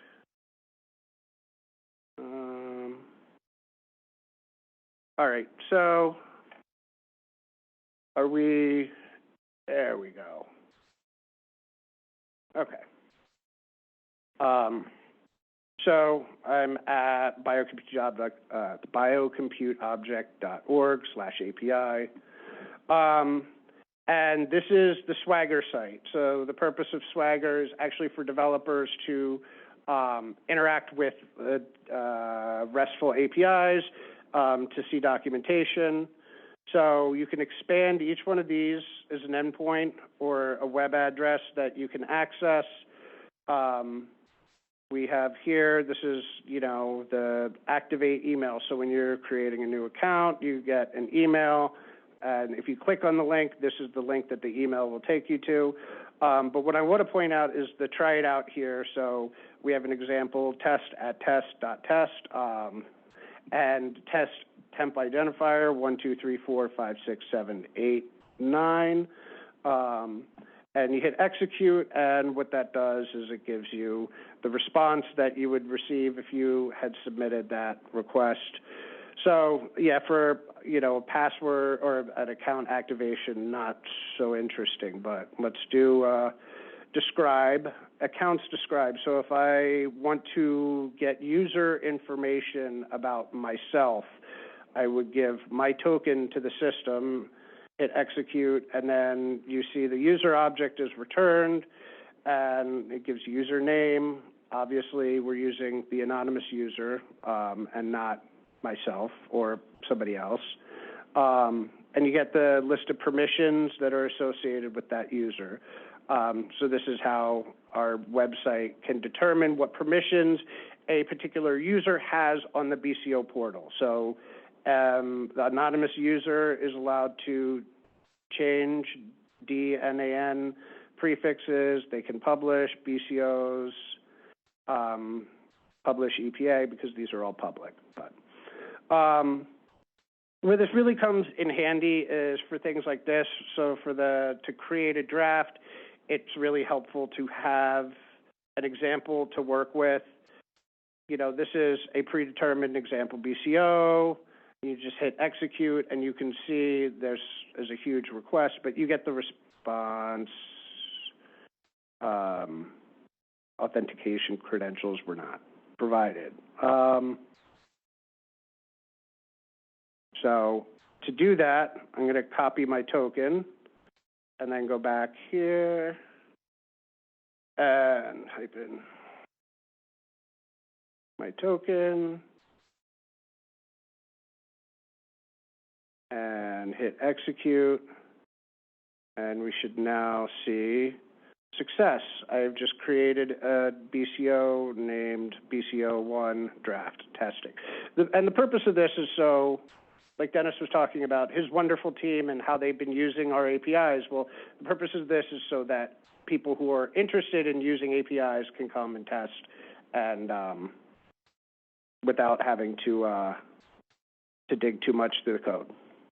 I think I went a little bit over. Sorry about that. That's okay. Thank you very much.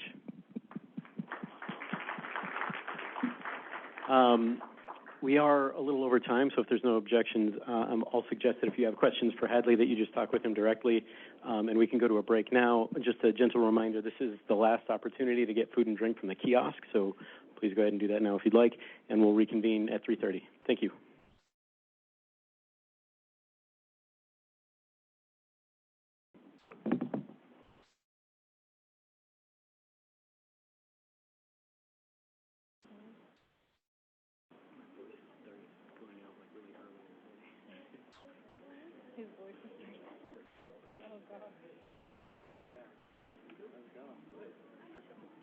Sorry, it took me a little bit to get over here for that.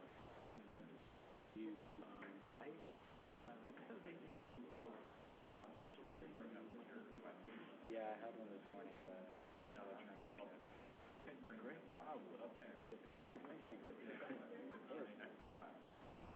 Looks like it went well. Yeah, I think it went well. Yeah, I was watching. Yeah, thanks a lot. So are we back to set up? I guess so.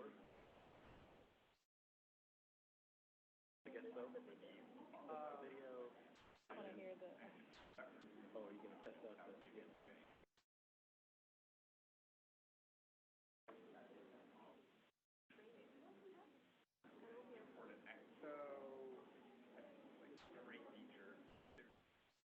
This is Oh.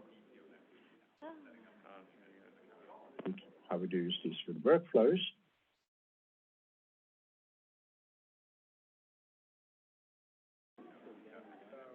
Yeah, that's the audio has nothing to do with the computer. We took care of it.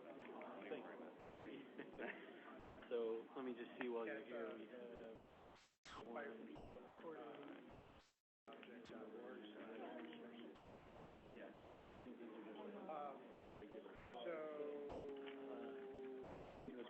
His is just a PDF. Is that right? Yeah. Okay, so you can just share his and show him PowerPoint. Okay, so we should be pretty good to go at this point, right?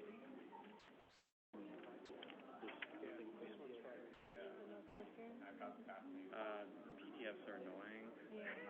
So you have to drag it over to the other screen and then click the present option. Oh. Let me try it out. Yeah, he'll be able to play.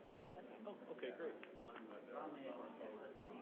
it spills over a little bit. But wait, that's Theon, so we don't need to show that one. But for Constantino's Krampus, he does have it. He will have it. So, I mean, this one's pretty old, but it was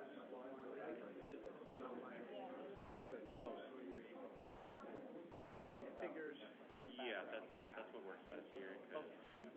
These accounts don't have Adobe license. Oh, no kidding. Okay. Started with the last section? Yeah.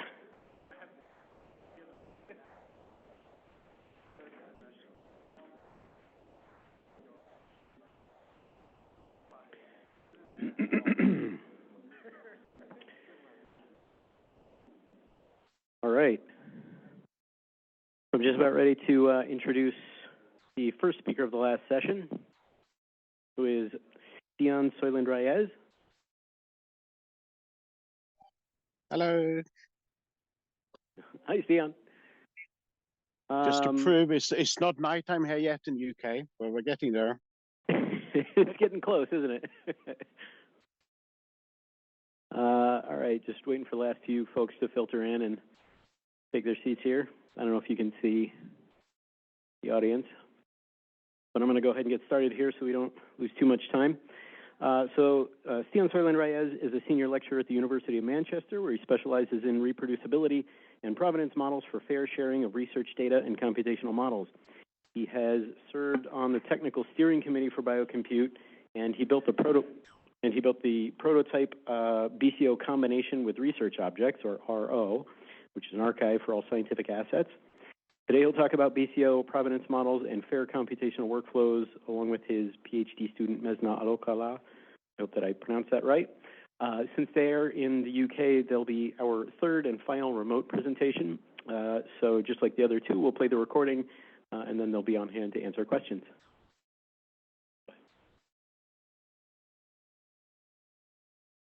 Hi, and welcome from Manchester, UK, where we have a sunny day. And I'm Soiland-Reyes, senior lecturer here at University of Manchester. And with me, we have a PhD student, Mesna Alokala.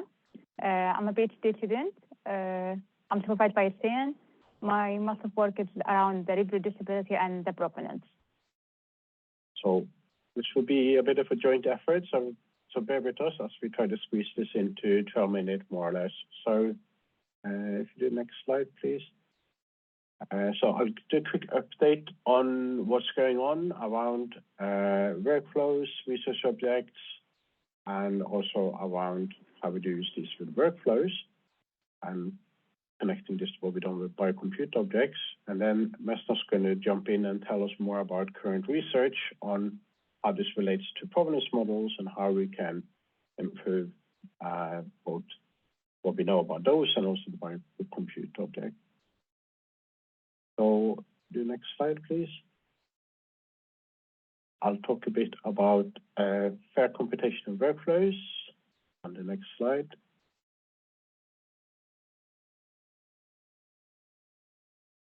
I'm still waiting for the next slide. There. All right, so sorry about that. So we have fair computational workflows. So this is, well, I have the paper there, which is a couple of years ago, but this is a measure to expand the FAIR principles, which you may have heard about. And, you know, it started about having ways to share data with rich descriptions, but now these principles also been applied to software and for what we talk about here today, also for computational workflows. And there are additional things we should think about then that may not come to mind when we talk about data. For instance, workflows are made out of different components, different tools that you're executing, each of them which may have different versions, different licenses. There are different abstractions of the workflows that could be useful for explainability, different community standards, and so on. So this is something the Workflows Community Initiative is working on, so feel free to join this. We meet twice a month and try to formalize these principles. If we do the next slide, please. Now, I'm coming from the background of working with Research Object, which is a wider initiative to improve publishing of scholarly objects through a rich capturing of data together with the software and data sources, metadata, and using this as an object exchange mechanism independent of the platform where you are. Now, this is something we have tried out early on with Biocompute Object. You have the link there for my previous presentation on Biocompute Object in our crate. But it's not just about workflows. It's important that many people are using our crate now for all kind of data, from language data to biodiversity, and it's a common open standard which we're now combining in many different ways. So if you do the next slide.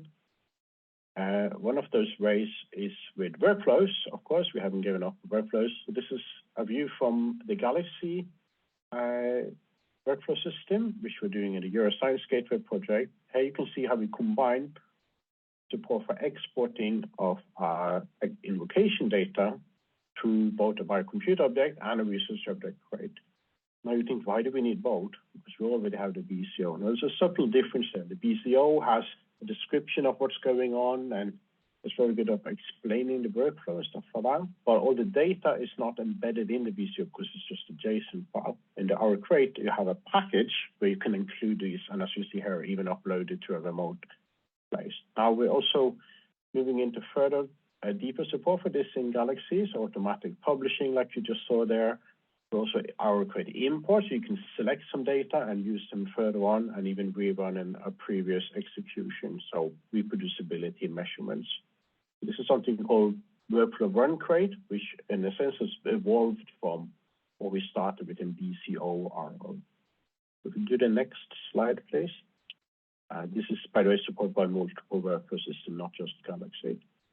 And if you do the next slide. So another aspect we have started work on recently is on public health data and health sensitive data sets, which come with trusted research environments that are come because of legal restrictions for no, you're not allowed to access this unless you sign lots of agreements and so on. And we're trying to do federated analytics over this, which means we want to run a workflow over the data. However, this issue that this green box where you're allowed to do that is cut off from the internet, and you need to have inspection both on the way in and out to see if you're allowed and you're not leaking any personal information and so on. So here we're using our crate to also record that process, the human or semi-automated process of reviewing. So you see this is a big analogy here to the regulatory review and BCO, but here is about being allowed to even run the workflow in the first place. But the good thing here is when you're finished, you have the results, there has been disclosure control and so on. You have a full trace of how this has happened in a legal way so that you have everything on the good ground there. So if you do the next slide, I think that's all of my updates. And Mesna is now going to talk us about the research and provenance models. Hi, thank you, Stian. So here I'm going to present part of my PhD work that's related to the BRIMAD and BCO, which is a systematic examination for the reducibility using both frameworks. The study can be shown in this diagram. The first step was determining a reproducibility framework, which was choose the BRIMAD. Then we choose the research object implementation from the literature that we consider a use case that has been published in the Biocompute Object. Later, we did a mapping, precise mapping between both frameworks to identify the reproducibility functionality of both frameworks. The result was coming in two manners. The first manner is that BRIMAD needs some depth in their dimension, and we suggest some reconfiguration for the attribute in the BCO. What is the BRIMAD? BRIMAD model is considered a reproducibility framework. The acronym of the BRIMAD represents the variable that can be fixed or changed based on the reproducibility goals. The platform represents the computational environment itself in terms of hardware and software, and any dependency between the libraries has been used in the experiment. Also, obvious the objective, what is the objective of that experiment? The implementation, corresponding to any implementation for the methodology or for the source code or code that's been used in the experiment. The method itself and any human role that can be done during this experiment is represented by the actor dimension. Last is the data, the file that has used across the experiment in manner of the data, intermediate, and parameters. This is the core of the study represented. So we choose, as we said, that we choose a published use case from the BCO. And we take the reproducibility framework with BRIMAD. Then we do a precise mapping between both frameworks. So if you can see, I know the font is too short because the screen cannot be fit, but you can see here is the attributes of the BCO, what is here the main domain of the BCO, and this is the value of the use case that has been chosen. Then we try to map each from the BRIMAD dimension to these attributes. We see that some attributes cannot be mapped to the BRIMAD model, which is give us like how much the reproducibility has been tailored in the BCO. And this will give us the result, our first result of our work, which is what we can learn from the BCO by enhancing and giving some depth to BRIMAD dimensions. For example, in the time manner, we think that the BCO dimension needs to cover provenance time for the platform and the implementation and the data files in terms of access, embargo date, and access date, updated date. And this is also, all these attributes has been inspired by the attributes of the BCO. The second result of our study was what we could add to the BCO. So as you can see in this table, the 8 domains of the BCO. Our suggestion is to add some provenance attribute to the provenance domain and the usability domain. And the second suggestion is related to the data files that have been viewed in these 4 domains. And we're going to go to each suggestion alone. The first one that relates to the usability domain, we suggest to have like an objective field that define the main objective from the BCO, and also a method field that define the main method that has been used in the BCO with their reference from the literature, which is sound good that the BCO group has been updated their documentation of the BCO with these 2 fields. The use case that has been used, we found that the objective has been reflected in the name of the BCO in the provenance domain, which should lead us to that suggestion. The second suggestion is related to the description domain. We suggest that we have a hint list for the keyword field that already exists in the description domain. These include all the attributes that related to the research itself or the experiment, like the objective, the method has been used, on the contributor that's been used, and their affiliation. For the use case, this is the keyword that has been associated with the keyword field. And also we noticed that we need to help the user with giving a meaningful name for the data files, because we faced that in the published use case, the name of the file was, for example, for the output file, it was without name because it's an optional. And also the input file giving a name, maybe it's related more to the experiment itself or the domain. So giving a meaningful for the file, it will show its functionality and reflect it. The third suggestion was related to the provenance domain. We suggest that to identify the resource accessibility details, if it need a specific special access, I mean authorization for the accessing, or can be open access. We feel that in the use case, we need authorization to access the data files in the Hive platform. We suggest that if there any reproducibility study has been done over the BCO, could be recorded for the review process also. This will be benefit. Another thing also, if there are any associated publication that's related to this BCO, could be also included in the BCO.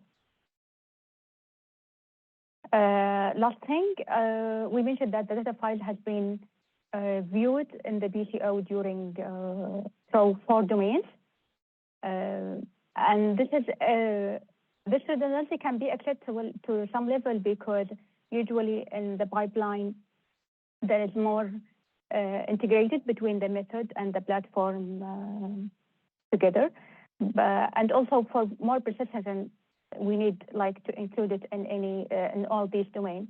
But it will be difficult for the clarity. For example, we faced in the use case the data file that has been mentioned in the input out domain is different in the numbers of files that has been mentioned in the description domain.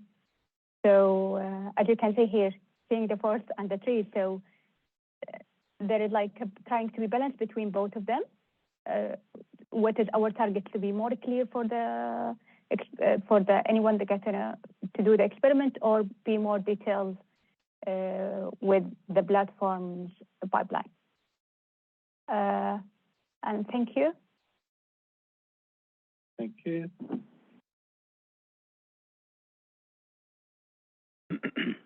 Okay, thank you, Sian. Are you, just checking, are you online? Can you hear us? I'm here. Okay. Thank you very much for that. I will just comment on that last point about the different numbers. I know that a lot of times we've seen pipelines that might have, some step intermediate where some downstream file is not used. So maybe it's like a stat file, for example. And so that's technically an output from one tool, halfway through the pipeline, but it's not used downstream, and it's not considered, part of the output proper that they really want to point to as a result supporting some claim. And so that's, potentially why you could get a different number of results in the IO domain, in the output subdomain more specifically, than what you see. So that's just my comments on that last particular one in terms of sort of the framework for how it has been used. I do have one quick question. We like that you can have the more explanation in the description domain, right? But sometimes the link between the IO domain and description domain is also not obvious. So that has to be a bit more explicit, I think. Yeah. Well, that's a good point, and I think you had some nice suggestions, in particular, sort of explicitly saying what's the goal and making that outlined was nice. So is the idea then that you could maybe, for example, use the extension domain in a BCO to extend it to PRIMAD to address some of those things for now, before, without having to change the BCO standard? I'll let Vesna answer that one. Okay. Actually, the first idea is to utilize the PRIMAD. So because it doesn't have been used before a lot in the literature, but when we think it's a good model to address and background and ground the reproducibility, and the BCO has been tailored very well for the reproducibility work. So that's what. So the first target was to examine the PRIMAD. Then during our mapping, we found, okay, there is the BCO need some perspective that the PRIMAD have it, especially from the conceptual way. So the BCO, because usually in the pipeline, you are getting inside details that related to the implementation itself than from the methodology and conceptual view. So our suggestion was that each framework should have the benefit from their respective view for the reproducibility. And I think some of the things Messner suggested are on guidance. So like the point on the title and so on is already there in the new guidance, right? So the guidance on how to use the field will be helping adding the value to the structures that are already there. So I don't think you need that much in the extension domain. Yeah, and I think, you know, sort of a best practices around BCOs, which is something we're working towards as well, is kind of along those exact same lines. Go ahead. Yeah, a few of those items look like they could be implemented in the portal automatically. You know, like the keyword suggestion, I thought was a great idea. Yeah. We have an internal definition. I don't want to say definition. We have an internal guidance on how the usability domain should be structured, but we haven't really pushed that to the public yet. So that's also another way. So my question was going to be, and if you already said it, I think I missed it, but how do you suggest implementing this guidance that you were presenting here? What do you think the best way to do that would be? By adding some attribute to the explicit domain itself. So it's like just adding an extra attribute, but the same structure of the domain should remain the same. That's what I'm thinking. So it would be some kind of, and this would be done, so this would be like a JSONized addition to the BCO that could be machine readable as well? Yes, later we think that we can create a crate or a crate for the BCO itself, especially for the thing that's not related to the experiment and in the implementation way. So for example, the publication, the keywords, all these things can be included in the BCO itself for as an attribute, optional attribute, and also can be created for the raw crate of the BCO from the JSON file. Okay. Okay. Cool. Thank you very much.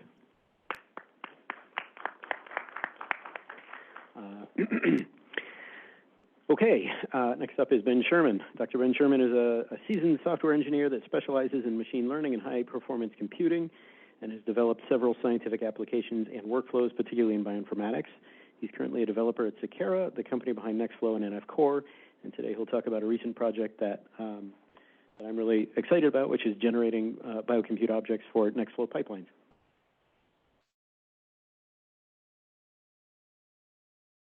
Good afternoon. Make sure I know how to use this clicker thing. Okay. I thought I had a title here, but I guess it disappeared. So yeah, I'm a software engineer at Sakara. My name is Ben Sherman, and I want to talk to you guys about an integration that I worked on recently between Nextflow and Biocompute objects. Really enjoyed a lot of the talks today. I loved all the examples, especially of visualizing. People are coming up with different ways to visualize BCOs and manage them, integrating them with other workflow languages like CWL and WDL. I really loved Mark's talk in particular. I don't know if Mark is still here, but talking about workflows and how everything is a workflow and it's workflows all the way down. And there's actually hundreds of workflow managers out here like Nextflow. The ones that he named are maybe probably in the top 10 in terms of usage.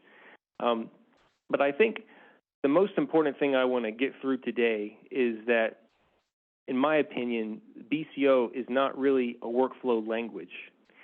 It is a workflow description in a limited sense, but it is, I think I want to try and delineate today, how workflow languages and BCO are really meant to go together, and they're really solving different problems.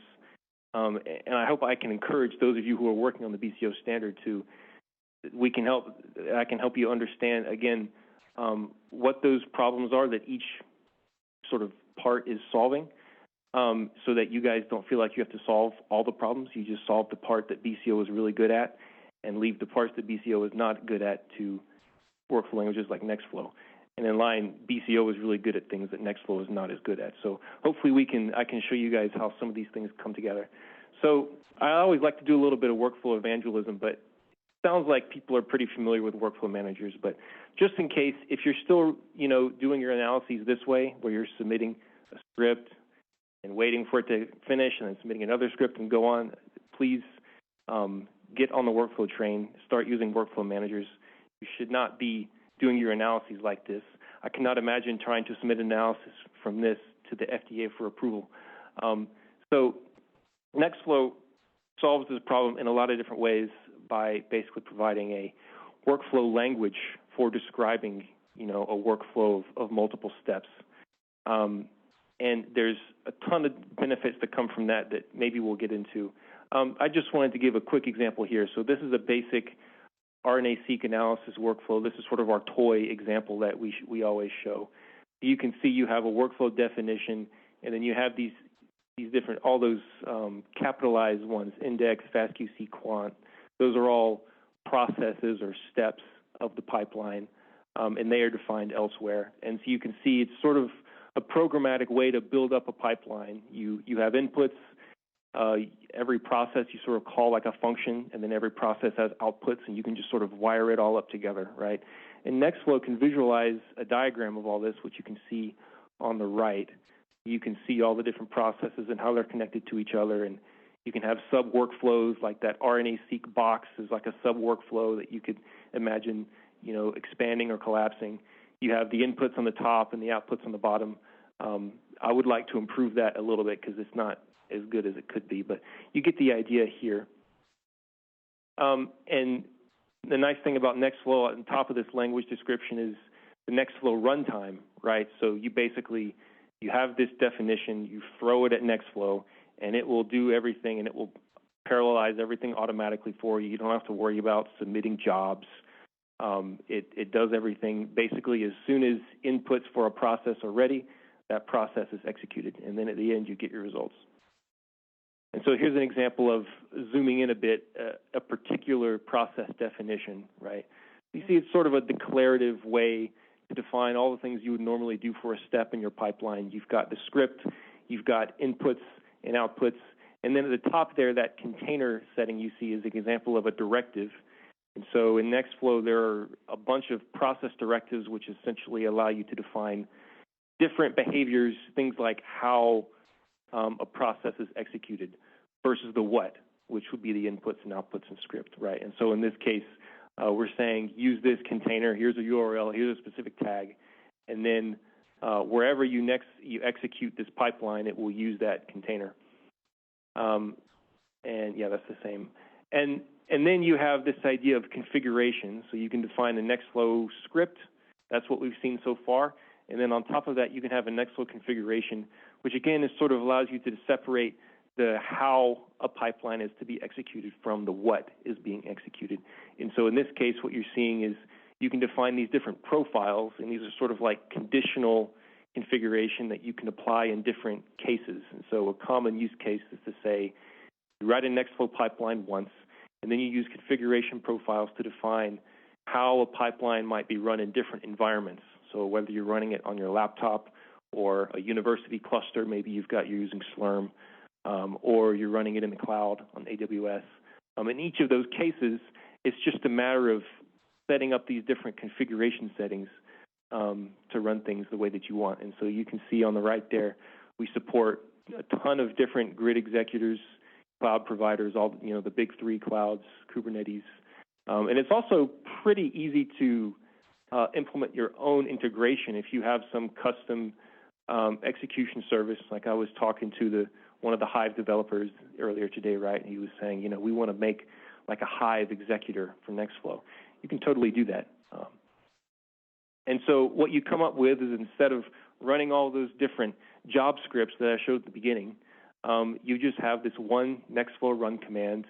The Nextflow RNA-seq NF refers to a GitHub URL. It can be any sort of Git provider, right? You give the name.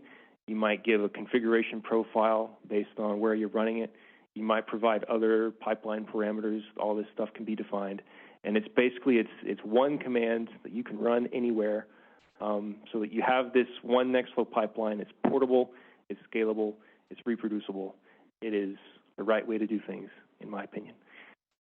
And here again, just showing all of the different, one of the things that makes Nextflow powerful is that it integrates with all these existing ecosystems, right? So we have all these different execution backends, but then also the Nextflow processes can be any language you want. It can be a bash script, or it can be Python, R, Perl, if you're still writing in Perl, whatever you want. For software dependencies, we can use containers, both Docker and Singularity. There's a lot of other container runtimes. Those all work. Conda packages. In the past year, we also supported SPAC. So if anybody's using SPAC, you can do that. It's just configuration, right? You just specify the container you want to use, or a list of Conda packages that you want to use, and it just works. And then again, with the pipeline itself is just a Git repository. So you can put all your pipeline code into a Git repo. You've got that on GitHub or GitLab or whatever other Git registry. And then, like I said, I didn't have to go and download any software dependencies when I was running this here, right? All I needed to do this was Nextflow and Java, and then, maybe you need Docker installed or Conda installed, and then Nextflow will download all the other stuff. It'll download that RNA-seq pipeline. It'll download any containers or Conda packages that you need. So we're really trying to make this as simple and streamlined as possible, so that you write your code and then you don't have to worry about it anymore. And I know there's at least a few of you who are using Nextflow, so I probably didn't need to sell all this to you, but in case you haven't used it before, now you know. So now I want to get into the BCO integration that we built. So basically, I wrote a Nextflow plugin called NFProv. It's not important. It's just to say it's basically an extension for Nextflow, which allows you to generate BCOs, right? And so on the left, you can see, again, this is some Nextflow configuration. So, and this is all you need to do. You just enable some configuration.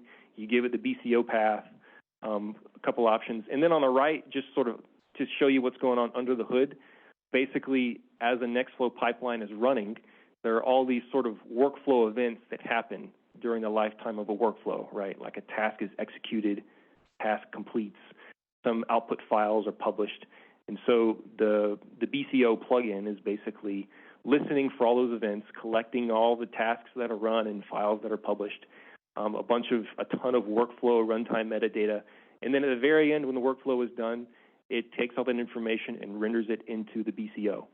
And then you have a BCO for free.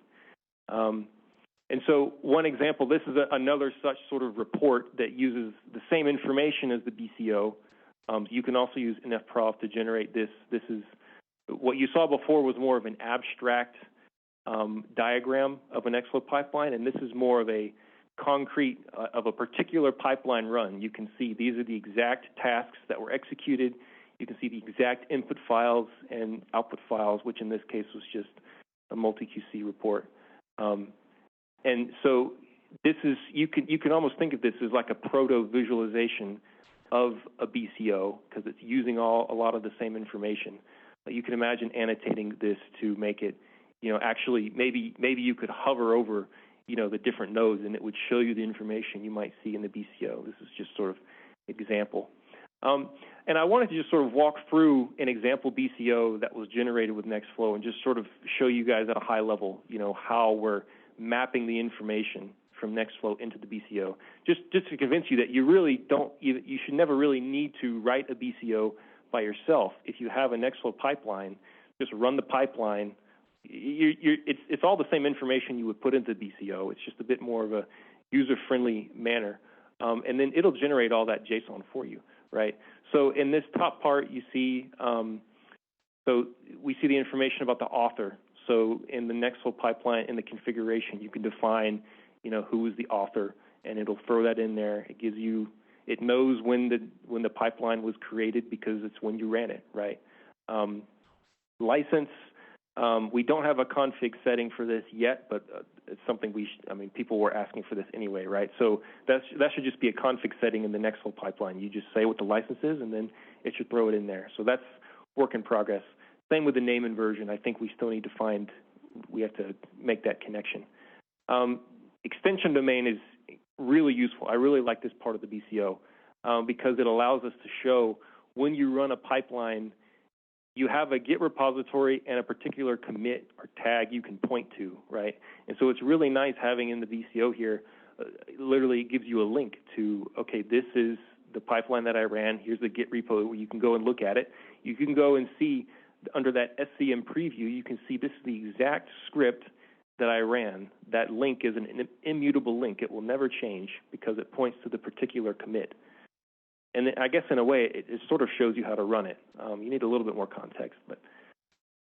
And then the description domain, so this is where we're showing the pipeline steps. Keywords is another thing that I think we just need to add to the Nextflow configuration, and then it should just add it in there. So that's another to-do.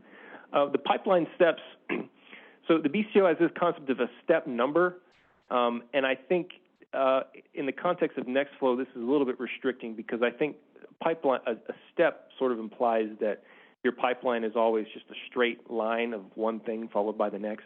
But as you saw from, some of, one of these, like this pipeline here, this isn't exactly a straight shot. So it's not always clear or obvious, like what should the step be, right? Because that FastQC process is executed independently of the other things that are going on. And so, there aren't really steps. I mean, you could sort of encode a step. But so we don't really need that part. I think I just put something in there, but I'm probably going to get rid of it because for us, it's not really the step number that matters. It's the data dependencies, right? And so, whatever the order in which a task is executed depends only on the data, the intermediate results that it depends on from upstream processes. And then you can see we're listing input files, output files, the name of the process. Again, this is really useful because I can say this task that was executed, I can give a URL if this was, say, a remote file that I staged from, maybe you had an input file that you staged from some FTP server or S3 or something. I can give that original URL, and then they can just go click on it, and they can see that data. Very useful. Execution domain, so this is showing, more how to actually execute the pipeline, right? So this is essentially just saving information about that Nextflow command. This part is useful because it shows you the version of Nextflow that you ran, so that's another important part. And again, it takes you to the exact version of Nextflow if you want to look at it. I think some of these other to-dos are, again, it's just we need to find a clear mapping from the Nextflow configuration, or maybe we need to add some new configuration fields. Environment variables, I think, is something that we can capture if we need to. Parametric domain, okay, so these are the parameters of the pipeline, right? And again, Nextflow has a concept of pipeline parameters, so it's really a one-to-one mapping. Just all the parameters that you define in the Nextflow pipeline get mapped here. And again, the step, we could take it or leave it. We don't really need it here because the pipeline parameters can kind of be used wherever. But also, again, here, when you have a file input as a parameter, being able to click on the URL where that file came from is very useful. And then the input domain, this is essentially the same as before, being able to show the inputs. This is just, instead of showing the inputs as they relate to the specific tasks, just more of the inputs that are actually at the workflow level. It's the same information. And then also the outputs, and also being able to show the media type, another useful thing. Okay, and then these last two sections, there's not much we can do here, I think, because these are mostly free text sections. And so this is something where I think either we would want to have some intermediate step where you run the Nextflow pipeline, you generate a BCO, and then maybe you prompt the user in the BCO portal for some sort of manual finalization, right, where they fill in these free text fields, and then you lock it in and you say, this is the BCO. Or, maybe we could have some Nextflow configuration where they could type this stuff in beforehand. It really just depends on what would be the better user experience. But I'm interested in getting feedback from anybody who's using Nextflow BCOs, how they would prefer to populate these fields, because currently Nextflow just leaves them empty. And so, yeah, that's just a quick walkthrough of what it's like. I think overall, the BCO is really nice as a provenance manifest, basically sort of a snapshot of like something that happened, right? And it doesn't need to be something that the user manually writes or manually reads, for that matter. I think really it lends itself well to, you know, the various GUIs that you guys have seen today. Probably my company, Sakara, will eventually develop our own GUI over BCOs, right? It's really more of like a serialization or interchange format. Being in JSON, it's highly machine readable.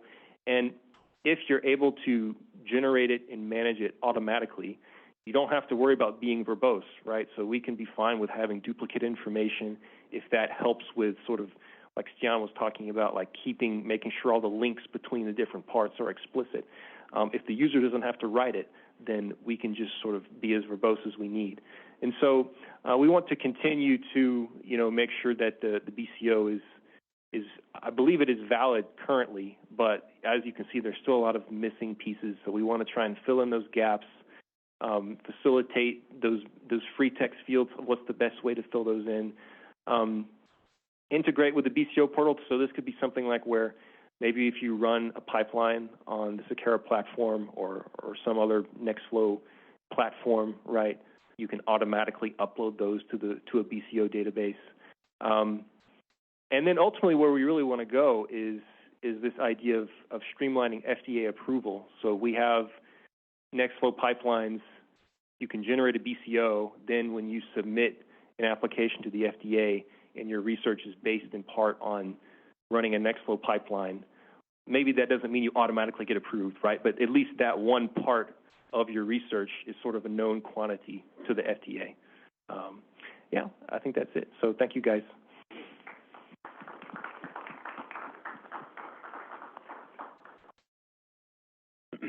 Very nice talk. Thank you. So one quick question.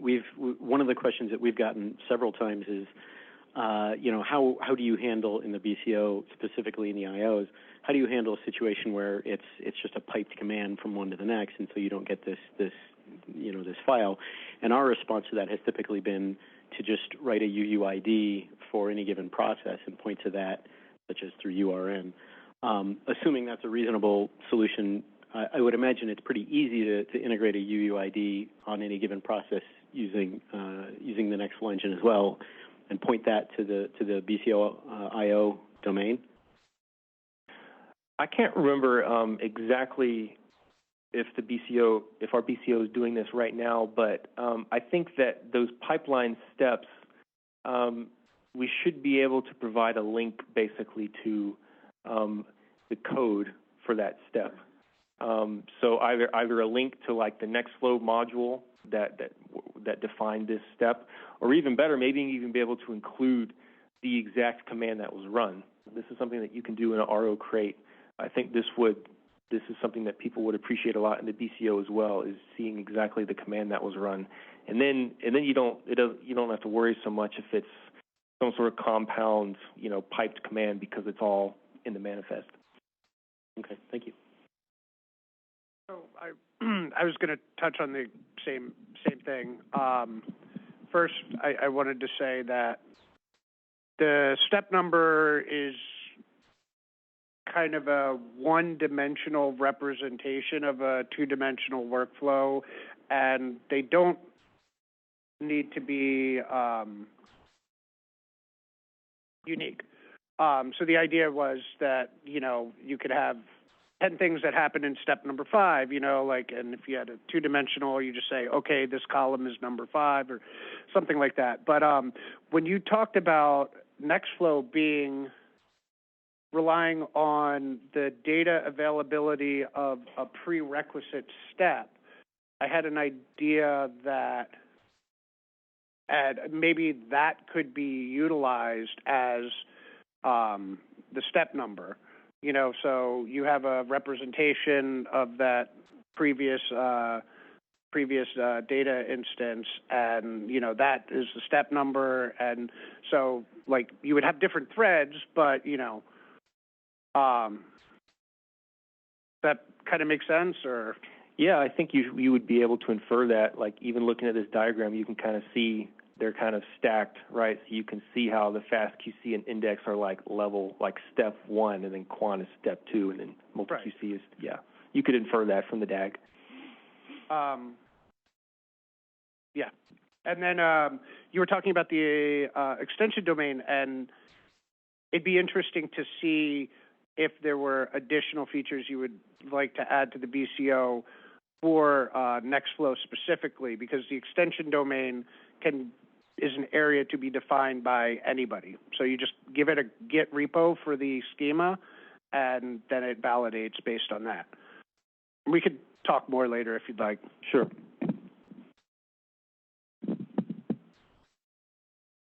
Warning, you may have to cut me off. As a former computer scientist, I Googled the number of downloads at Nextflow, and I'm like, holy moly, people really love this. So 2 relatively technical questions.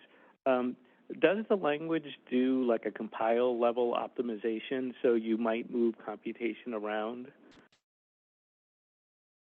I don't think it does anything right now. I mean, probably in part because how all that works depends so much on the backend that you're using, right? So running a Nextflow pipeline against the Slurm cluster can look way different in terms of the computation than running it against the AWS batch compute environment. So a lot of that optimization sort of comes down to at that infrastructure level. It's very important that you set up that infrastructure in a way that is amenable to your Nextflow workload.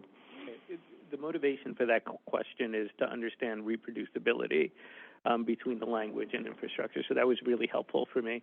And then the second thing that comes up all the time when we started working with CWL workflows, we can optimize them for cost really well, and a lot of our customers love that. Is there a complementary feature or feature that could be developed with Nextflow? So Nextflow itself doesn't have that, but in the CBER platform, this is actually the first thing I worked on when I joined the company, was we have a pipeline optimization feature that does that. So basically it will look at the resources that you requested for a pipeline, like CPUs and memory, and then it'll look at how much your run actually used. Then based on that, it will make a recommendation for future runs. Here's an optimized config. And a lot of times people will do that, and it will literally give them, we're talking like 90% savings. Not because the optimization is super smart, but because a lot of times people way overestimate how much resources they need, because honestly, it's a hard problem. It's hard to know. And so just doing that one run gives you a reality check, and then after that you can adjust, and you can save a lot after that. So in the CBER platform, we have that. Thank you so much.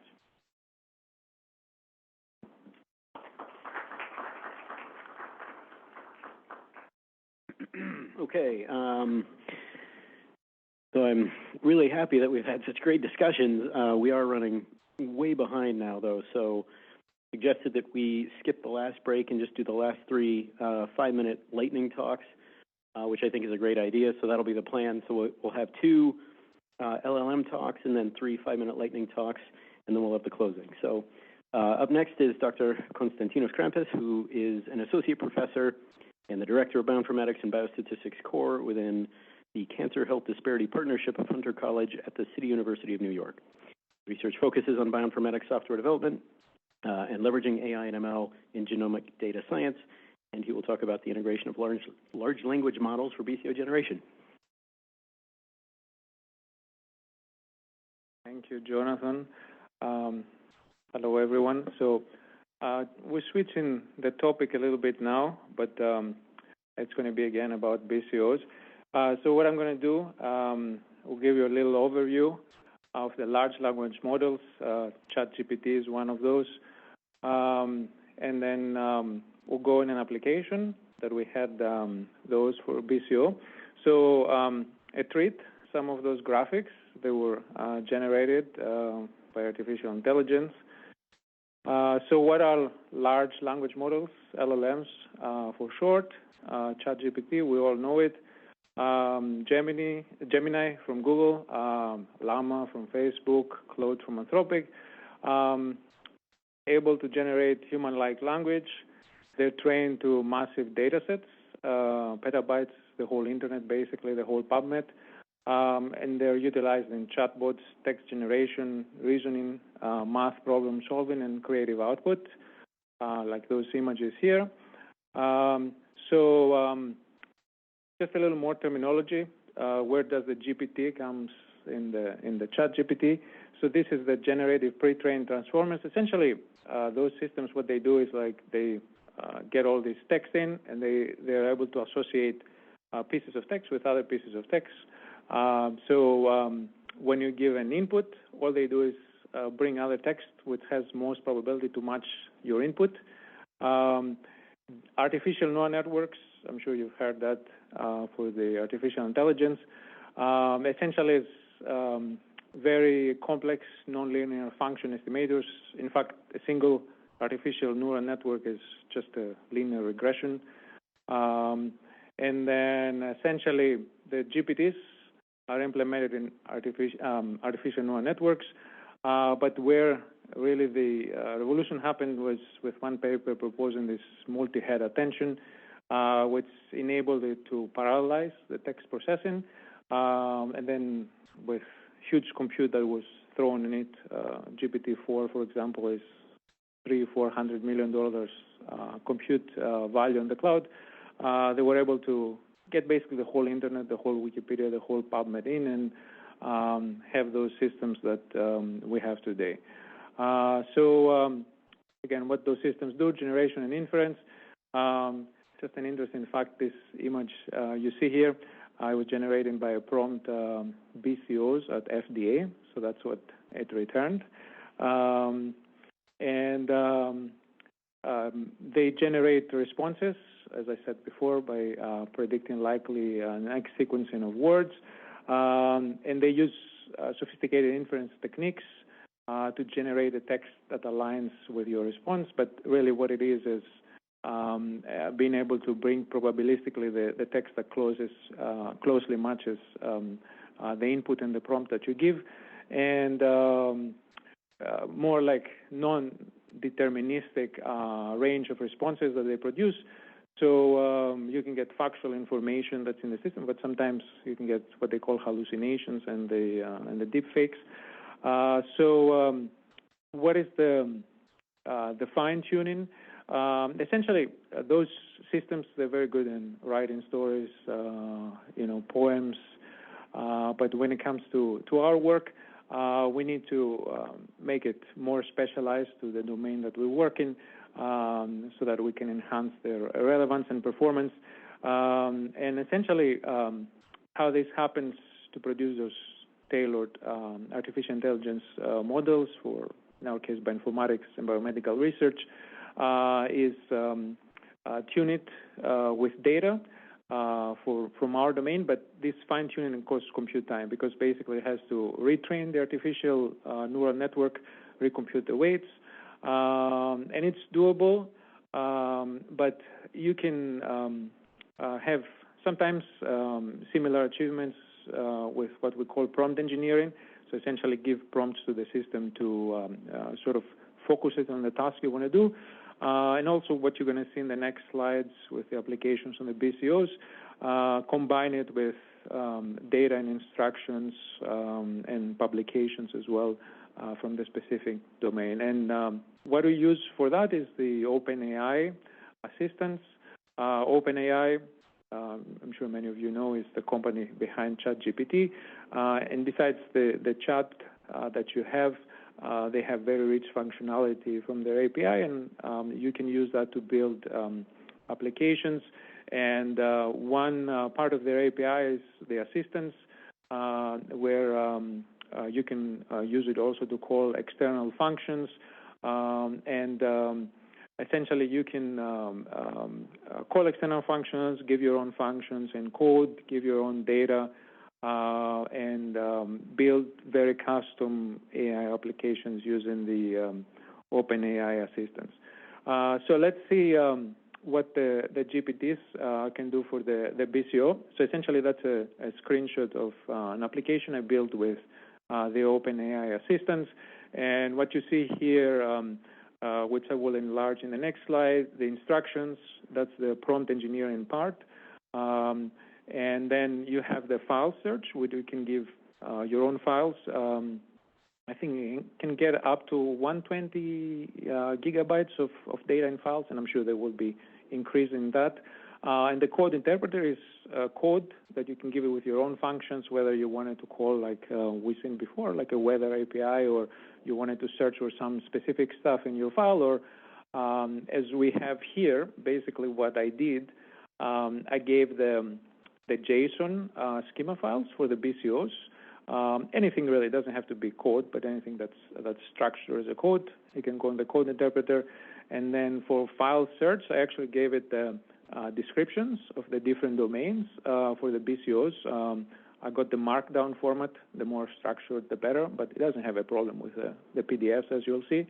I got the markdown files for the BCO domain descriptions from the website that they host on the GitHub, Raja's group, and I gave it there on the file search. And the instructions, if you can read it, it's part of it. It actually goes that much more than you can see. So, I tell it that you're a BCO assistant, that the definition of the BCO domains is in the markdown files. The schema of the BCOs is in the JSON, and then some more instructions on how to search the input that I gave it. And what the input is I picked up this paper, which a BCO actually has been extracted manually before, and the goal was, can the system do it automatically? Down there on the lower part, as I didn't explain before, it's like the chat. And what you see on the top part, user, is what I typed on the chat, and then, I hit enter, and, that's my instructions, and I've attached the PDF file of the paper. And my instruction was, and sorry if you cannot read it, the font is small. We've published those slides on the GitHub. We can provide the link. I said search. First, I go for the description domain. So I say search on this PDF file for the description domain, and then use to understand what the description domain is, the description domain.markdown file, which contains the description domain description, and then generate the BCO in JSON format adhering to the schema description domain JSON. And all those JSON files and MD files, again, they're taken from the official BCO website. And the system was thinking for about like 30 seconds or so, and then it output that. So you can see like there's a JSON, and it picked up pretty well the information from the paper. The BCO experts can give me feedback of what you think. I haven't run it through the BCO validator yet. Next, I said for those, in my next step on the chat, I give the instructions and say, okay, for those bioinformatics operations you identified, for each, find the tool that performs the bioinformatics operation. It can be a shell script, it can be a Python file, and find from the paper always that I provided, find where this tool is located. And then, as you see, and I also say this will be the execution domain. Use the description for that so you can mine the paper, and then adhere to the execution domain JSON. And then it went in, and then it picked up the GitHub locations of those tools. And then on the next step, I tell it the next instructions, again, on the top where you see user, that's my chat messages.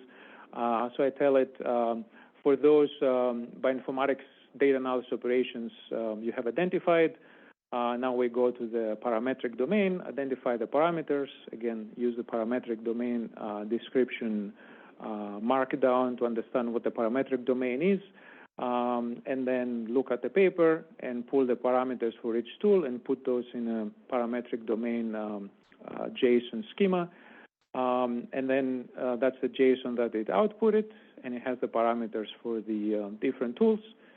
And we can continue the same way to export the different BCO domains from that PDF file. Okay, so summary and conclusions. Of course, those systems, we all know they have strong natural language processing capabilities. They give us good results. What can we try next? Iterative training, in a sense, how to make them, because I'm sure that BCO that was generated there, it must have some errors. So use have the highly curated, verified by humans BCO for that paper, for example, and then do an iterative training, essentially telling the system, okay, you output this chunk for the BCO, this is the correct, so it learns through that. And also try the fine-tuning. Actually, the OpenAI, it's a closed system, you don't know how to do it. They have functions on their API where you can upload data, which can be pairs, say, of BCO text from the paper and BCO output, or another thing we were trying to do, but we didn't have time to get the next flow code, and then the BCO that was exported from Nextflow, and have pairs of those and upload it, and then with not very expensive cost, it does the fine-tuning for you. So that's another thing we could try as an approach to improve this and reduce the errors. And the scalability of those systems is very good. So essentially, I did it with one paper, but then you could use it from the API and submit like 100 papers and have it export the BCOs for that. And with that, I'd like to thank you, and I'm happy to answer any questions.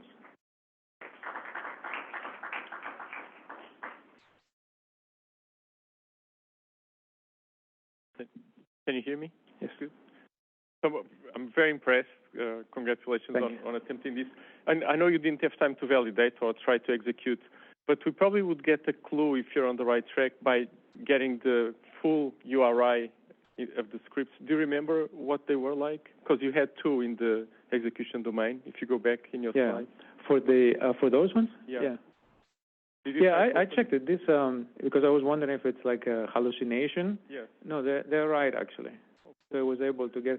I would imagine that because it knows what GitHub is, obviously, and when it says GitHub, I'm sure it might have missed some for other URLs or whatever, but the ones which were shown as GitHub in the paper, it pulled them out. Thank you. Okay. Thank you.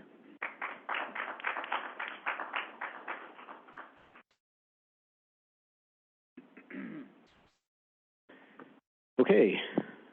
The final talk before the lightning talks is Sean Kim.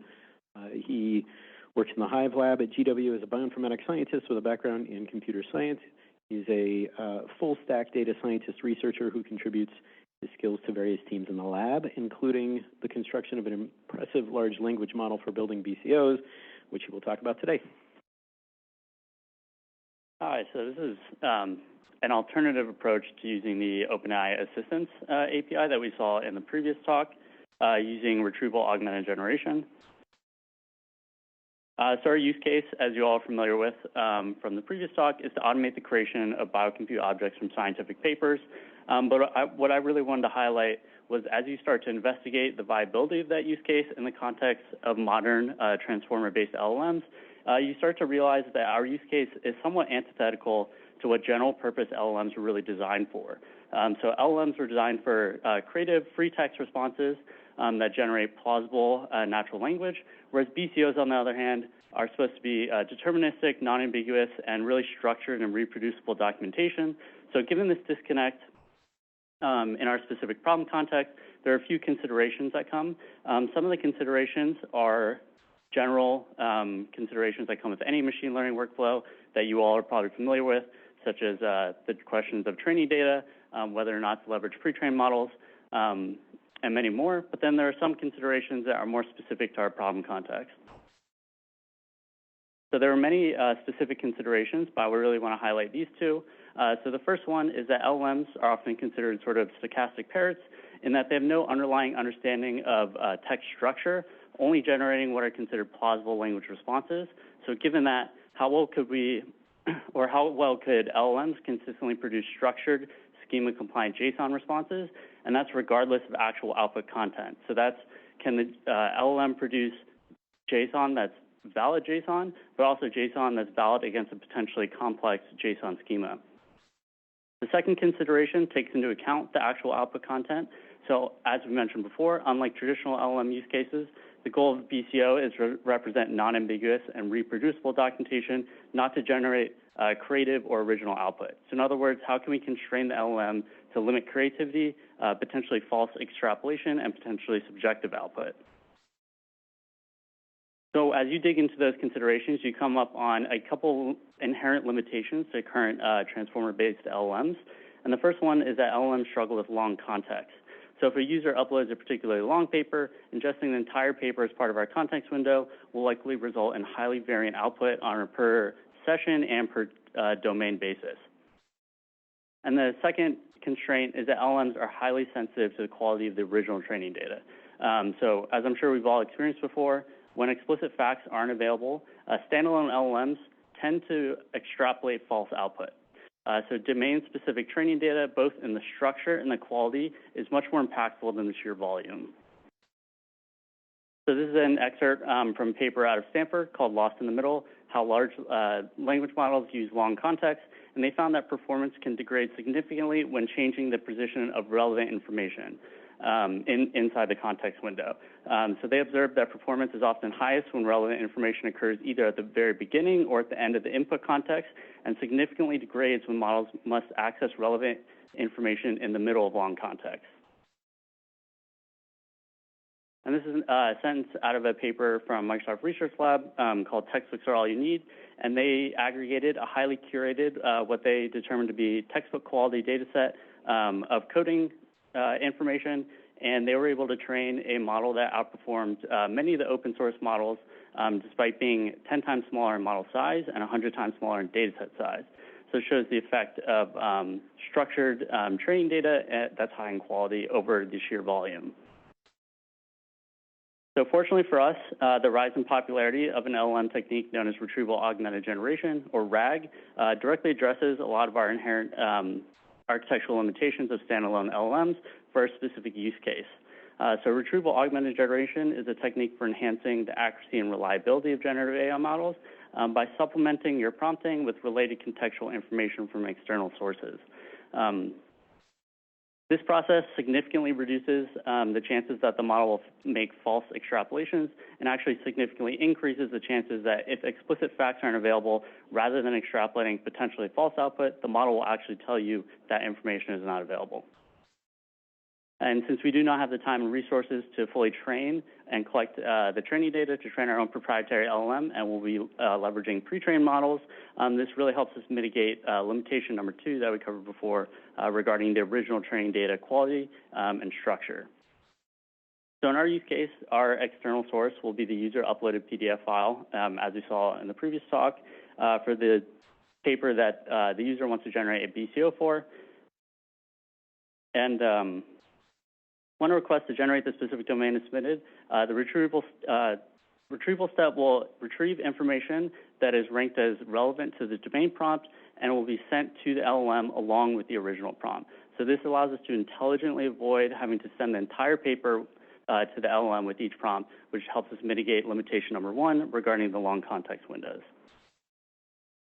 This is the general workflow for the Retrieval-Augmented Generation tool. It starts on the data preparation side. So your raw data source, that at the very least will be the PDF of the paper. You can also include GitHub repositories or other supplementary information, and that goes through our data loader, which does the information extraction step. And that'll load the raw data source, the text and or images into document objects, which also contain some annotations and metadata. And then those will be chunked into subsequent node objects, which will be embedded and stored in the vector store. And then on the right side, the user starts with their prompt. The prompt is embedded, and then a dense search, semantic search is performed to find the nodes that are ranked as most similar to the prompt. And that relevant information will be sent to the LLM along with the response. So essentially, this RAG pipeline is just sort of adding some middle pre-processing into your usual LLM workflow that you all are probably familiar with. So some key RAG concepts, we won't go through all of this. So the data loader, it handles the information ingestion. The document objects, as I mentioned, are just a generic wrapper that contain the raw source data as well as some metadata and annotations. The nodes are just chunked documents, and the node chunking strategy actually has a very significant impact on the performance of the downstream processes, and it should be harmonized with your embedding model choice, as different embedding models perform optimally on different chunk sizes. Your top K parameter here is actually, although named very similarly, is different than the top K parameter in a traditional LLM workflow. The similarity top K parameter refers to the number of nodes to send to the LLM along with your prompt. So a higher value for this parameter will result in more input tokens. And the vector store is what really ties everything together. Depending on your vector store, usually it will handle the indexing, retrieval, and storage processes in the RAG pipeline. And this should be a video. Yep. This is a quick demo of the tool, and this tool is designed to be set up for a quick iteration to test different configuration options.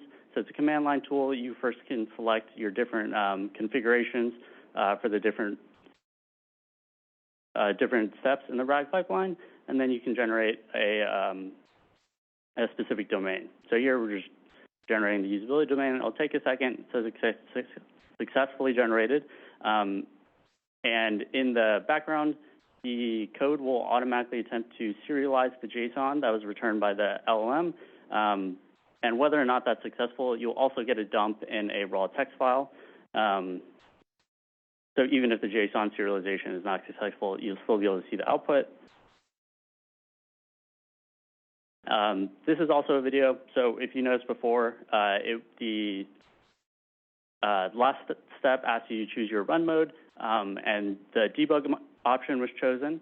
And if you choose the debug option, that just controls how much output logging you get. And this log gives you an insight into every single step of the run, what's happening in the background. And we see at the very bottom there, that is the returned usability domain that was generated for the paper.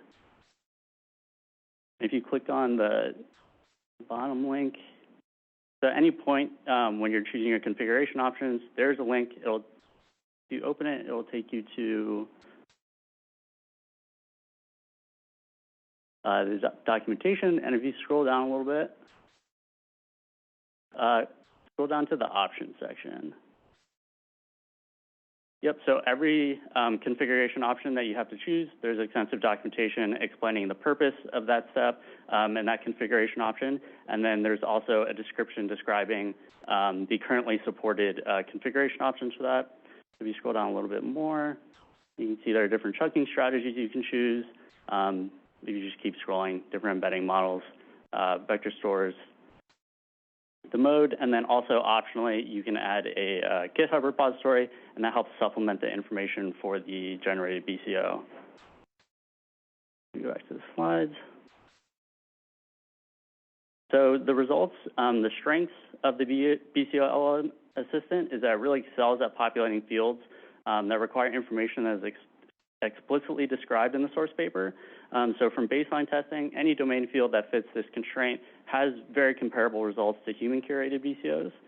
The current limitations of the tool, there are generally two categories of errors that you'll get. The first is inferred knowledge errors, and those will result in undefined behavior. And one common example is that multiple domains in the BCO make use of the URI object, which is defined in the top-level BCO JSON schema.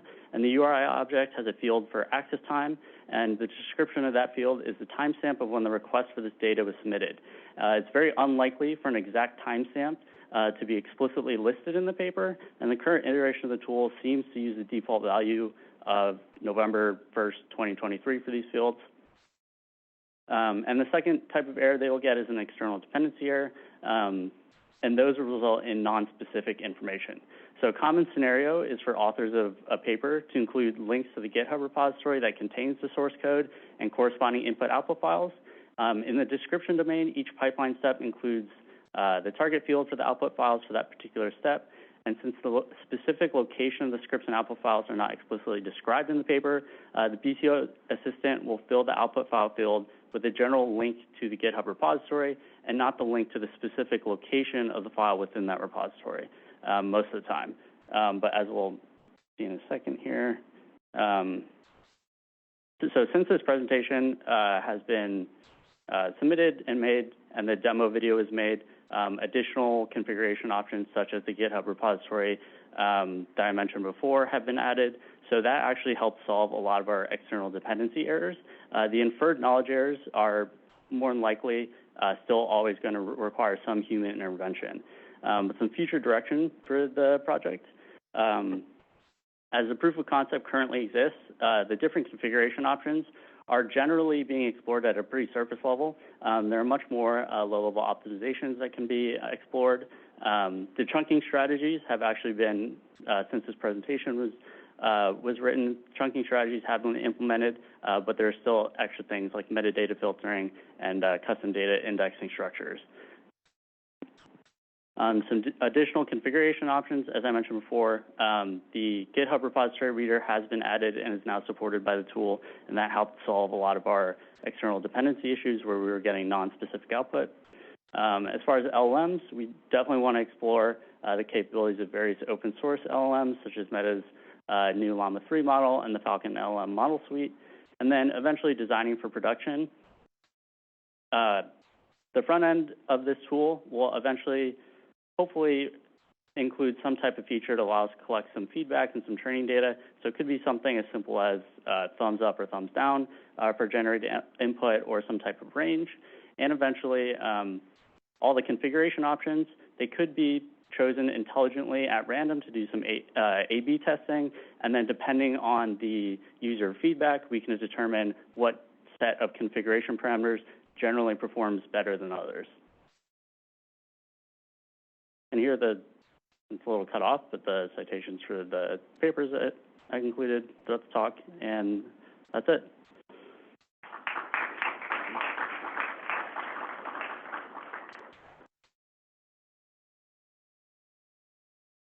Yeah, I'm curious what you have in mind when you talk about the microservices architecture. Are these APIs for the RAG pipeline, or is it the reverse? Is the RAG pipeline being an API for something else? It would probably be the RAG pipeline broken down into different microservices. So like maybe one microservice handles the document loading and ingestion. One microservice can handle the information retrieval step, all built around some sort of centralized database. Do you have any idea how you would implement this, like with Node.js, something like this, or maybe serverless architecture? It would probably be built in some sort of, it would probably have to be built in Node.js, I would imagine. And then the APIs could be built in anything from Go or Python. Thank you. Yep.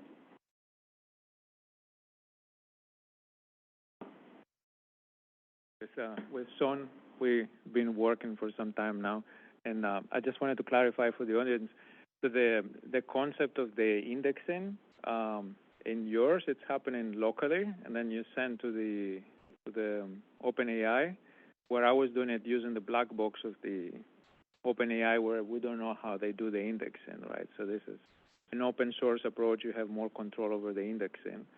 And I guess the next step would be if we can work, maybe find some funding or something, and then build an application where, you have the system, it generates the BCO, and building on that is the manual creation of the BCO. So it could really accelerate the generation of those, because I think there are a lot in the literature which they can be exported very fast.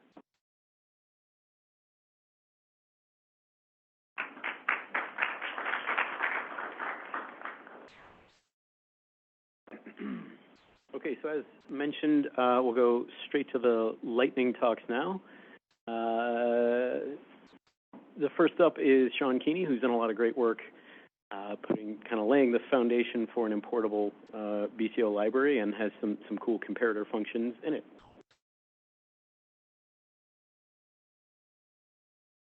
Okay. Good afternoon. My name is Keeney, and I'm going to talk to you all about the Biocompute Library project. So we're going to jump right in with the purpose. As a lot of you know, it's fairly common for researchers or bioinformaticians to run scripts directly from the command line to execute an analysis. And we also know, and we've seen today, a lot of platform tools, but there aren't that many that are very accessible just directly from the command line. And that's the need that this project was really aiming to address.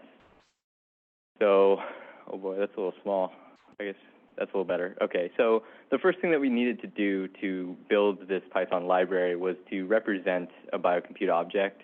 And we went with class objects, classes and class objects. And, we could have stuck with just raw JSON or some other data structure, but the classes really lend themselves well to sort of specified flexibility. So you can define what it means to be a biocompute object, but you can also change the data fields and have some that are required and some that aren't, so that every instance of that class is a valid biocompute object.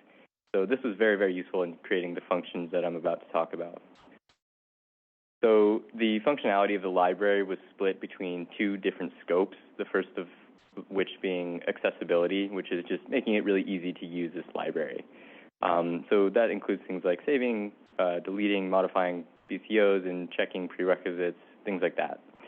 The analysis functions consist of side-by-side comparisons, domain-level comparisons, and then at the top there you'll see it checks that tools are registered in a tool type repository, and I'll get to that in a minute because it can add some cool functionality.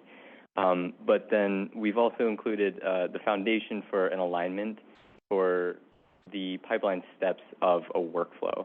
And so a lot of these might be a little hard to visualize, but I do want to stress that this is sort of a prototype right now. We've been able to test it with a few biocompute objects, and those tests were very promising, but more testing is really needed. And then we're now on to future work. So this might look familiar from a talk earlier, but we wanted to figure out a way to sort of combine all of these analysis functions, and we thought that the most elegant way and efficient way of communicating all that data was in a graphic like this. So ideally, we'd have a function, a comparator function that would output a graphic that could, at a high level, communicate all these differences between two biocompute objects. So if you'll note on the right, you have the two biocompute objects, the pipeline steps, and differences in software versions, and then the steps themselves. Those are all highlighted in red. And then on the left, we have the workflow overlap. And that uses the sort of alignment logic that I was talking about earlier. And so this is going to be really useful for things like iterating on a workflow, or if you need to compare to workflows that have a similar purpose or a similar structure. This will give you a really quick way of digesting the differences and commonalities of those two workflows. So I wanted to quickly acknowledge the people that made this project possible, and I would invite you to come talk to me if you have any questions or concerns or comments about this project. I'd love to talk to you about it, but I was told to be brief. Thank you.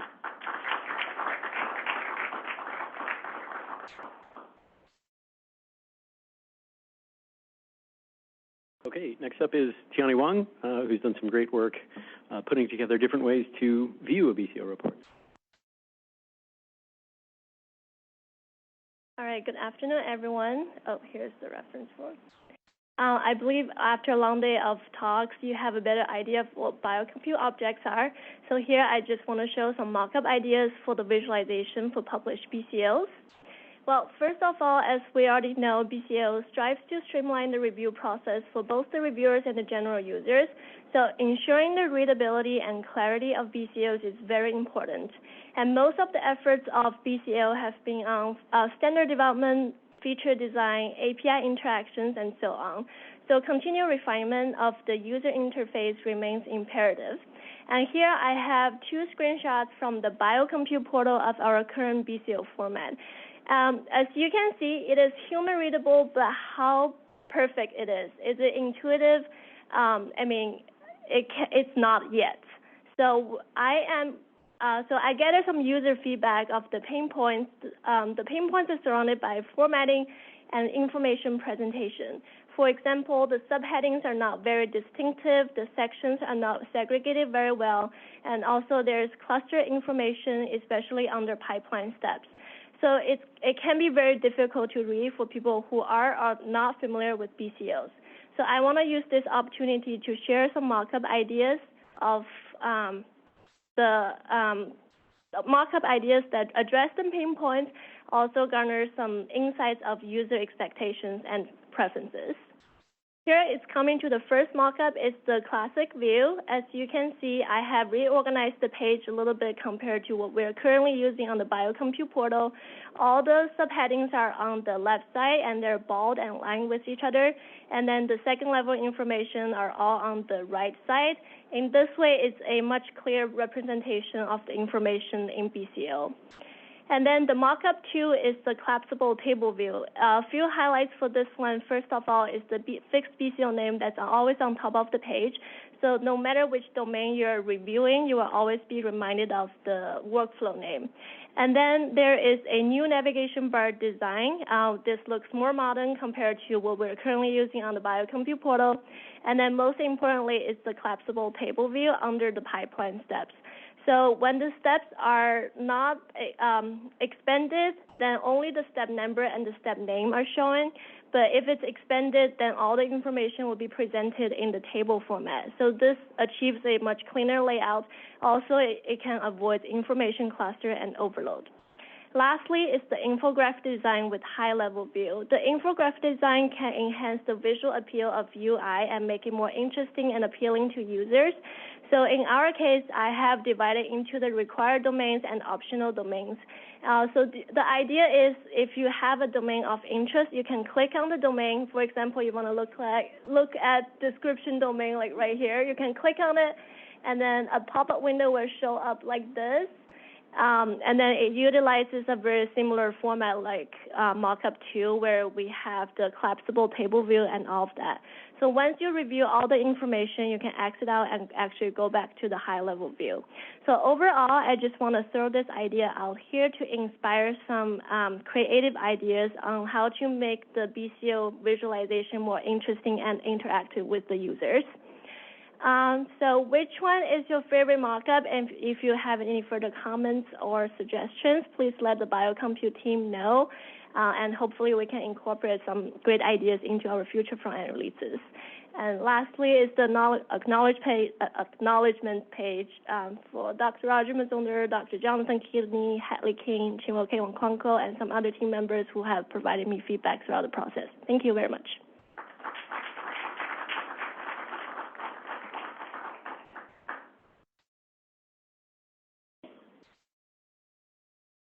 Okay, and finally, it's Dr. Pat McNeely talking about leveraging BCOs to manage complexity in modern bioinformatics workflows. Good. Thank you very much. Good afternoon. I've been told lightning is the key theme for the day. Let's see if I can master this real quick. Very good. So we're looking to leverage BCOs to solve a problem that we've come across in a kind of adjacent domain, where what we're looking at is that data exists in many places. So there's lots of data sources that have been linked up through the internet. All of them have their own sort of sets of provenance and rules for access and things that make that data available. So what we're proposing and have started some preliminary work on is a three-step approach to manage that complex analysis set. So first, we abstract away the data. Second, we enable an analysis workflow definition. And finally, we create BCOs to sort of freeze in time forever that analysis.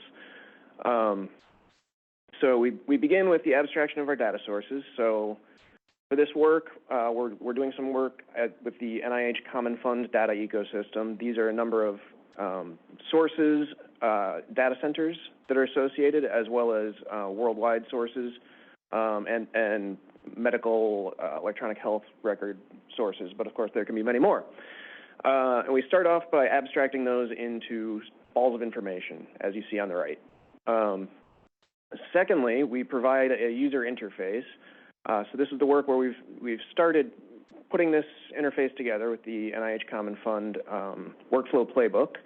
And on the left here, we've got predefined workflows. On the right, we have user-defined workflows. Both of those allow a user to sort of plug and play the information that they want to pull from data centers and perform the analysis that they're looking to do. And finally, you see at the end of their workflow, either predefined or constructed, we stamp out that biocompute object. And finally, once we've stamped out the biocompute object, we can either allow the user to download the BCO to their computer or submit it directly to the biocompute portal. And so here, we're sort of extending the application of biocompute objects into tracking the workflow of information across data centers. So to summarize, we're abstracting out our data sources, we are providing an analysis workflow interface, and finally, we're using the BCO to collect that information and provide reproducibility and traceability. Thank you very much.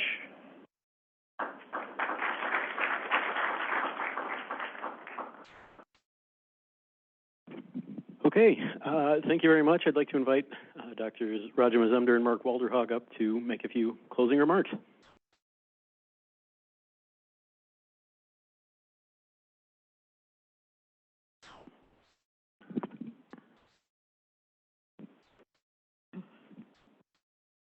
So,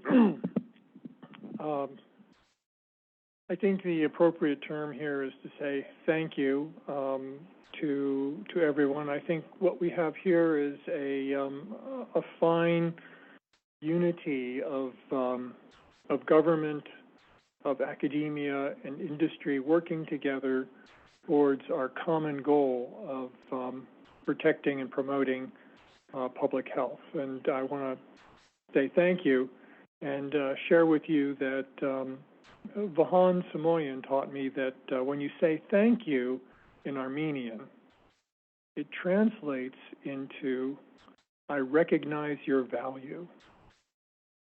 And it seemed very appropriate to me that in thanking someone, you're recognizing within them the individual contributions that they've made to making your life a little bit better. And so I think the great thing about this conference and about Biocompute Objects is that you've all given something here that is showing the care and competency that you have for public health. And for that, we all benefit.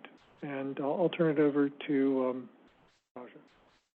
Thank you, Mark. And I echo what Mark just said. And I would also say that a big thank you to FDA for allowing this to happen here. And over the last several years, we have been working closely together, our industry partners. I also want to thank Chinwoke because she has been tirelessly working to make this happen. So thank you for all the hard work. And everybody else, hopefully we will see you all again next year. And meanwhile, we might also try to reach out to you, or please reach out to us if you have any questions or if you want any demo or training for your group members at your work. So with that, thank you very much. Safe travels.